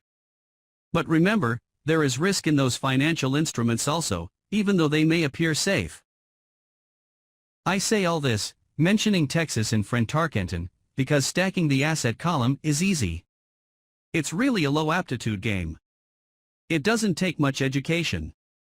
5th grade math will do. But building your asset column is a game in which attitude plays a major role. It takes guts, patience, and a great attitude toward failure. Losers avoid failing. And failure turns losers into winners. Just remember the Alamo. Overcoming cynicism. The sky is falling. The sky is falling. Most of us know the story of Chicken Little who ran around warning the barnyard of impending doom. We all know people who are that way. There's a Chicken Little inside each of us. As I stated earlier, the cynic is really a little chicken. We all get a little chicken when fear and doubt cloud our thoughts. All of us have doubts. I'm not smart. I'm not good enough. So-and-so is better than me. Our doubts often paralyze us. We play the what-if game. What if the economy crashes right after I invest? What if I lose control and I can't pay the money back? What if things don't go as I planned? Or we have friends or loved ones who will remind us of our shortcomings. They often say, "What makes you think you can do that? If it's such a good idea, how come someone else hasn't done it?" That will never work.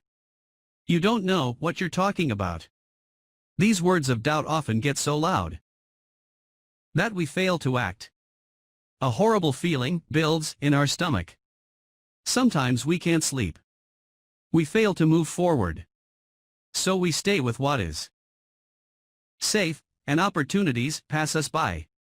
We watch life passing by as we sit immobilized, with a cold knot in our body. We have all felt this at one time in our lives, some more than others. Peter Lynch of Fidelity Magellan Mutual Fund fame refers to warnings about the sky falling as noise, and we all hear it. Noise is either created inside our heads or comes from outside, often from friends, family, coworkers, and the media. Lynch recalls the time during the 1950s when the threat of nuclear war was so prevalent in the news that people began building fallout shelters and storing food and water. If they had invested that money wisely in the market, instead of building a fallout shelter, they'd probably be financially independent today. When violence breaks out in a city, gun sales go up all over the country. A person dies from rare hamburger meat in the state of Washington, and the Arizona Health Department orders restaurants to have all beef cooked well done. A drug company runs a TV commercial in February showing people catching the flu. Colds go up as well as sales of cold medicine. Most people are poor because, when it comes to investing, the world is filled with Chicken Littles running around yelling, "The sky is falling. The sky is falling." And Chicken Littles are effective, because every one of us is a little chicken. It often takes great courage to not let rumors and talk of doom and gloom affect your doubts and fears. But a savvy investor knows that the seemingly worst of times is actually the best of times to make money. When everyone else is too afraid to act, they pull the trigger and are rewarded. Some time ago, a friend named Richard came from Boston to visit Kim and me in Phoenix. He was impressed with what we had done through stocks and real estate. The Phoenix real estate prices were depressed. We spent 2 days showing him what we thought were excellent opportunities for cash flow and capital appreciation. Kim and I are not real estate agents. We are strictly investors. After identifying a unit in a resort community, we called an agent who sold it to him that afternoon. The price was a mere $42,000 for a 2-bedroom townhome. Similar units were going for $65,000. He had found a bargain. Excited, he bought it and returned to Boston. 2 weeks later, the agent called to say that our friend had backed out. I called immediately to find out why. All he said was that he talked to his neighbor, and his neighbor told him it was a bad deal. He was paying too much. I asked Richard if his neighbor was an investor. Richard said he was not. When I asked why he listened to him, Richard got defensive and simply said he wanted to keep looking. The real estate market in Phoenix turned, and a few years later, that little unit was renting for $1,000 a month, $2,500 in the peak winter months. The unit was worth $95,000. All Richard had to put down was $5,000 and he would have had a start at getting out of the rat race. Today, he still has done nothing. Richard's backing out did not surprise me. It's called buyer's remorse, and it affects all of us. The little chicken won, and a chance at freedom was lost. In another example, I hold a small portion of my assets in tax lien certificates instead of CDs. I earn 16% per year on my money, which certainly beats the interest rates banks offer on CDs. The certificates are secured by real estate and enforced by state law, which is also better than most banks. The formula they are bought on makes them safe. They just lack liquidity. So I look at them as 2 to 7-year CDs almost every time I tell someone that I hold my money this way, especially if they have money in CDs, they will tell me it's risky. They tell me I should not do it. When I ask them where they get their information, they say from a friend or an investment magazine. They've never done it, and they're telling someone who's doing it why they shouldn't. The lowest yield I look for is 16%, but people who are filled with doubt are willing to accept a far lower return. Doubt is expensive. My point is that it's those doubts and cynicism that keep most people poor and playing it safe. The real world is simply waiting for you to get rich. Only a person's doubts keep them poor. As I said, getting out of the rat race is technically easy. It doesn't take much education, but those doubts are cripplers for most people. Cynics never win, said Rich Dad. Unchecked doubt and fear creates a cynic. Cynics criticize, and winners analyze was another of his favorite sayings. Rich Dad explained that criticism blinded, while analysis opened eyes. Analysis allowed winners to see that critics were blind, and to see opportunities that everyone else missed. And finding what people miss is key to any success. Real estate is a powerful investment tool for anyone seeking financial independence or freedom. It is a unique investment tool. Yet every time I mention real estate as a vehicle, I often hear, "I don't want to fix toilets." That's what Peter Lynch calls noise. That's what my rich dad would say is the cynic talking, someone who criticizes and does not analyze, someone who lets their doubts and fears close their mind instead of open their eyes. So when someone says, "I don't want to fix toilets, I want to fire back," what makes you think I want to? They're saying a toilet is more important than what they want. I talk about freedom from the rat race, and they focus on toilets. That is the thought pattern that keeps most people poor. They criticize instead of analyze. "I don't once hold the key to your success," Rich Dad would say. "Because I, too, do not want to fix toilets, I shop hard for a property manager who does fix toilets. And by finding a great property manager who runs houses or apartments, well, my cash flow goes up. But, more importantly, a great property manager allows me to buy a lot more real estate since I don't have to fix toilets." A great property manager is key to success in real estate. Finding a good manager is more important to me than the real estate. A great property manager often hears of great deals before real estate agents do, which makes them even more valuable. That is what Rich Dad meant by "I don't once hold the key to your success." Because I do not want to fix toilets either, I figured out how to buy more real estate and expedite my getting out of the rat race. The people who continue to say "I don't want to fix toilets" often deny themselves the use of this powerful investment vehicle. Toilets are more important than their freedom. In the stock market, I often hear people say, "I don't want to lose money." Well, what makes them think I or anyone else likes losing money? They don't make money because they choose to not lose money. Instead of analyzing, they close their minds to another powerful investment vehicle, the stock market. I was riding with a friend past our neighborhood gas station. He looked up and saw that the price of gas was going up and thus the price of oil. My friend is a worrywart or a chicken little. To him, the sky is always going to fall, and it usually does, on him. When we got home, he showed me all the stats as to why the price of oil was going to go up over the next few years, statistics I had never seen before, even though I already own substantial shares of an existing oil company. With that information, I immediately began looking for and found a new, undervalued oil company that was about to find some oil deposits. My broker was excited about this new company, and I bought 15,000 shares for 65 cents per share. 3 months later, this same friend and I drove by the same gas station, and sure enough, the price per gallon had gone up nearly 15%.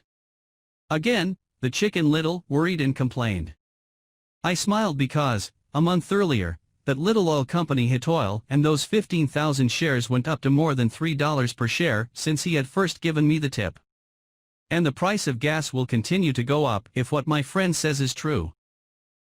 If most people understood how a stop worked in stock market investing, there would be more people investing to win instead of investing not to lose. A stop is simply a computer command that sells your stock automatically if the price begins to drop, helping to minimize your losses and maximize some gains. It's a great tool for those who are terrified of losing. So whenever I hear people focusing on their "I don't wants," rather than what they do want, I know the noise in their head must be loud. Chicken Little has taken over their brain and is yelling, "The sky is falling, and toilets are breaking." So they avoid their "don't wants," but they pay a huge price. They may never get what they want in life. Instead of analyzing, their inner Chicken Little closes their mind. Rich Dad gave me a way of looking at Chicken Little. Just do what Colonel Sanders did. At the age of 66, he lost his business and began to live on his social security check. It wasn't enough. He went around the country selling his recipe for fried chicken.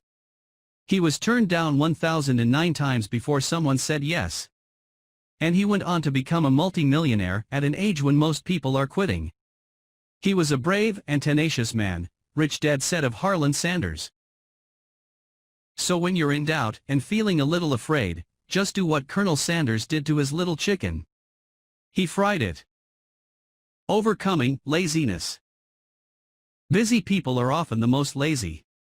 We have all heard stories of a businessman who works hard to earn money.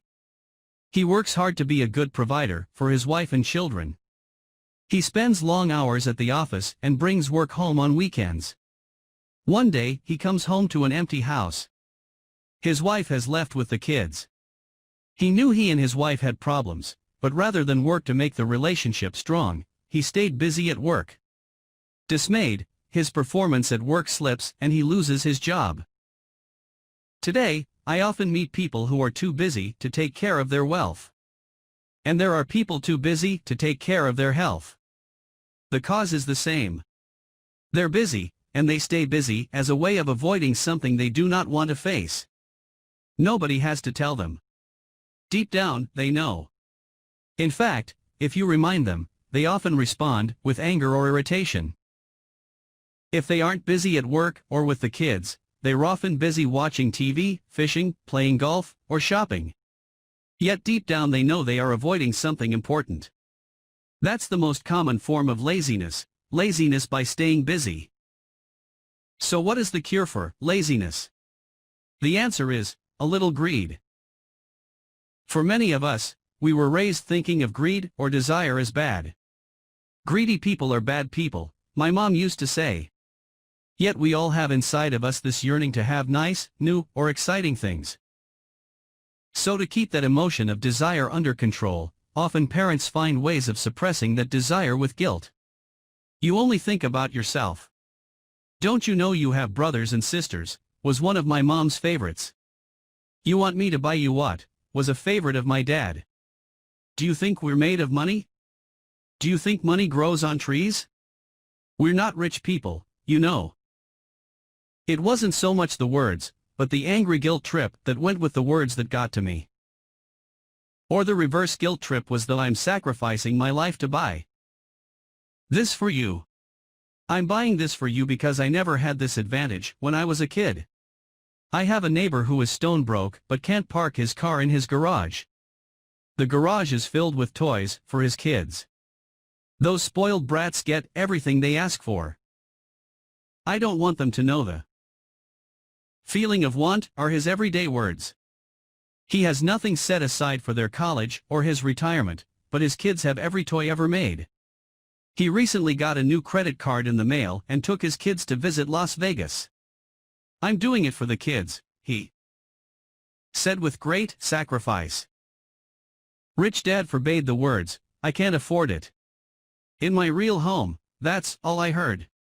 Instead, Rich Dad required his children to say, how can I afford it? He believed that the words I can't afford it shut down your brain. It didn't have to think anymore. How can I afford it opened up the brain and forced it to think and search for answers.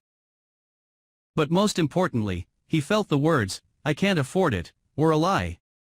And the human spirit knows it. The human spirit is very, very powerful, he would say. It knows it can do anything. By having a lazy mind that says, I can't afford it, a war breaks out inside you. Your spirit is angry, and your lazy mind must defend its lie. The spirit is screaming, come on. Let's go to the gym and work out. And the lazy mind says, but I'm tired. I worked really hard today. Or the human spirit says, I'm sick and tired of being poor. Let's get out there and get rich. To which the lazy mind says, rich people are greedy. Besides, it's too much bother. It's not safe. I might lose money. I'm working hard enough as it is. I've got too much to do at work anyway. Look at what I have to do tonight. My boss wants it finished by morning. "I can't afford it" also causes sadness, a helplessness that leads to despondency and often depression. "How can I afford it" opens up possibilities, excitement, and dreams. So Rich Dad was not so concerned about what we wanted to buy as long as we understood that "how can I afford it" creates a stronger mind and a dynamic spirit. Thus, he rarely gave my Cormy anything. He would instead ask, "How can you afford it?" and that included college, which we paid for ourselves. It was not the goal, but the process of attaining the goal that he wanted us to learn. The problem I see today is that there are millions of people who feel guilty about their desire or their greed. It's old conditioning, from their childhood. While they desire to have the finer things that life offers, most have been conditioned subconsciously to say, "I can't have that," or "I'll never be able to afford that." When I decided to exit the rat race, it was simply a question of how can I afford to never work again? And my mind began to kick out answers and solutions. The hardest part was fighting my real parents' dogma, "We can't afford that." Stop thinking only about yourself. Why don't you think about others, and other similar sentiments designed to instill guilt to suppress my greed. So how do you beat laziness? Once again, the answer is a little greed. It's that radio station WIAFM, which stands for "What's in it for me?" A person needs to sit down and ask, what would my life be like if I never had to work again? What would I do if I had all the money I needed? Without that little greed, the desire to have something better, progress is not made. Our world progresses because we all desire a better life. New inventions are made because we desire something better. We go to school and study hard because we want something better. So whenever you find yourself avoiding something you know you should be doing, then the only thing to ask yourself is, what's in it for me? Be a little greedy. It's the best cure for laziness. Too much greed, however, as anything in excess can be, is not good. But just remember what Michael Douglas said in the movie Wall Street, "Greed is good." Rich Dad said it differently, "Guilt is worse than greed, for guilt robs the body of its soul." I think Eleanor Roosevelt said it best, "Do what you feel in your heart to be right, for you'll be criticized anyway. You'll be damned if you do, and damned if you don't." Overcoming bad habits. Our lives are a reflection of our habits more than our education. After seeing the movie Conan the Barbarian, starring Arnold Schwarzenegger, a friend said, "I'd love to have a body like Schwarzenegger." Most of the guys nodded in agreement. "I even heard he was really puny and skinny at one time," another friend added. "Yeah, I heard that too," another one said. "I heard he has a habit of working out almost every day in the gym." "Yeah, I'll bet he has to." "Nah," said the group cynic. "I'll bet he was born that way. Besides, let's stop talking about Arnold and get some beers." This is an example of habits controlling behavior. I remember asking my rich dad about the habits of the rich.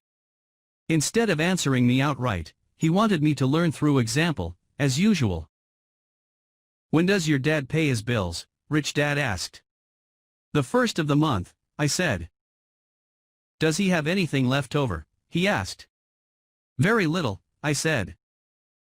"That's the main reason he struggles," said Rich Dad. "He has bad habits. Your dad pays everyone else first.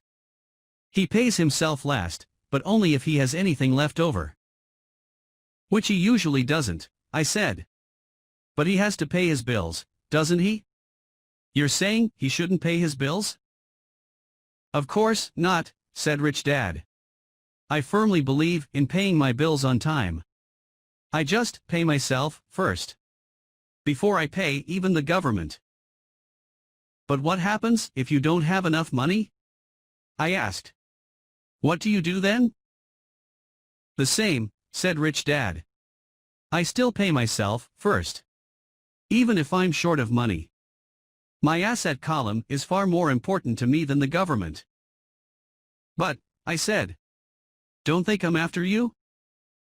"Yes, if you don't pay, said Rich Dad. Look, I did not say not to pay.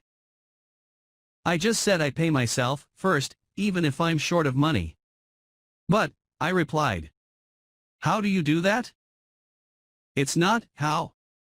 The question is why, Rich Dad said. Okay, why? Motivation, said Rich Dad.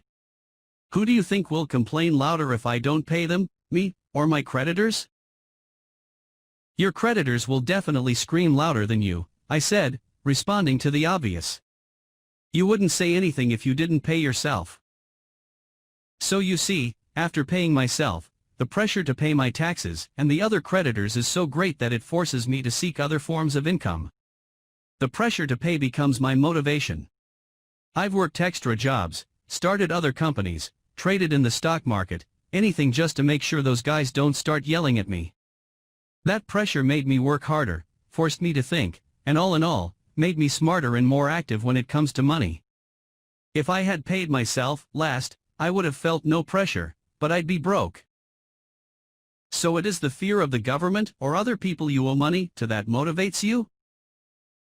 That's right, said Rich Dad. You see, government bill collectors are big bullies. So are bill collectors in general.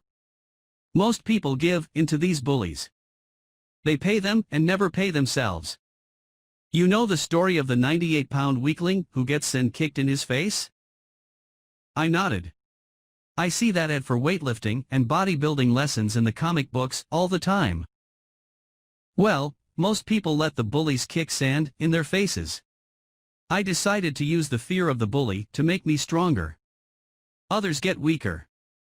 Forcing myself to think about how to make extra money is like going to the gym and working out with weights. The more I work my mental money muscles out, the stronger I get. Now, I'm not afraid of those bullies. I liked what Rich Dad was saying.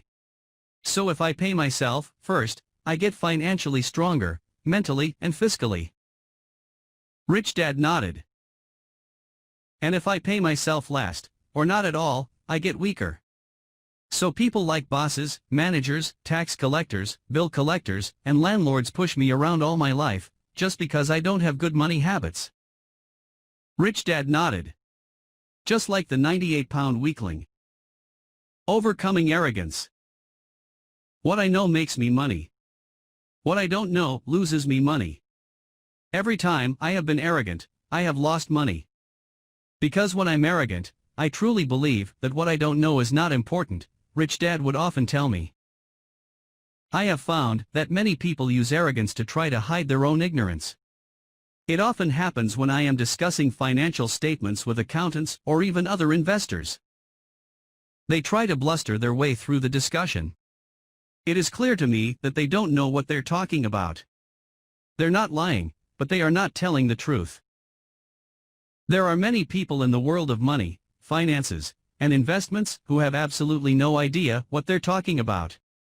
Most people in the money industry are just spouting off sales pitches like used car salesmen. When you know you are ignorant in a subject, start educating yourself by finding an expert in the field or a book on the subject. Chapter 8. Getting started. There is gold everywhere. Most people are not trained to see it. I wish I could say acquiring wealth was easy for me, but it wasn't. So in response to the question, how do I start? I offer the thought process I go through on a day-to-day basis. It really is easy to find great deals. I promise you that. It's just like riding a bike. After a little wobbling, it's a piece of cake. But when it comes to money, it takes determination to get through the wobbling. That's a personal thing. To find million-dollar deals of a lifetime requires us to call on our financial genius. I believe that each of us has a financial genius within us. The problem is that our financial genius lies asleep, waiting to be called upon. It lies asleep because our culture has educated us into believing that the love of money is the root of all evil. It has encouraged us to learn a profession so we can work for money, but failed to teach us how to have money work for us. It taught us not to worry about our financial future because our company or the government would take care of us when our working days are over. However, it is our children, educated in the same school system, who will end up paying for this absence of financial education. The message is still to work hard, earn money, and spend it, and when we run short, we can always borrow more. Unfortunately, 90% of the Western world subscribes to the above dogma, simply because it's easier to find a job and work for money. If you are not one of the masses, I offer you the following 10 steps to awaken your financial genius. I simply offer you the steps I have personally followed. If you want to follow some of them, great. If you don't, make up your own. Your financial genius is smart enough to develop its own list. While in Peru, I asked a gold miner of 45 years how he was so confident about finding a gold mine. He replied, "There is gold everywhere. Most people are not trained to see it." And I would say that is true. In real estate, I can go out and in a day come up with 4 or 5 great potential deals, while the average person will go out and find nothing, even looking in the same neighborhood.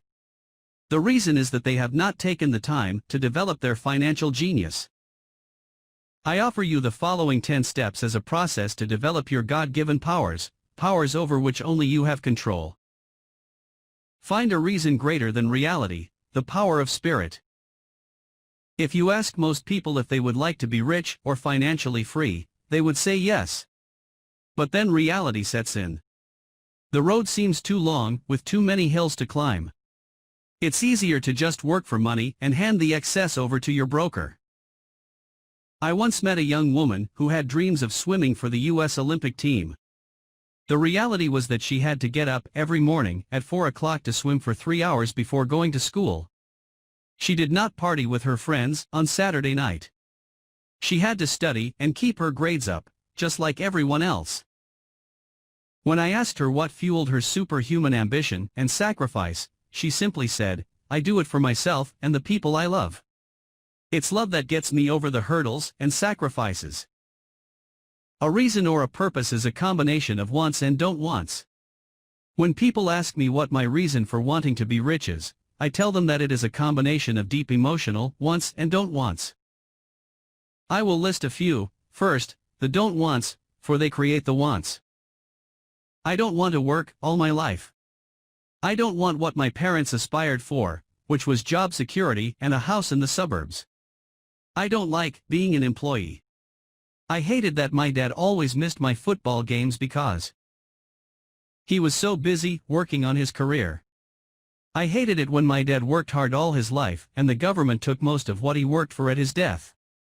He could not even pass on what he worked so hard for when he died. The rich don't do that. They work hard and pass it on to their children. Now, the wants. I want to be free to travel the world and live in the lifestyle I love. I want to be young when I do this. I want to simply be free. I want control over my time and my life. I want money to work for me. Those are my deep-seated emotional reasons. What are yours?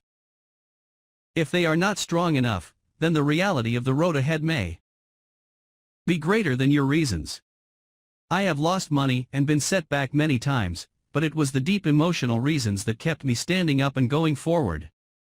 I wanted to be free by age 40, but it took me until I was 47, with many learning experiences along the way. As I said, I wish I could say it was easy. It wasn't. But it wasn't that hard either. I've learned that, without a strong reason or purpose, anything in life is hard. If you do not have a strong reason, there is no sense reading further. It will sound like too much work. Make daily choices, the power of choice. Choice is the main reason people want to live in a free country. We want the power to choose. Financially, with every dollar we get in our hands, we hold the power to choose our future, to be rich, poor, or middle class. Our spending habits reflect who we are. Poor people simply have poor spending habits. The benefit I had as a boy was that I loved playing Monopoly constantly. Nobody told me Monopoly was only for kids, so I just kept playing the game as an adult. I also had a rich dad who pointed out to me the difference between an asset and a liability. So a long time ago, as a little boy, I chose to be rich, and I knew that. All I had to do was learn to acquire assets, real assets. My best friend, Mike, had an asset column handed to him, but he still had to choose to learn to keep it. Many rich families lose their assets in the next generation simply because there was no one trained to be a good steward over their assets. Most people choose not to be rich. For 90% of the population, being rich is too much of a hassle. So they invent sayings that go, "I'm not interested in money. I'll never be rich. I don't have to worry. I'm still young. When I make some money, then I'll think about my future. My husband/wife handles the finances." The problem with those statements is that they rob the person who chooses to think such thoughts of two things. One is time, which is your most precious asset.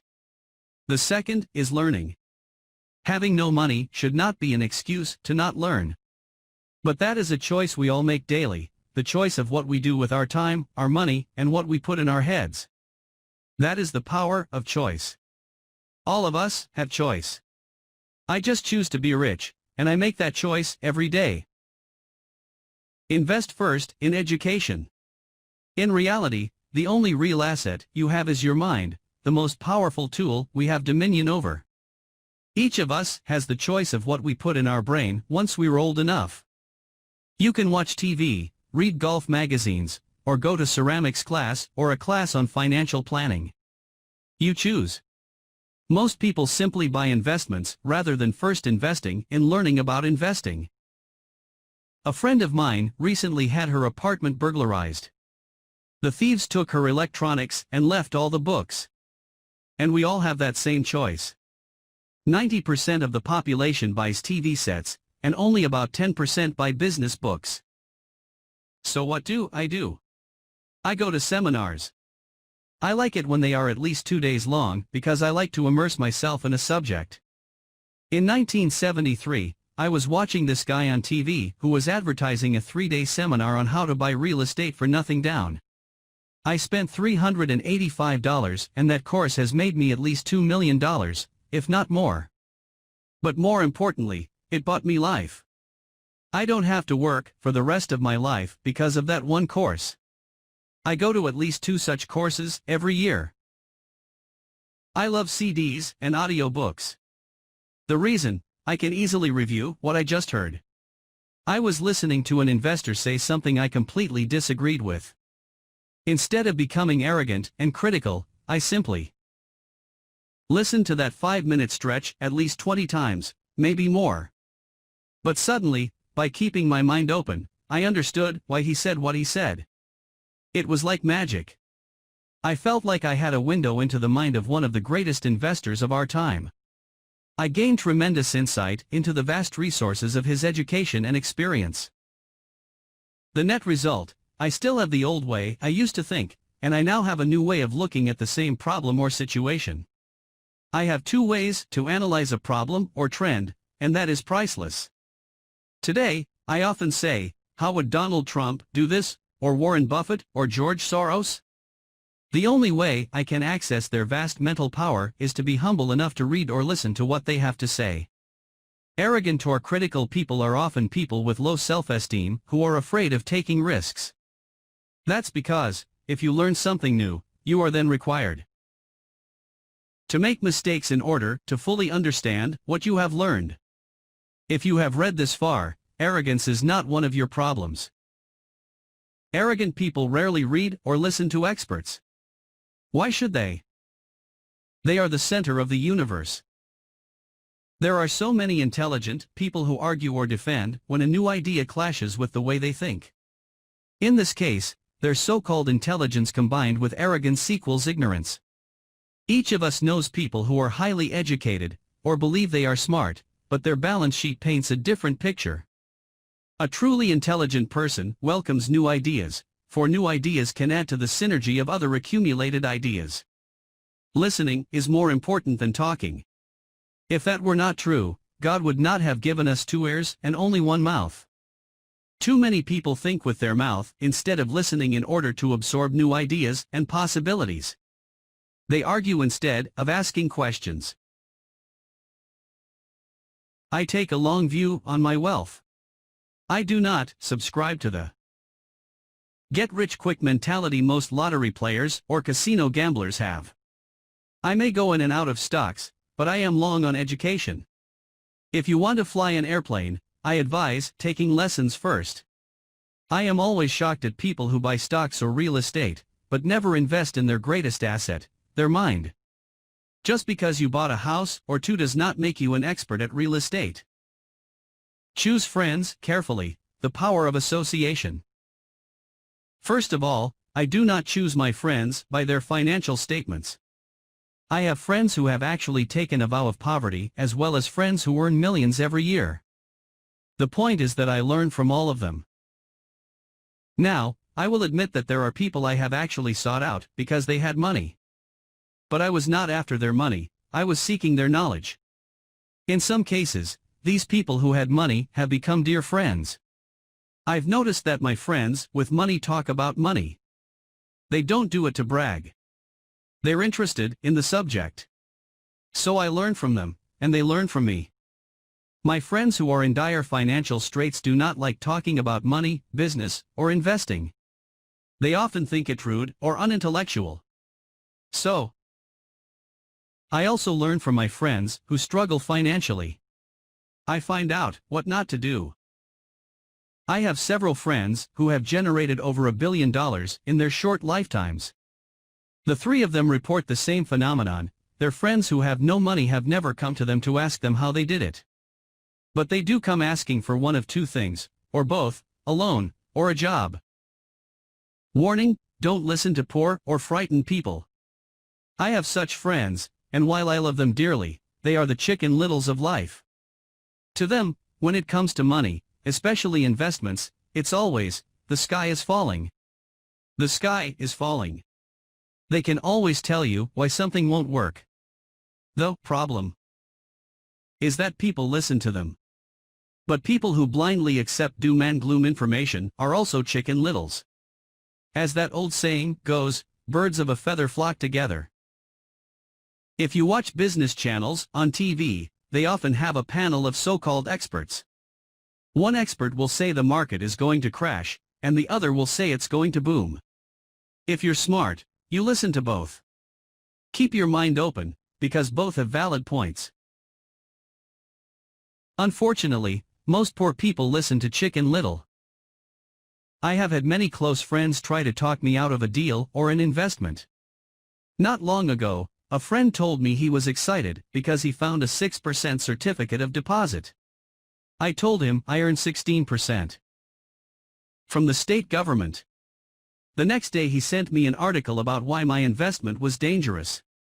I have received 16% for years now, and he still receives 6%. I would say that one of the hardest things about wealth building is to be true to yourself and to be willing to not go along with the crowd. This is because, in the market, it is usually the crowd that shows up late that is slaughtered.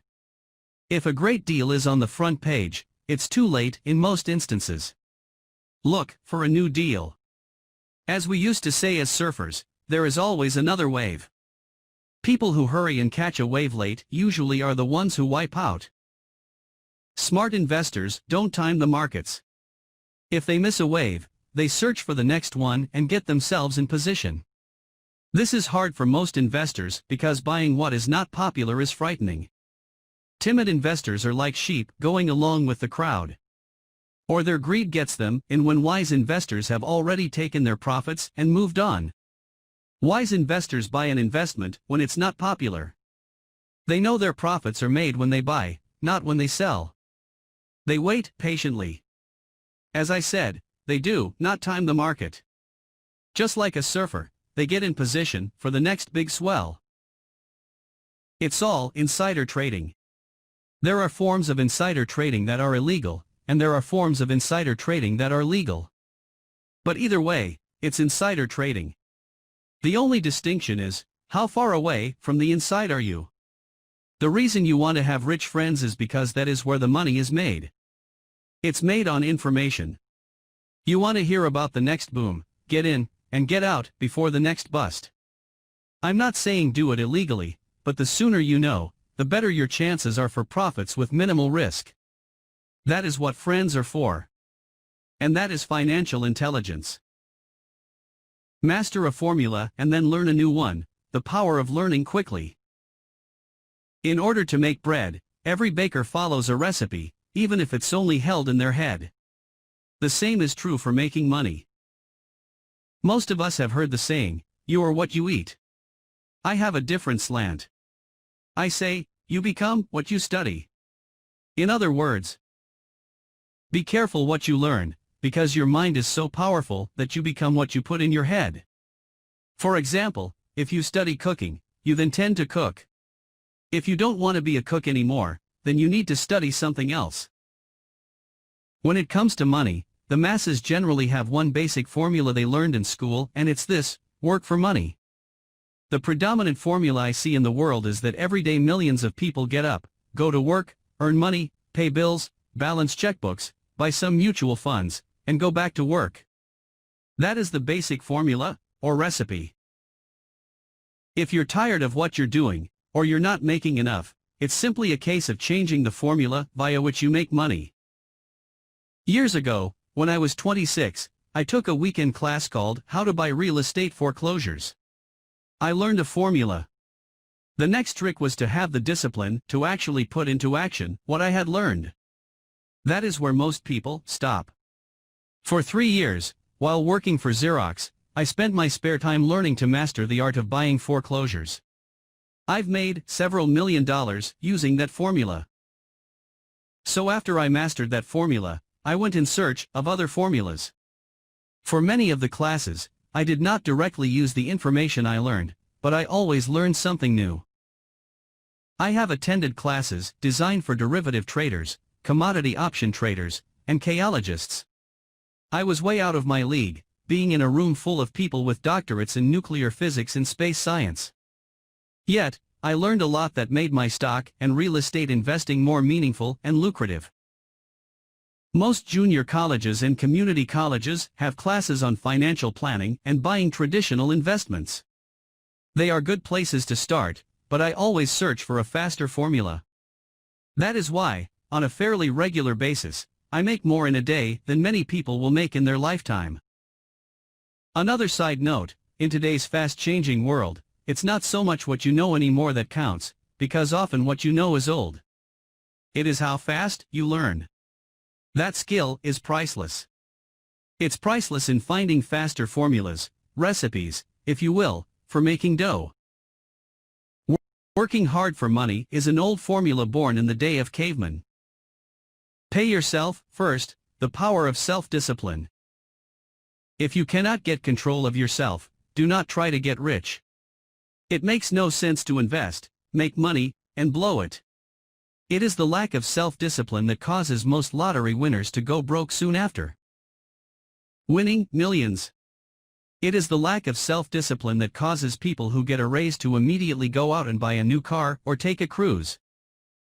It is difficult to say which of the 10 steps is the most important. But of all the steps, this step is probably the most difficult to master if it is not already a part of your makeup. I would venture to say that personal self-discipline is the #1 delineating factor between the rich, the poor, and the middle class. Simply put, people who have low self-esteem and low tolerance for financial pressure can never be rich. As I have said, a lesson learned from my rich dad was that the world will push you around. The world pushes people around, not because other people are bullies, but because the individual lacks internal control and discipline. People who lack internal fortitude often become victims of those who have self-discipline. In the entrepreneur classes I teach, I constantly remind people to not focus on their product, service, or widget, but to focus on developing management skills. The 3 most important management skills necessary to start your own business are management of cash flow, people, personal time. I would say the skills to manage these three apply to anything, not just entrepreneurs. The three matter in the way you live your life as an individual, or as part of a family, a business, a charitable organization, a city, or a nation. Each of these skills is enhanced by the mastery of self-discipline. I do not take the saying, "Pay yourself first," lightly. The statement, "Pay yourself first," comes from George Clason's book, The Richest Man in Babylon. Millions of copies have been sold. But while millions of people freely repeat that powerful statement, few follow the advice. As I said, financial literacy allows one to read numbers, and numbers tell the story.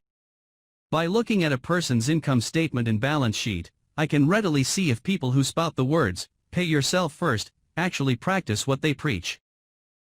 A picture is worth 1,000 words. So let's review the financial statements of people who pay themselves first against someone who doesn't. Study the diagrams and see if you can pick up some distinctions. Again, it has to do with understanding cash flow, which tells the story. Most people look at the numbers and miss the story. Do you see it? The diagram reflects the actions of individuals who choose to pay themselves first. Each month, they allocate money to their asset column before they pay their monthly expenses. Although millions of people have read Clason's book and understand the words, "Pay yourself first," in reality they pay themselves last. Now I can hear the howls from those of you who sincerely believe in paying your bills first. And I can hear all the responsible people who pay their bills on time. I am not saying be irresponsible and not pay your bills. All I am saying is do what the book says, which is, pay yourself first. And the previous diagram is the correct accounting picture of that action. Job. If you can truly begin to understand the power of cash flow, you will soon realize what is wrong with the previous diagram, or why 90% of people work hard all their lives and need government support like Social Security when they are no longer able to work. Kim and I have had many bookkeepers, accountants, and bankers who have had a major problem with this way of looking at, pay yourself first. The reason is that these financial professionals actually do what the masses do, they pay themselves last. There have been times in my life when, for whatever reason, cash flow was far less than my bills. I still paid myself first. My accountant and bookkeeper screamed in panic, "They're going to come after you. The IRS is going to put you in jail. You're going to ruin your credit rating. They'll cut off the electricity." I still paid myself first. Why, you ask? Because that's what the story, The Richest Man in Babylon, was all about, the power of self-discipline and the power of internal fortitude. As my rich dad taught me the first month I worked for him, most people allow the world to push them around. A bill collector calls and you pay or else. A sales clerk says, "Just put it on your charge card." Your real estate agent tells you, "Go ahead." The government allows you a tax deduction on your home. That is what the book is really about, having the guts to go against the tide and get rich. You may not be weak, but when it comes to money, many people get wimpy. I am not saying be irresponsible. The reason I don't have high credit card debt, and doodad debt, is because I pay myself first. The reason I minimize my income is because I don't want to pay it to the government. That is why my income comes from my asset column, through a Nevada corporation. If I work for money, the government takes it. Although I pay my bills last, I am financially astute enough to not get into a tough financial situation. I don't like consumer debt. I actually have liabilities that are higher than 99% of the population, but I don't pay for them. Other people pay for my liabilities. They're called tenants. So rule number 1 in paying yourself first is, don't get into consumer debt in the first place. Although I pay my bills last, I set it up to have only small unimportant bills that are due. When I occasionally come up short, I still pay myself first. I let the creditors and even the government scream. I like it when they get tough. Why? Because those guys do me a favor. They inspire me to go out and create more money. So I pay myself first, invest the money, and let the creditors yell. I generally pay them right away anyway. Kim and I have excellent credit. We just don't cave into pressure and spend our savings or liquidate stocks to pay for consumer debt. That is not too financially intelligent. To successfully pay yourself first, keep the following in mind. Don't get into large debt positions that you have to pay. Keep your expenses low. Build up assets first. Then buy the big house or nice car. Being stuck in the rat race is not intelligent.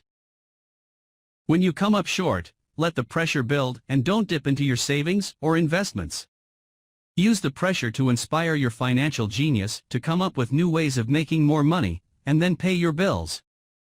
You will have increased your ability to make more money as well as your financial. So many times I have gotten into financial hot water and used my brain to create more income while staunchly defending the assets in my asset column. My bookkeeper has screamed and dived for cover, but I was like a good soldier defending the fort assets. Poor people have poor habits. A common bad habit is innocently called dipping into savings. The rich know that savings are only used to create more money, not to pay bills. I know that sounds tough, but as I said, if you're not tough inside, the world will always push you around anyway. If you do not like financial pressure, then find a formula that works for you. A good one is to cut expenses, put your money in the bank, pay more than your fair share of income tax, buy safe mutual funds, and take the vow of the average. But this violates the pay yourself first rule. This rule does not encourage self-sacrifice or financial abstinence. It doesn't mean pay yourself first and starve. Life was meant to be enjoyed. If you call on your financial genius, you can have all the goodies of life, get rich, and pay bills. And that is financial intelligence. Pay your brokers well, the power of good advice. Sometimes I see people posting a sign in front of their house that says, "For sale by owner." Or I see people on TV claiming to be discount brokers. My rich dad taught me to take the opposite approach. He believed in paying professionals well, and I have adopted that policy also. Today, I have expensive attorneys, accountants, real estate brokers, and stockbrokers. Why? Because if, and I do mean if, the people are professionals, their services should make you money. And the more money they make, the more money I make. We live in the information age. Information is priceless.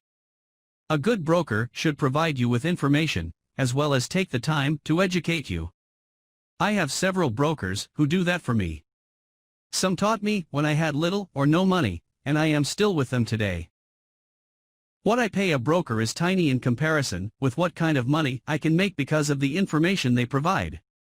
I love it when my real estate broker or stockbroker makes a lot of money because that usually means I made a lot of money. A good broker saves me time, in addition to making me money, like when I bought the vacant land for $9,000 and sold it immediately for over $25,000 so I could buy my Porsche quicker. A broker is my eyes and ears in the market. They're there every day so I do not have to be. I'd rather play golf. People who sell their house on their own must not value their time much. Why would I want to save a few bucks when I could use that time to make more money or spend it with those I love? What I find funny is that so many poor and middle-class people insist on tipping restaurant help 15 to 20%, even for bad service, but complain about paying a broker 3 to 7%. They enjoy tipping people in the expense column and stiffing people in the asset column. That is not financially intelligent. Keep in mind that not all brokers are created equal. Unfortunately, most brokers are only salespeople. They sell, but they themselves own little or no real estate. There is a tremendous difference between a broker who sells houses and a broker who sells investments. The same is true for stock, bond, mutual fund, and insurance brokers who call themselves financial planners. When I interview any paid professional, I first find out how much property or stocks they personally own and what percentage they pay in taxes. And that applies to my tax attorney as well as my accountant. I have an accountant who minds his own business. His profession is accounting, but his business is real estate. I used to have an accountant who was a small business accountant, but he had no real estate. I switched because we did not love the same business. Find a broker who has your best interests at heart. Many brokers will spend the time educating you, and they could be the best asset you find. Just be fair, and most of them will be fair to you. If all you can think about is cutting their commissions, then why should they want to help you? It's just simple logic.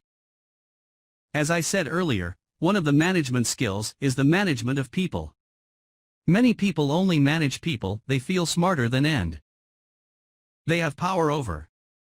Many middle managers remain middle managers, failing to get promoted, because they know how to work with people below them, but not with people above them. The real skill is to manage and reward the people who are smarter than you in some technical area. That is why companies have a board of directors. You should have one too. That is financial intelligence. Be an Indian giver, the power of getting something for nothing. When the first European settlers came to America, they were taken aback by a cultural practice some American Indians had. For example, if a settler was cold, the Indian would give the person a blanket. Mistaking it for a gift, the settler was often offended when the Indian asked for it back. The Indians also got upset when they realized the settlers did not want to give it back.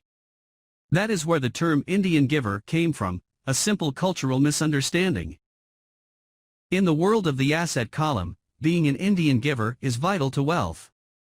The sophisticated investor's first question is, how fast do I get my money back? They also want to know what they get for free, also called a piece of the action. That is why the ROI, or return on investment, is so important. For example, I found a small condominium that was in foreclosure a few blocks from where I lived. The bank wanted $60,000, and I submitted a bid for $50,000, which they took, simply because, along with my bid, was a cashier's check for $50,000. They realized I was serious. Most investors would say, aren't you tying up a lot of cash? Would it not be better to get a loan on it? The answer is, not in this case. My investment company uses this condominium as a vacation rental in the winter months when the snowbirds come to Arizona. It rents for $2,500 a month for 4 months out of the year. For rental during the off-season, it rents for only $1,000 a month. I had my money back in about 3 years. Now I own this asset, which pumps money out for me, month in and month out. The same is done with stocks. Frequently, my broker calls and recommends I move a sizable amount of money into the stock of a company that he feels is just about to make a move that will add value to the stock, like announcing a new product. I will move my money in for a week to a month while the stock moves up. Then I pull my initial dollar amount out, and stop worrying about the fluctuations of the market, because my initial money is back and ready to work on another asset. So my money goes in, and then it comes out, and I own an asset that was technically free. True, I have lost money on many occasions, but I only play with money I can afford to lose. I would say, on an average 10 investments, I hit home runs on 2 or 3, while 5 or 6 do nothing, and I lose on 2 or 3. But I limit my losses to only the money I have in at that time. People who hate risk put their money in the bank. In the long run, safe savings are better than no savings. But it takes a long time to get your money back and, in most instances, you don't get anything for free with it. On every one of my investments, there must be an upside, something for free, like a condominium, a mini storage, a piece of free land, a house, stock shares, or an office building. And there must be limited risk, or a low-risk idea. There are books devoted entirely to this subject, so I will not talk about it here.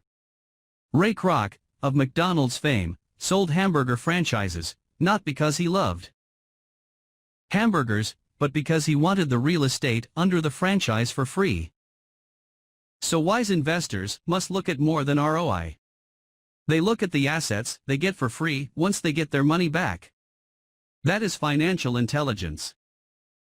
Use assets to buy luxuries, the power of focus. A friend's child has been developing an nasty habit of burning a hole in his pocket. Just 16, he wanted his own car. The excuse, all his friends' parents gave their kids cars. The child wanted to go into his savings and use it for a down payment. That was when his father called me and then came to see me. Do you think I should let him do it, or should I just buy him a car?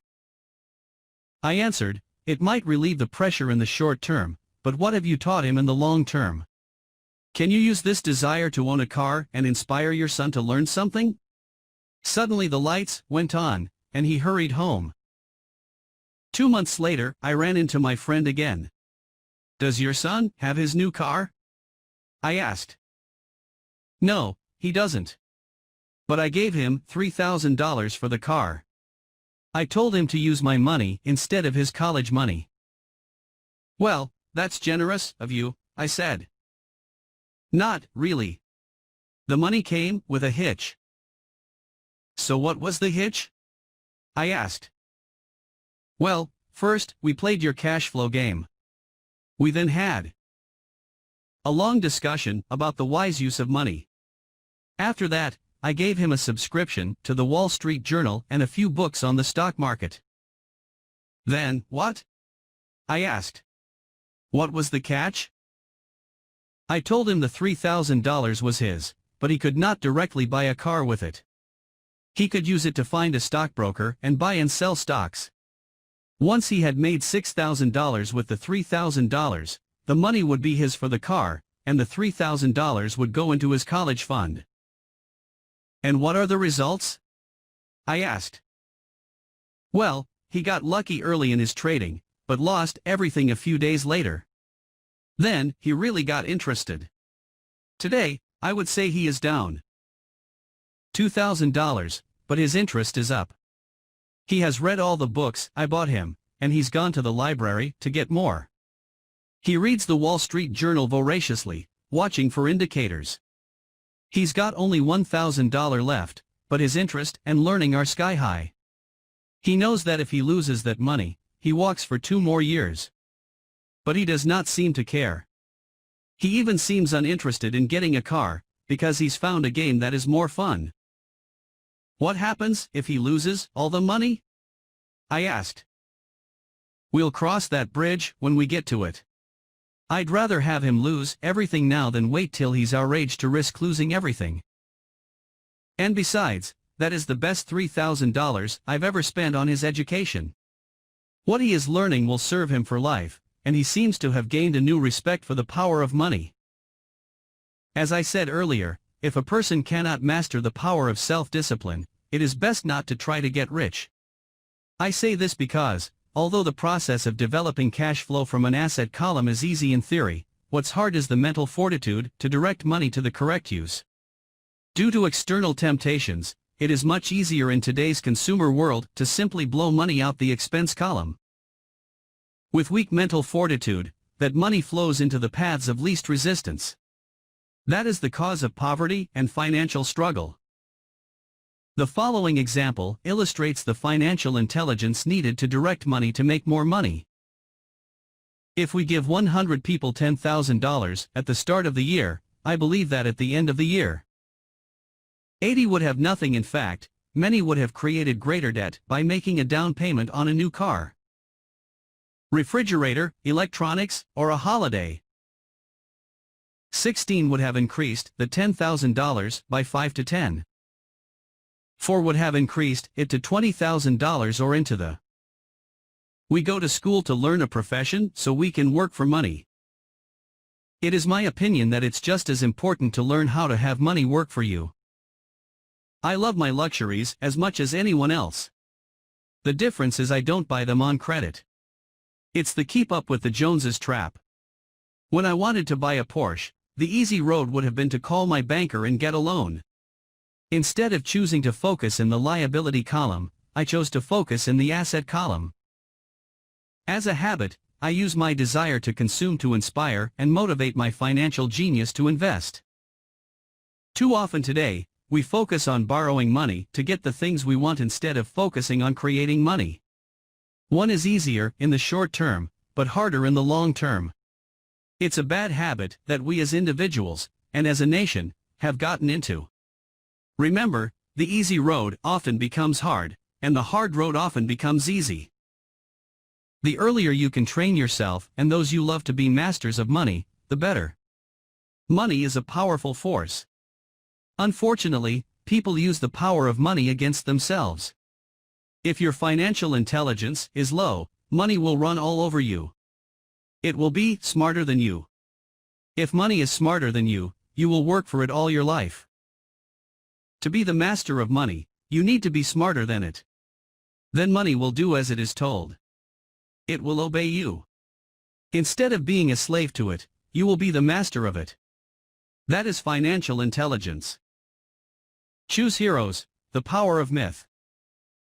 When I was a kid, I greatly admired Willie Mays, Hank Aaron, and Yogi Berra. They were my heroes, and I wanted to be just like them. I treasured their baseball cards, I knew their stats, the RBIs, the ERAs, their batting averages, how much they got paid, and how they came up from the minor leagues. As a 9-year-old kid, when I stepped up to bat or played first base or catcher, I wasn't me. I pretended I was a famous baseball player. It's one of the most powerful ways we learn, and we often lose that as adults. We lose our heroes. Today, I watch young kids playing basketball near my home. On the court they're not little Johnny. They're pretending to be their favorite basketball hero. Copying or emulating heroes is true power learning. I have new heroes as I grow older. I have golf heroes and I copy their swings and do my best to read everything I can about them. I also have heroes such as Donald Trump, Warren Buffett, Peter Lynch, George Soros, and Jim Rogers. I know their stats just like I knew the ERAs and RBIs of my childhood baseball heroes. I follow what Warren Buffett invests in, and I read anything I can about his point of view on the market and how he chooses stocks.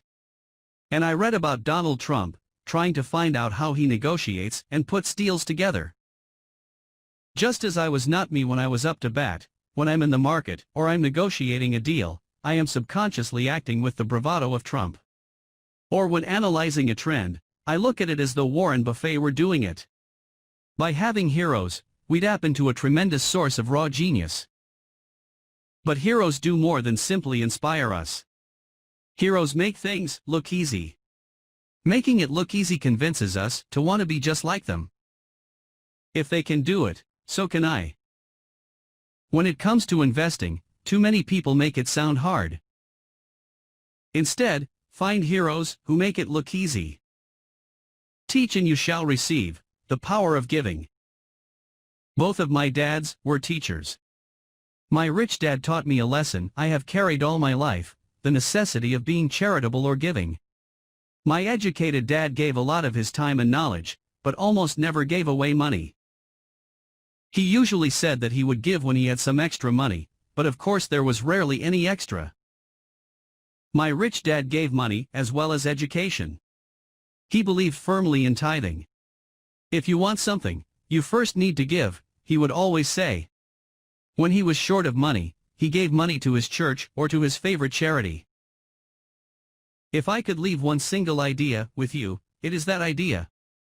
Whenever you feel short or in need of something, give what you want first and it will come back in buckets.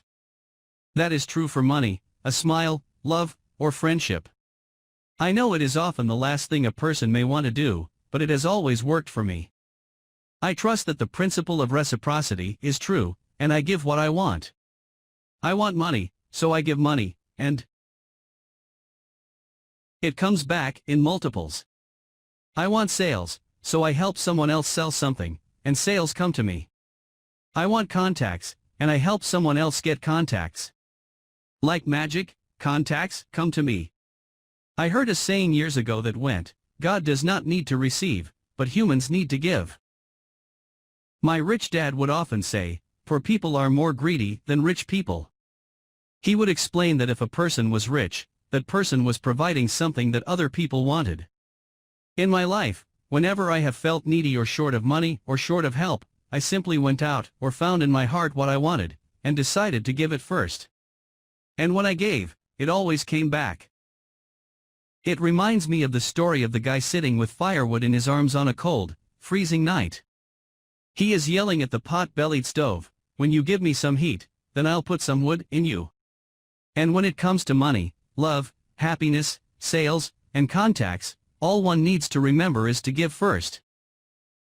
Often just the process of thinking of what I want, and how I could give that to someone else, breaks free a torrent of bounty.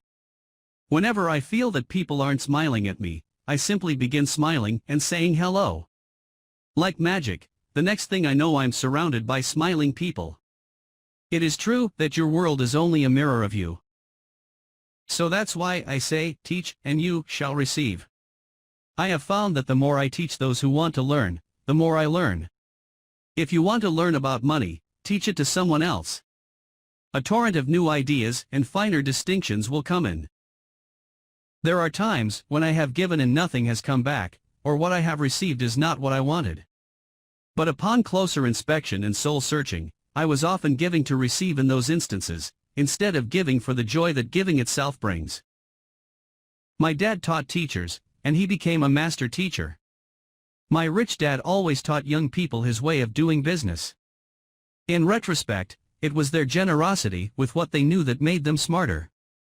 There are powers in this world that are much smarter than we are. You can get there on your own, but it's easier with the help of the powers that be. You only need to be generous with what you have. Chapter 9.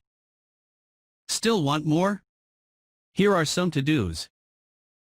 Many people may not be satisfied with my 10 steps. They see them more as philosophies than actions.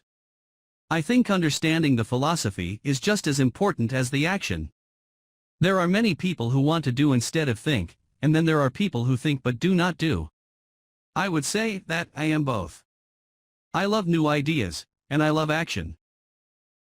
So for those who want a to-do list on how to get started, I will share with you some of the things I do, in abbreviated form.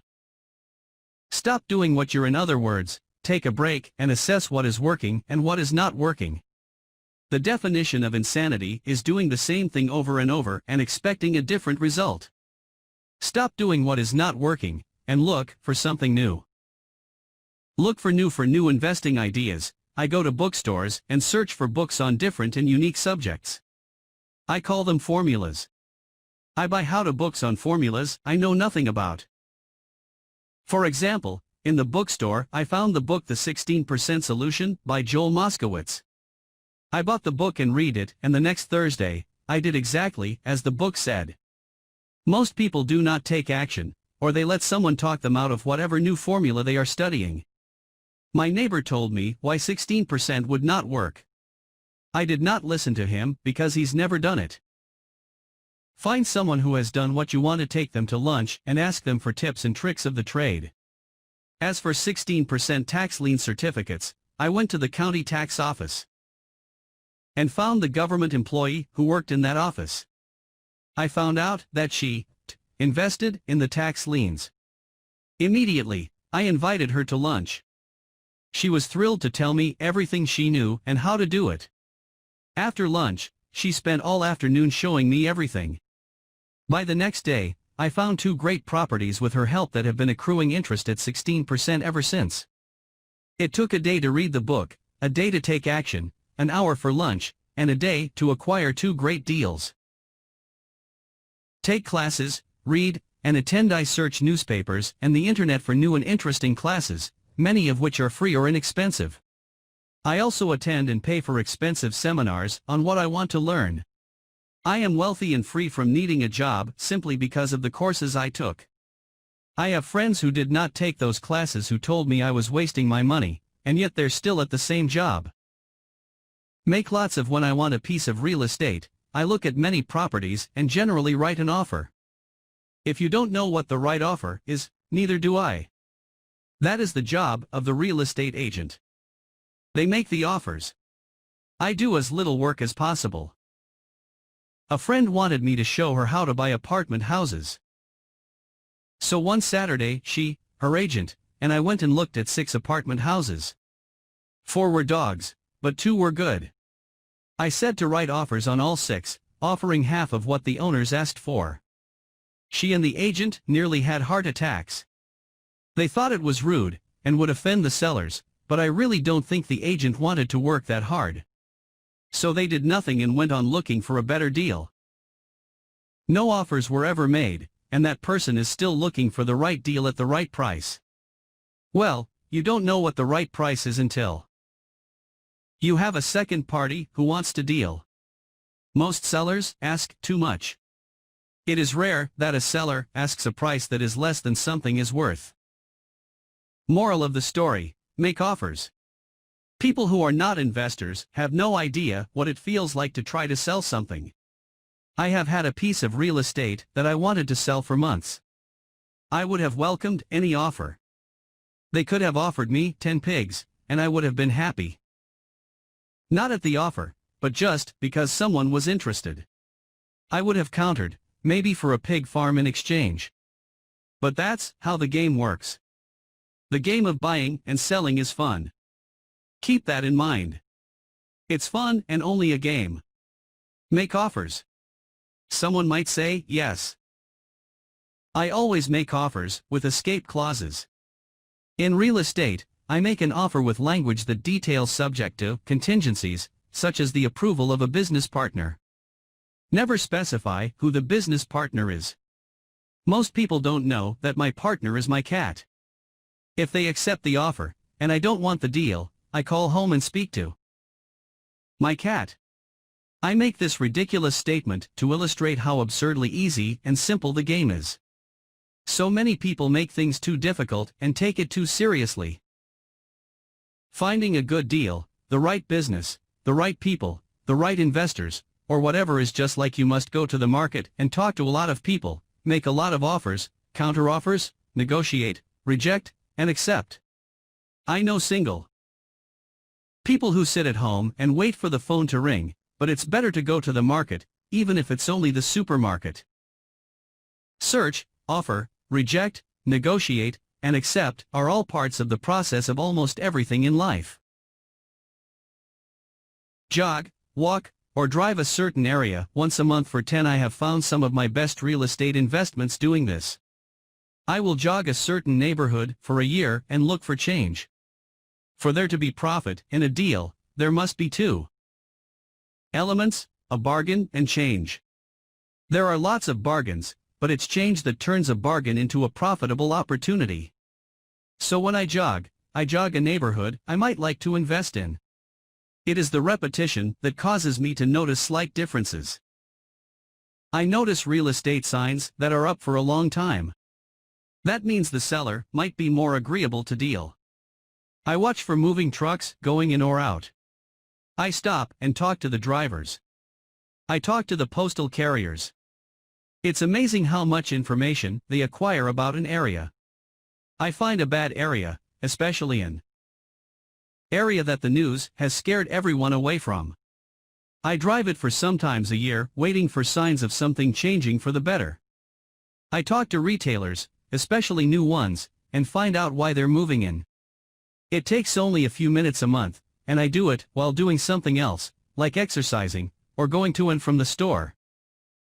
Shop for bargains. In all, consumers will always be poor. When the supermarket has a sale, say on toilet paper, the consumer runs in and stocks up.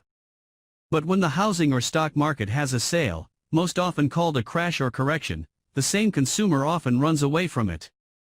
When the supermarket raises its prices, the consumer shops somewhere else. But when housing or the stock market raise their prices, the same consumer often rushes in and starts buying. Always remember, profits are made in the buying, not in the selling. Look in the right. A neighbor bought a condominium for $100,000. I bought the identical condo next door for $50,000. He told me he's waiting for the price to go up. I told him that profit is made when you buy, not when you sell. He shopped with a real estate broker who owns no property of her own. I shopped at the foreclosure auction. I paid $500 for a class on how to do this. My neighbor thought that the $500 for a real estate investment class was too expensive. He said he could not afford the money or the time. So he waits for the price to go up. Look for people who want to buy, then look for someone who wants to sell. A friend was looking for a certain piece of land. He had the money but did not have the time. I found a large piece of land, larger than what my friend wanted to buy, tied it up with an option, called my friend, and he said he wanted a piece of it. So I sold the piece to him and then bought the land. I kept the remaining land as mine for free. Moral of the story: buy the pie and cut it in pieces. Most people look for what they can afford, so they look too small. They buy only a piece of the pie, so they end up paying more for less. Small thinkers don't get the big breaks. If you want to get richer, think big. Think big. Retailers love giving volume discounts, simply because most business people love big spenders. So even if you're small, you can always think big. When my company was in the market for computers, I called several friends and asked them if they were ready to buy. We then went to different dealers and negotiated a great deal because we wanted to buy so many. I have done the same with stocks. Small people remain small because they think small, act alone, or don't act all. Learn from all the big companies on the stock exchange started out as small companies. Colonel Sanders did not get rich until after he lost everything in his 60s. Bill Gates was one of the richest men in the world before he was 30. Action always beats. These are just a few of the things I have done and continue to do to recognize opportunities. The important words are have done and do. As repeated many times throughout the book, you must take action before you can receive the financial rewards. Act now. Final thoughts. I would like to share some final thoughts with you. The main reason I wrote this book, and the reason it has remained a bestseller since 2000, was to share insights into how increased financial intelligence can be used to solve many of life's common problems. Without financial training, we all too often use the standard formulas to get through life: work hard, save, borrow, and pay excessive taxes. Today, more than ever, we need better information. I use the following story as an example of a financial problem that confronts many young families today. How do you afford a good education for your children and provide for your own retirement? It requires using financial intelligence instead of hard work. A friend of mine was griping one day about how hard it was to save money for his 4 children's college educations. He was putting $300 away in a college fund each month and had so far accumulated only about $12,000. He had about 12 more years to save for college since his oldest child was then 6 years old. At the time, the real estate market in Phoenix was terrible. People were giving houses away. I suggested to my friend that he buy a house with some of the money in his college fund. The idea intrigued him, and we began to discuss the possibility. His primary concern was that he did not have credit with the bank to buy another house since he was so overextended. I assured him that there were other ways to finance a property rather than through the bank. We looked for a house for 2 weeks, a house that would fit all our criteria. There were plenty to choose from, so shopping was fun. Finally, we found a 3-bedroom, 2-bath home in a prime neighborhood. The owner had been downsized and needed to sell that day because he and his family were moving to California, where another job waited. The owner wanted $102,000, but we offered only $79,000. He took it immediately and agreed to carry back the loan with a 10% down payment. All my friend had to come up with was $7,900. As soon as the owner moved, my friend put the house up for rent. After all expenses were paid, including the mortgage, he put about $125 in his pocket each month.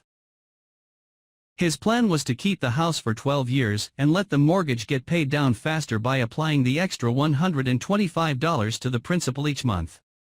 We figured that in 12 years, a large portion of the mortgage would be paid off and he could possibly be clearing $800 a month by the time his first child went to college. He could also sell the house if it had appreciated in value. 3 years later, the real estate market greatly improved in Phoenix and he was offered $156,000 for the same house by the tenant who lived in it. Again, he asked me what I thought. I advised that he sell it, using a 1031 tax-deferred exchange. Suddenly, he had nearly $80,000 to operate with. I called another friend in Austin, Texas, who then moved this tax-deferred capital gain into a mini storage facility. Within 3 months, he began receiving checks for a little less than $1,000 a month, which he then poured back into the college fund. A couple of years later, the mini warehouse sold, and he received a check for nearly $330,000 as proceeds from the sale. He rolled those funds into a new project that would now generate over $3,000 a month in income, again, going into the college fund. He is now very confident that his goal will be met easily. It only took $7,900 to start and a little financial intelligence. His children will be able to afford the education they want, and he will then use the underlying asset, wrapped in his legal entity, to pay for his retirement. As a result of this successful investment strategy, he will be able to retire early. Thank you for reading this book. I hope it has provided some insights into utilizing the power of money to work for you. Today, we need greater financial intelligence to simply survive. The idea that it takes money to make money is the thinking of financially unsophisticated people. It does not mean that they're not intelligent. They have simply not learned the science of money making money. Money is only an idea. If you want more money, simply change your thinking. Every self-made person started small with an idea, and then turned it into something big. The same applies to investing. It takes only a few dollars to start and grow it into something big. I meet so many people who spend their lives chasing the big deal, or trying to amass a lot of money to get into a big deal, but to me that is foolish. Too often I have seen unsophisticated investors put their large nest egg into one deal and lose most of it rapidly. They may have been good workers, but they were not good investors. Education and wisdom about money are important. Start early. Buy a book. Go to a seminar. Practice. Start small. I turned $5,000 cash into a $1 million asset, producing $5,000 a month cash flow in less than 6 years. But I started learning as a kid. I encourage you to learn, because it's not that hard. In fact, it's pretty easy once you get the hang of it. I think I have made my message clear. It's what is in your head that determines what is in your hands. Money is only an idea. There is a great book called Think and Grow Rich. The title is not Work Hard and Grow Rich. Learn to have money work hard for you, and your life will be easier and happier. Today, don't play it safe. Play it smart. The 3 incomes. In the world of accounting, there are 3 different types of income. Ordinary earned, portfolio, passive. When my poor dad said to me, "Go to school, get good grades, and find a safe, secure job," he was recommending I work for earned income. When my rich dad said, "The rich don't work for money. They have their money work for them," he was talking about passive income and portfolio income. Passive income, in most cases, is income derived from real estate investments. Portfolio income is income derived from paper assets such as stocks and bonds. Portfolio income is the income that makes Bill Gates the richest man in the world, not earned income. Rich Dad used to say, the key to becoming wealthy is the ability to convert earned income into passive income or portfolio income as quickly as possible. He would say, taxes are highest on earned income. The least taxed income is passive income. That is another reason why you want your money working hard for you. The government taxes the income you work hard for more than the income your money works hard for. In my second book, Rich Dad's Cash Flow Quadrant, I explain the 4 different types of people who make up the world of business. They are E, employee, S, self-employed, B, business owner, and I, investor. Most people go to school to learn to be an E or an S. The cash flow quadrant is written about the core differences of these 4 types and how people can change their quadrant. In fact, most of our products are created for people in the B and I quadrants. In Rich Dad's Guide to Investing, book number 3 in the Rich Dad series, I go into more detail on the importance of converting earned income into passive and portfolio income. Rich Dad used to say, all a real investor does is convert earned income into passive and portfolio income. If you know what you're doing, investing is not risky. It's just common sense. The key to financial freedom. The key to financial freedom and great wealth is a person's ability to convert earned income into passive and or portfolio income. My rich dad spent a lot of time teaching Mike and me this skill. Having this ability is the reason my wife Kim and I are financially free, never needing to work again. We continue to work because we choose to.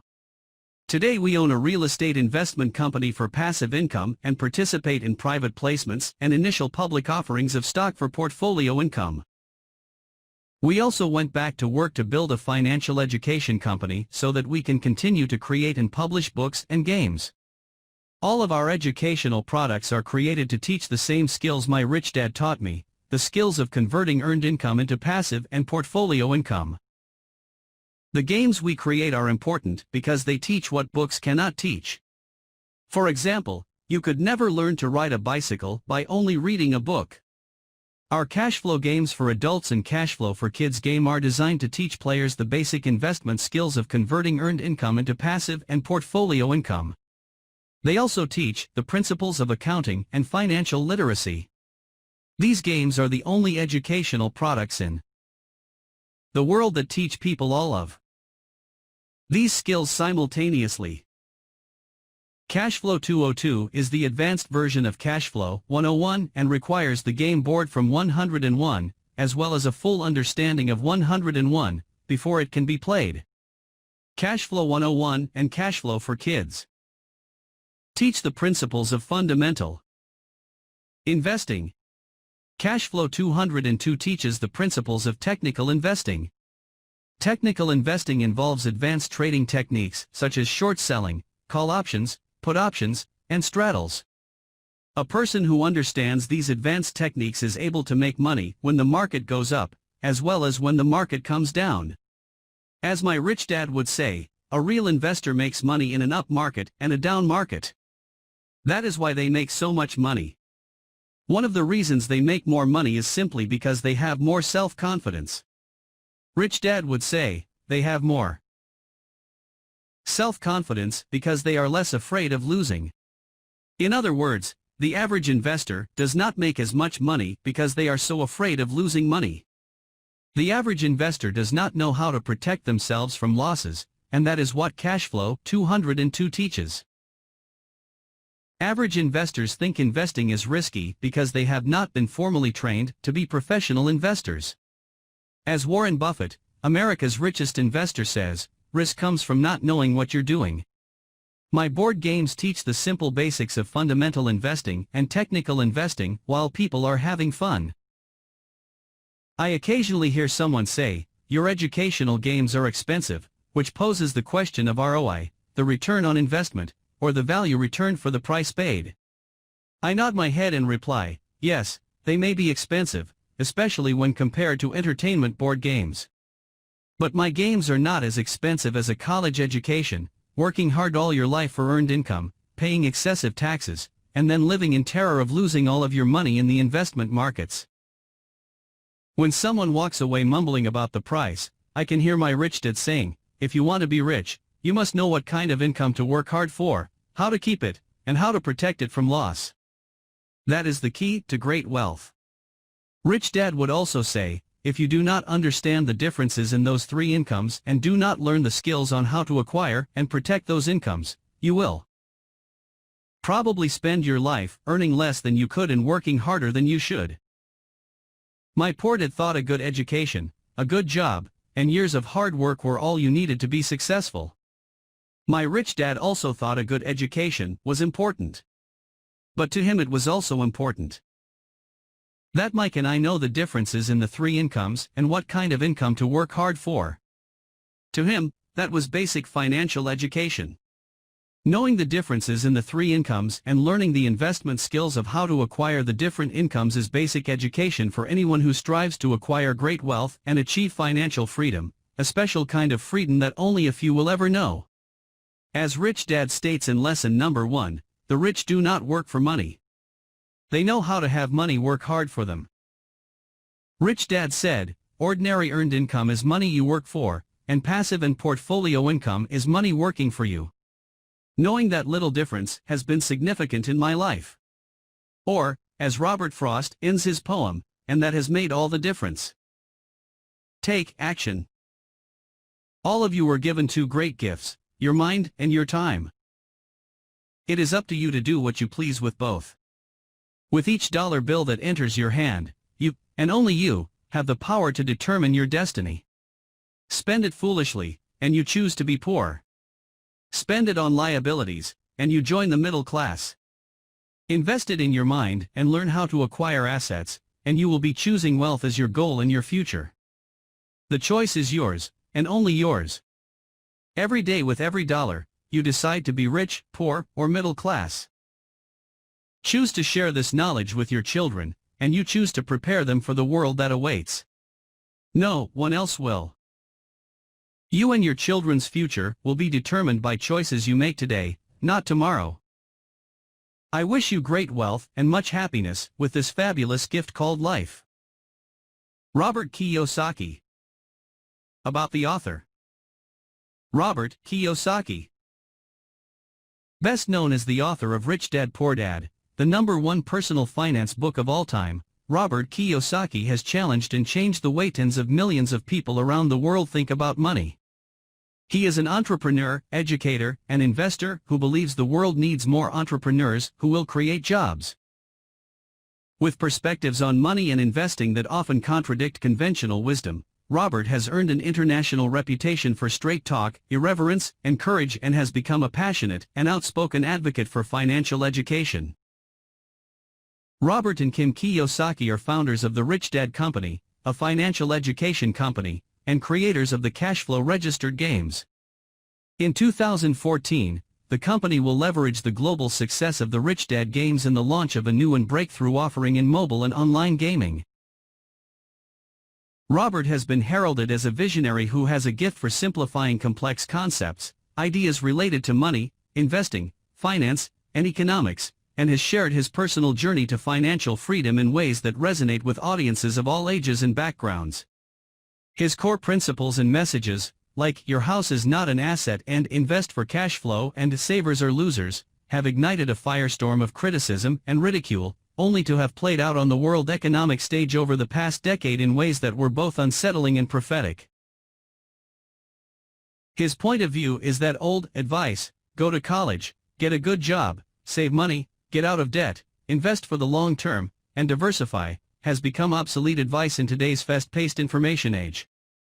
His Rich Dad philosophies and messages challenge the status quo. His teachings encourage people to become financially educated and to take an active role in investing for their future.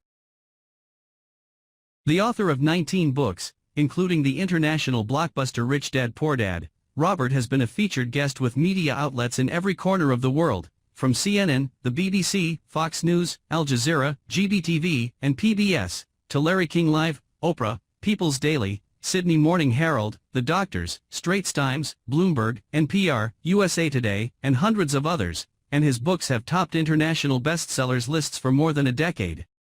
He continues to teach and inspire audiences around the world. His most recent books include Unfair Advantage, The Power of Financial Education, Midas Touch, the second book he has co-authored with Donald Trump,